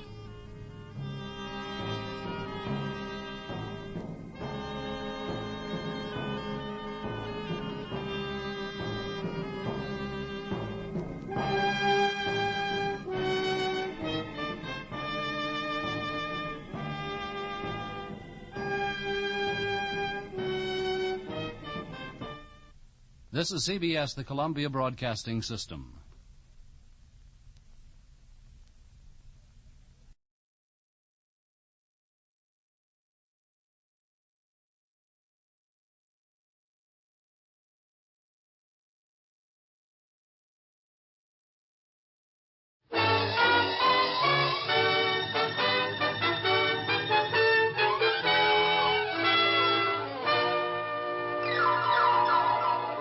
The F.W. Fitch Company, makers of Fitch's saponified coconut oil shampoo and Fitch's shaving creams, presents Dick Powell as private investigator Richard Rogue. In Rogue's Gallery.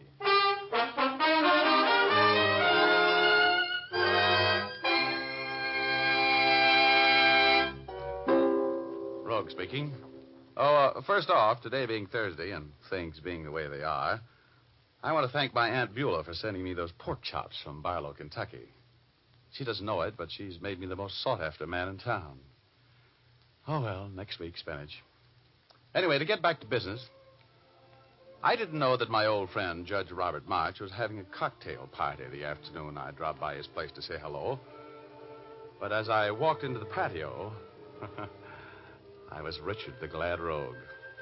My old friend, the judge, introduced me to an amber-eyed blonde who answered to the name of Pamela Leeds.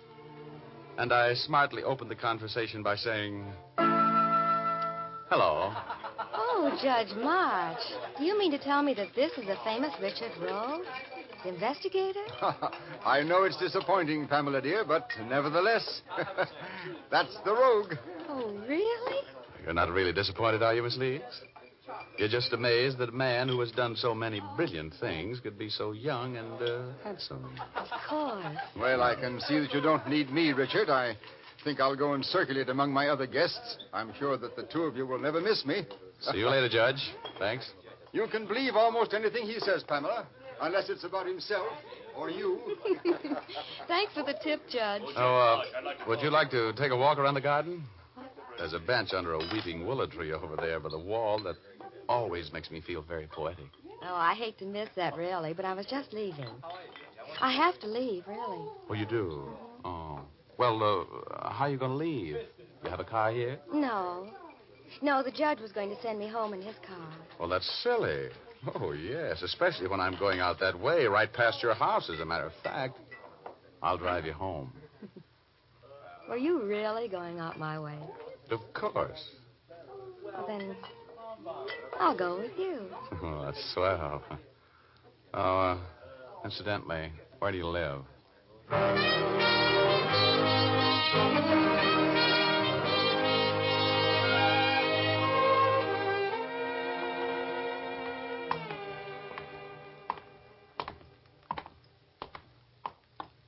Well, Pamela, this has been a kind of a short date. I hope I get a rain check on that bench under the tree. I have a lot of fascinating statements I'd like to make to you. Oh, we'll see each other again, won't we, Richard? How about tomorrow night? It's Sunday, you know. Great nights, Sundays. Mm-hmm. The moon will be full. There's dining and dancing at the Macombo and... Oh, Pamela. Dr. Stevens, what's the matter? Is Father... Pamela, we've been trying to reach you. Yes? You better come with me, Pamela. Your father is dead.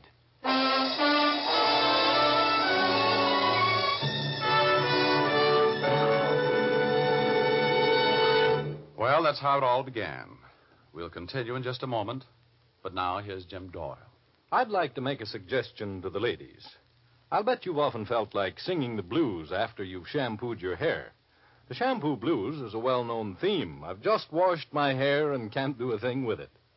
Fitch's saponified coconut oil shampoo is just the thing to dispel those blues.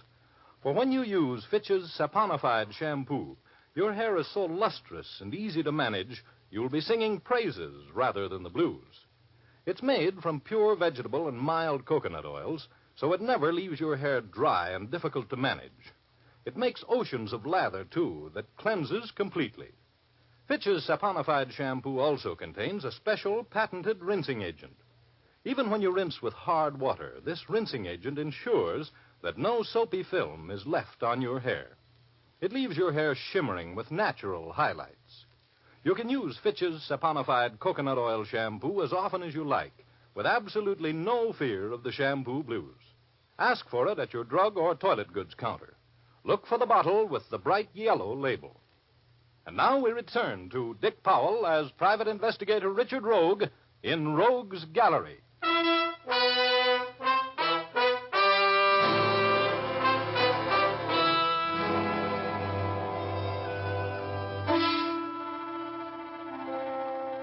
I'm fairly familiar with death and most of its forms. And maybe familiarity with a man with a scythe breeds contempt. But I felt awfully sorry for Pamela Leeds when her father, Anson Leeds, died. I was more than ordinarily interested when my friend Judge Robert March called me the evening after Leeds' death and asked me to come to his office. Richard, I am the executor of Anson Leeds' estate, and I think there's something strange about his will. Yeah? This is, of course, confidential. Mm-hmm. But he left the great bulk of his estate to a nephew, his sister's child, Peter Moore, with only a $50,000 legacy for Pamela, and the rest of the estate going to the servants and various charities. Oh, only $50,000 to Pamela, huh? You think that's a little strange? I've been Anson Leeds' attorney, and I think his closest friend for 30 years.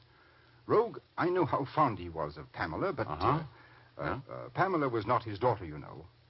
She was adopted by Anson just before his wife died 20 years ago. Oh, legal adoption, huh? Yes, and I'm in a position to know that Anson couldn't have loved Pamela any more if she had been his own daughter. As a matter of fact, I drew up a will for him about 6 years ago in which he left almost all of his money to Pamela, with other small legacies to relatives and servants and charities. Was the old gent a little flighty in his last years? No, sound as a dollar. Extremely bright right up to the last. And Rogue, there was no change in the way he felt about Pamela. I know that. But I cannot understand this new will. When was it made? What's the date on it? Just a year ago this month. Here it is. Oh, I see.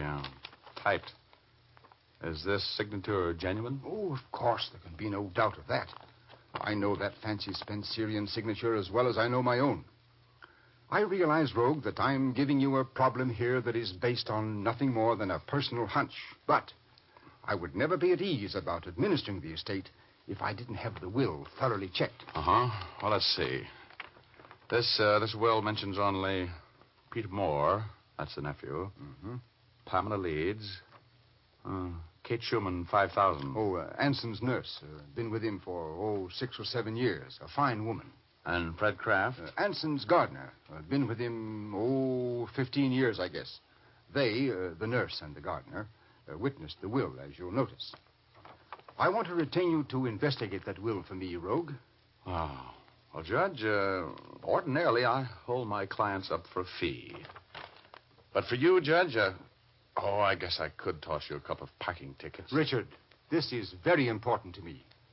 Will you handle it for me? Well, of course, Judge. Now, first, looks like my first move is to go out to the Leeds estate and talk with the witnesses. See under what circumstances this document was written and signed. I'll see you later, Judge.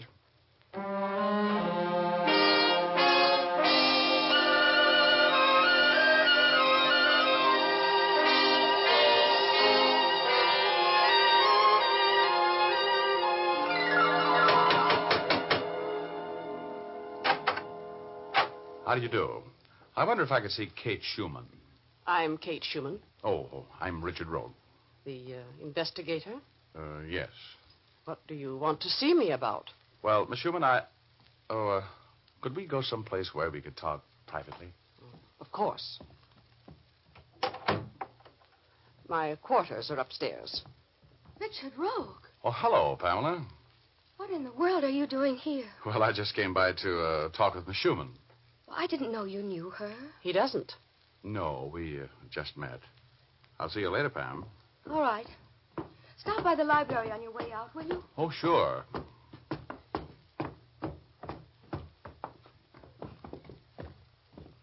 Right in here, Mr. Rogue. Thank you. Now, Mr. Rogue. I came to talk with you about the will which you witnessed for Anson Leeds about a year ago. Cigarette? No, thank you. I don't smoke, but I don't mind if you do. Thank you. Tell me, Miss Schumann, who typed the will? I'll tell you the whole story. Mr. Leeds called me in one morning and asked me to do some typing for him. I often type letters and business things for him. Yes? I got my portable typewriter, and before he started dictating, he made me promise that I'd never mention the fact that he'd made a new will until after he'd passed on. Then he dictated the will to me. I see. Did he seem in good mental health at the time? He was perfectly normal. I was a little surprised at his terms. I mean, the way he left the money. And he could tell that I was. He just told me that he had good and sufficient reasons for doing it the way he did, and asked me to witness his signature. Uh-huh. Then he asked me to get the gardener, Fred Kraft, to come in and witness it. I did. He signed the will in the presence of both you and Fred Kraft? Yes. Do you know Peter Moore? I've seen him here a few times on visits. I don't know him. Will he be here for the funeral? Yes. He's on his way here now. On his way here? He lives in another town? He lives in Garden City, Iowa, with his mother. She was Mr. Leeds' older sister. Oh. Mm-hmm. Well, thank you, Miss Schumann. Who asked you to investigate the will, Mr. Rogue? I can't tell you that, except that it was an interested party. Well, everything happened just the way I said it did. I'm sorry to see Miss Pamela left with so little money. I'm very fond of her. Well, it certainly looks like everything was according to Hoyle. Thanks for talking so frankly with me, Miss Schumann. You've been a great help. I'll just check with Fred Kraft, and you can forget the whole thing.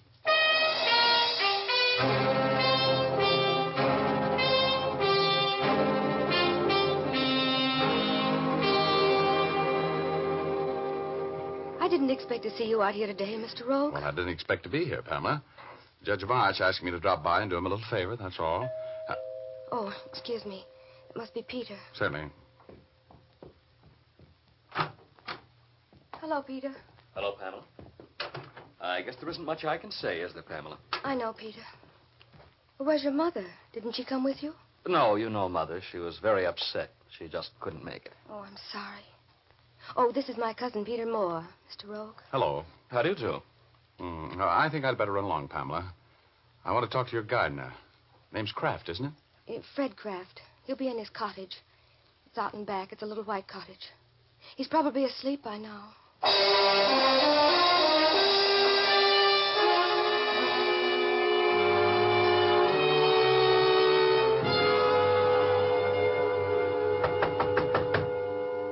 Mr. Kraft? Mr. Kraft?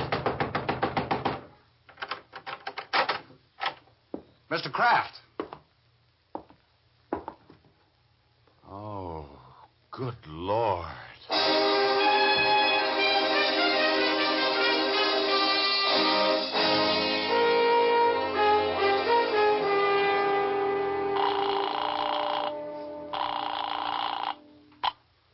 Homicide. Lieutenant Urban speaking. Hello, Urban. Richard Rogue. No kidding. Cook up some more business for me, Rogie? Well, you know me, Urban. The Anson Leeds estate this time. The Leeds gardener was just chopped to death with a hand axe while he was asleep. Better get your boys and get out here.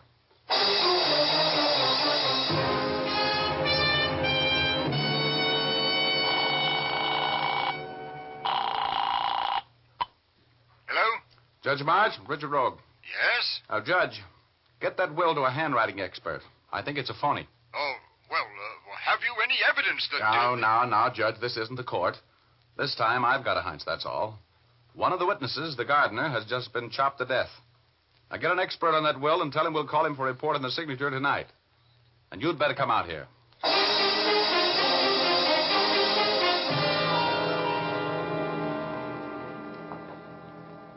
One of the things I like about you, Rogie, the corpses you find are always so dead. Oh, I see what you mean, Urban.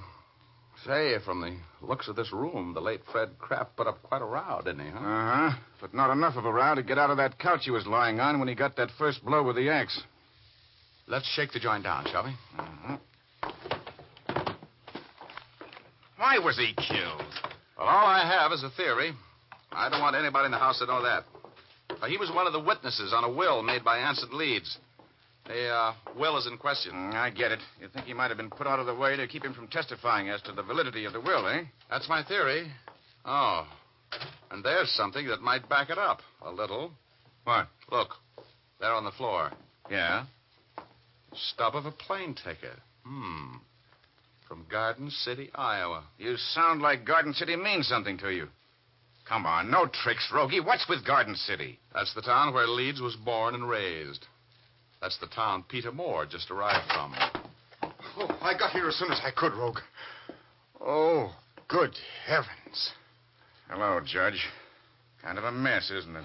Oh, Judge, are you having that will checked? Yes, I have Carl Friend, the handwriting expert, working on it. What did you know about Fred Kraft, Judge? Oh, he was an old family retainer in the best sense of the word, Lieutenant. He and Anson Leeds were more friends than they were employer and employee. How come Anson only left him $5,000 then? I don't know. Fred was a thrifty man. He had quite a nest egg saved from his salary and from investments he had made on tips from Anson. His estate will be worth, I should say conservatively, $60,000. Oh. Who gets it now that he's dead? Well, Pamela Leeds. You know, she's been like a daughter to old Fred. I happen to know that she's the sole beneficiary in his will because I drew it up for the old man. This case has more angles than a six-pointed star. Yeah. Here's a cute one I just picked up, Rogue. Look. A lady's wristwatch. Where'd you find it? On the floor, right over there. It's got a broken link, like it might have been torn off of somebody's arm. Well, whose is it? It's engraved on the back to Pamela from Dad. Pamela? Oh, come on. Let's get in the house, Urban. You'll want to question everybody, won't you? Yeah. I've got the boys holding Miss Leeds, Peter Moore, and the nurse Schumann in the library. Oh, while you're talking to them, the judge and I are going to be busy. Upstairs.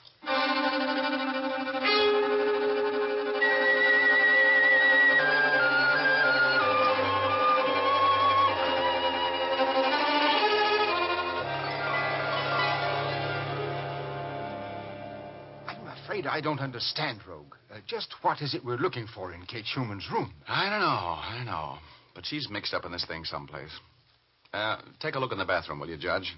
If you see anything the least bit out of line, call me. Okay, Rogue. Oh, look. Look. Ah. Here's pay dirt. Yes?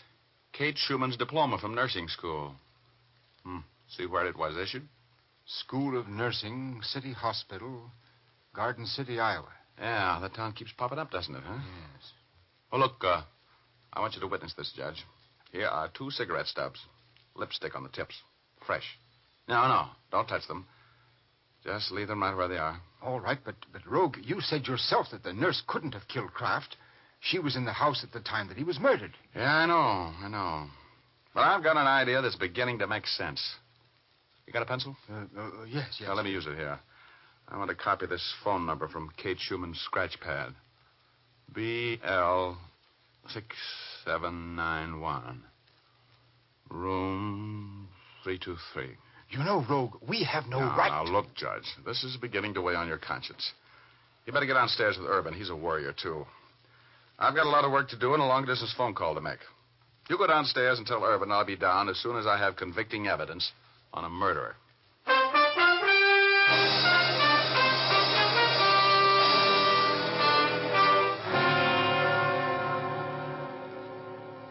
All right. I'm going to have to impress on you that I mean business. There's been a murder committed. Now, one of you knows something about it, and We don't, Lieutenant Urban. I tell you, we were all here in the house when Fred was killed. I wish you'd go away and leave us alone. What was your wristwatch doing lying in a pool of blood near the body of the murdered man, Miss Leeds? Why was a link torn wide open on the band? I don't know. It was on my dressing table this morning. I know it was. Yes? Well, 3 witnesses saw it lying at the scene of the crime. Look, Lieutenant, why don't you let the poor girl alone? I was with her when Fred Kraft was killed. So was I. We were all right here in this room. That's very interesting. All of you established your alibis for a very important time. Were you all working together? Now, one of you start talking. How about you, Peter Moore? How do you account for the fact that the stub of a plane ticket from Garden City, Iowa, was found at the scene of the crime? Plane ticket? I came out on a train. Yeah? When were you in Fred Kraft's cottage? I haven't been out there in 4 years. You may have to prove that statement more in court. This is outrageous. You can't keep us here pounding questions at us, making accusations. There's been a murder committed. It's my business to find out who did it. I'm going to find out. Judge, go get Rogue. Tell him I want him down here right now. All right, Lieutenant. Peter, please. Don't let him question me anymore. Look, Lieutenant, it must be perfectly obvious that no one of us could have had anything to do with the murder. It was probably some transient. I suggest, Lieutenant, that you use some other means in trying... Yes, what's the matter? The upstairs looked like a cyclone hit it, and Richard Rogue is gone.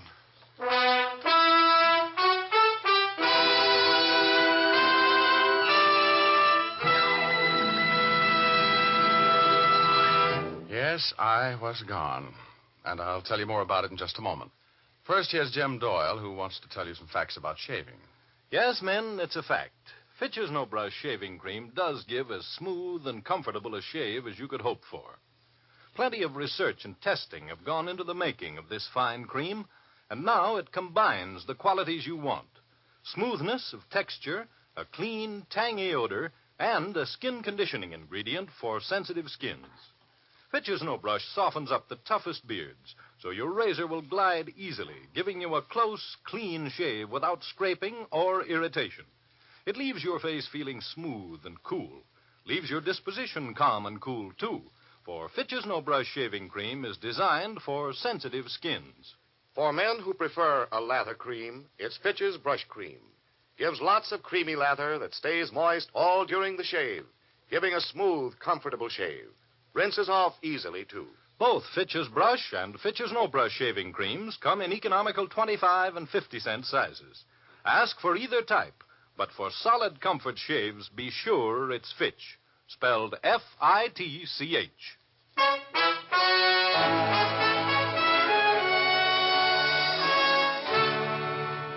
And now we return to Dick Powell as Private Investigator Richard Rogue in Rogue's Gallery.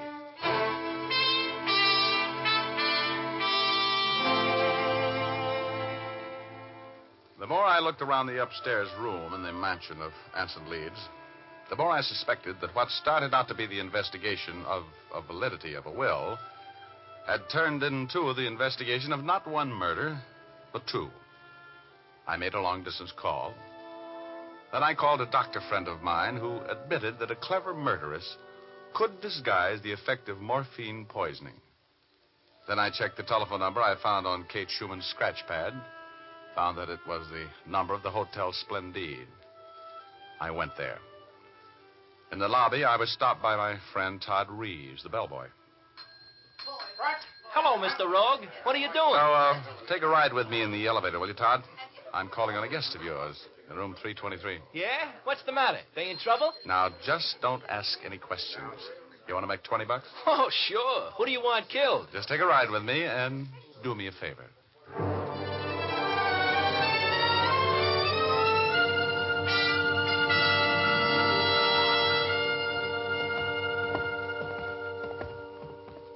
Give me your passkey, Todd. Oh, that's what the $20 was for. You want me to get fired? Oh, I'll back you up if you get in trouble. Yeah, then I'll really get me the boot. You want me to stick around? No, I don't. I think the less you know about this case, the better off you're going to be.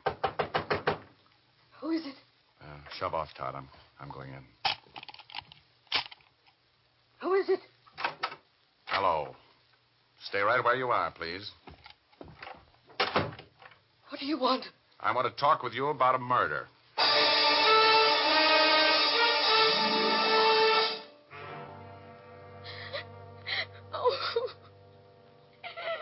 Oh, this is a typical rogue trick. Telling us to wait here and disappearing. If I ever get... Oh, I'll get it. Hello? Hello, Urban? Hello, rogue. Where the devil... Look, Anson Leeds was murdered. Don't say a word to the people you're holding there. One of them is the killer. Right. The will is a forgery, and I have the proof. Hold everybody until I can get there for the payoff. Be about 10 minutes.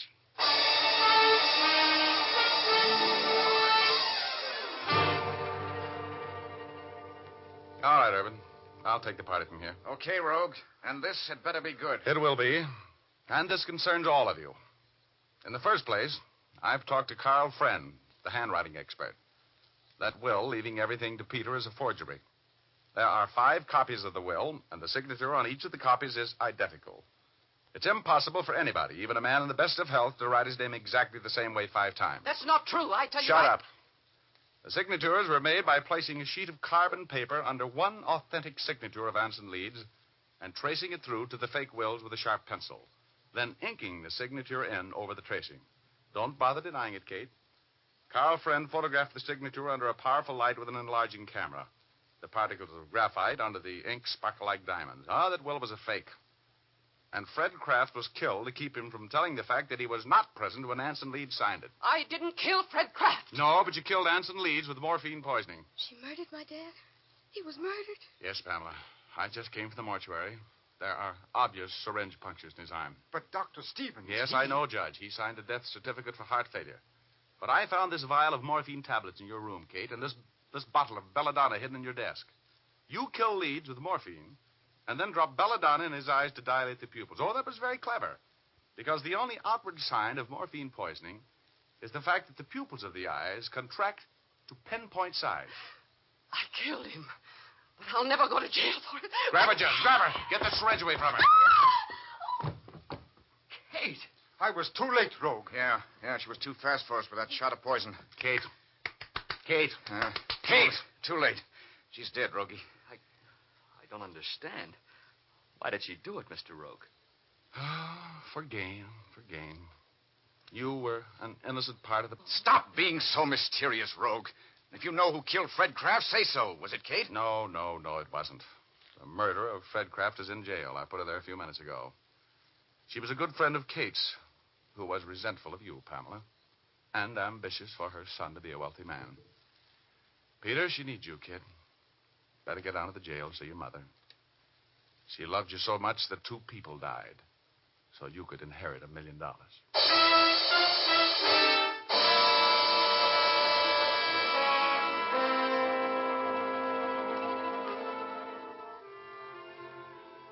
Well, that was the end of that case. Peter Moore's mother was tremendously jealous when old Anson Leeds adopted a little girl, Pamela, and made her the heir to his fortune. And after her school days friend Kate Schumann was installed as the old man's trusted nurse, they plotted his murder without Peter's knowledge. Mrs. Moore was in Kate's bedroom when I was questioning Kate. And when she learned that the will was being investigated and that I was going to talk with Fred Kraft about it, she killed him. She made a complete confession and was executed for the crime. I felt sorry for Peter. He's a nice kid. Pamela felt sorry for him, too. She felt so sorry for him, she's going to marry him. So he'll get the Leeds fortune anyway. That hardly seems fair. Getting a girl like Pamela and all that money, too. I could have gone for that Pamela. Lovely girl. Oh, lovely girl. But after all, I need another girl like Frankenstein needed another monster. In exactly the same way. You know what I mean?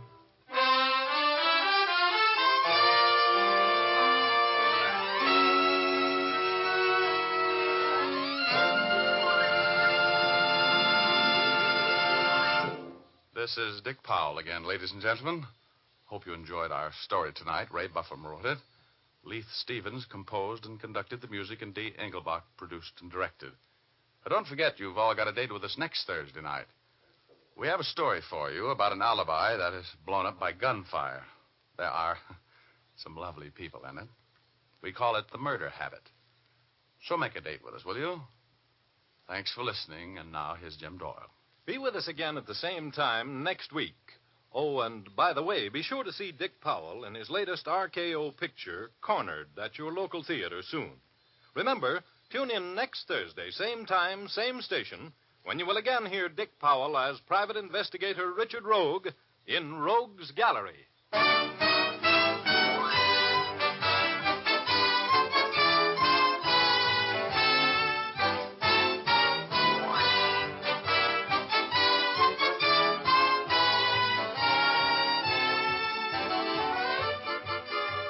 Remember, if dandruff is your problem, ask for Fitch's Dandruff Remover Shampoo. It's the only shampoo made whose guarantee to remove dandruff is backed by one of the world's largest insurance firms. No other shampoo can make this statement. Ask for Fitch's Dandruff Remover Shampoo at your drug or toilet goods counter, beauty or barber shop. Fitch is spelled F-I-T-C-H.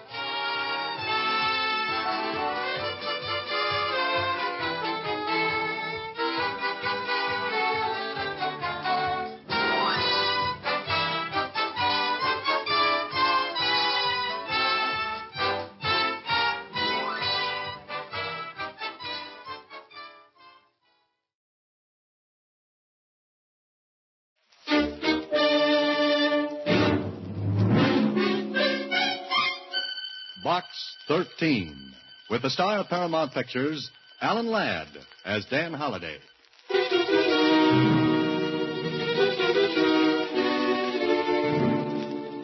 To Box 13, care of the Star Times.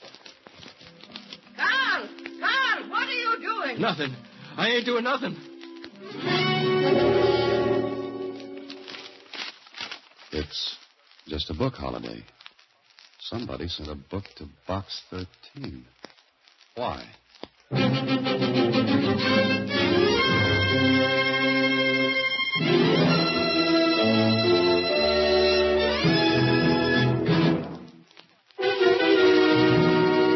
And now, Box 13, starring Alan Ladd as Dan Holliday.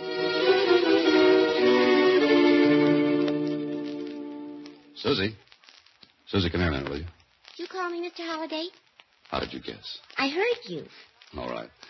Now that we've cleared that up, how about this book? That one? This one. It came in the mail for Box 13. You sure? Sure, I'm sure, Mr. Holliday. The wrapping paper's right in the wastebasket there. I'll get it and show you. Here. Address printed. Block letters.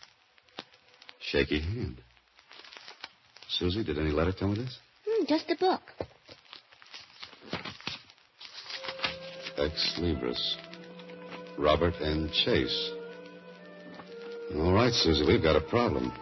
Somebody sends me a book from the library of Robert and Chase. Why?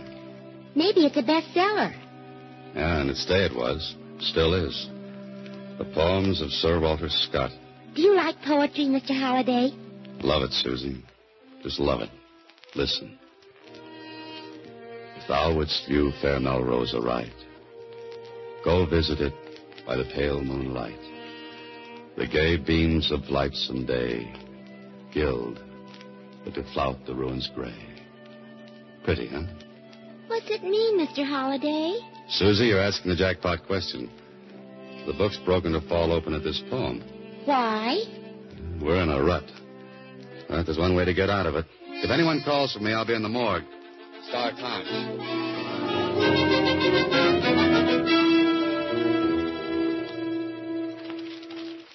Sure. Robert N. Chase. We've got plenty about him, Holliday. Well, let me have it. You ought to remember him. Vaguely, I do. All right, Mac, what do we got? Headlines.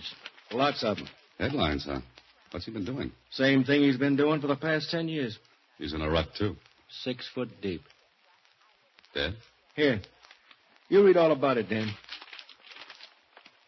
Socialites dead in tragic blaze. Oh, sure, I remember now. But 10 years ago, I was cutting my reporter's teeth on a police beat.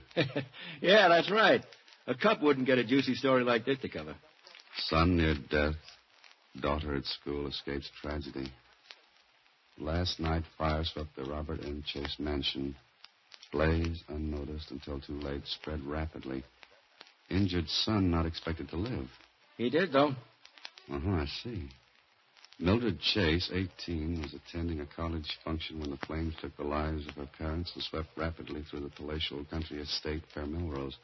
They were... Fair Melrose? Yeah, that was the name of the estate. Fair Melrose. Mac, the Chase girl, got anything on her? What paper didn't have? What do you mean? You know, too much dough, spoiled kid, wrong company. She ran smack into the gossip stuff almost every week. Know where she is now? Well, she dropped back after the fire. It kind of cooled her off. You've been a good girl ever since, is that it? Well, that's it. I tell you what, Dan, drop upstairs to see Mona in society. She can give you the dope. All right. Thanks, man. Say, you must come and visit my morgue sometime. I like this one. I only read about characters. I don't have to bump into them. But mine move around, Mac, and sometimes too fast.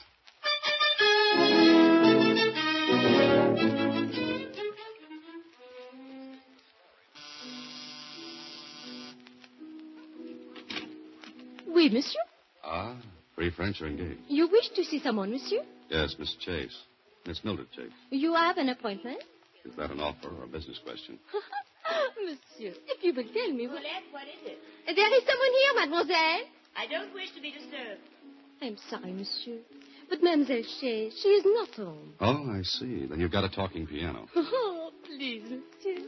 I cannot let you in. You are mademoiselle. Yes, I did.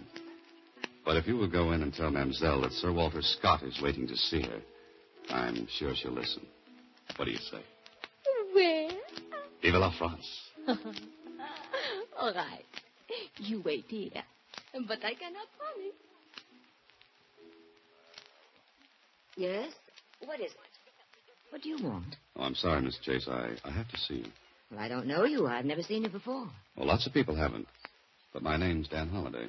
The name means nothing to me. It means everything to my mother. What do you want? I'm sorry, Miss Chase, bursting in like this. But I've come to see you about Fair Melrose. Who are you? Oh, I told you. Dan Holliday. Occupation, fiction writer. And are you writing now, Mr. Holliday? Maybe.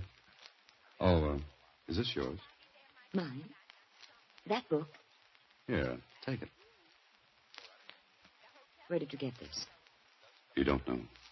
No. Where did you get it? But you do recognize it. Yes.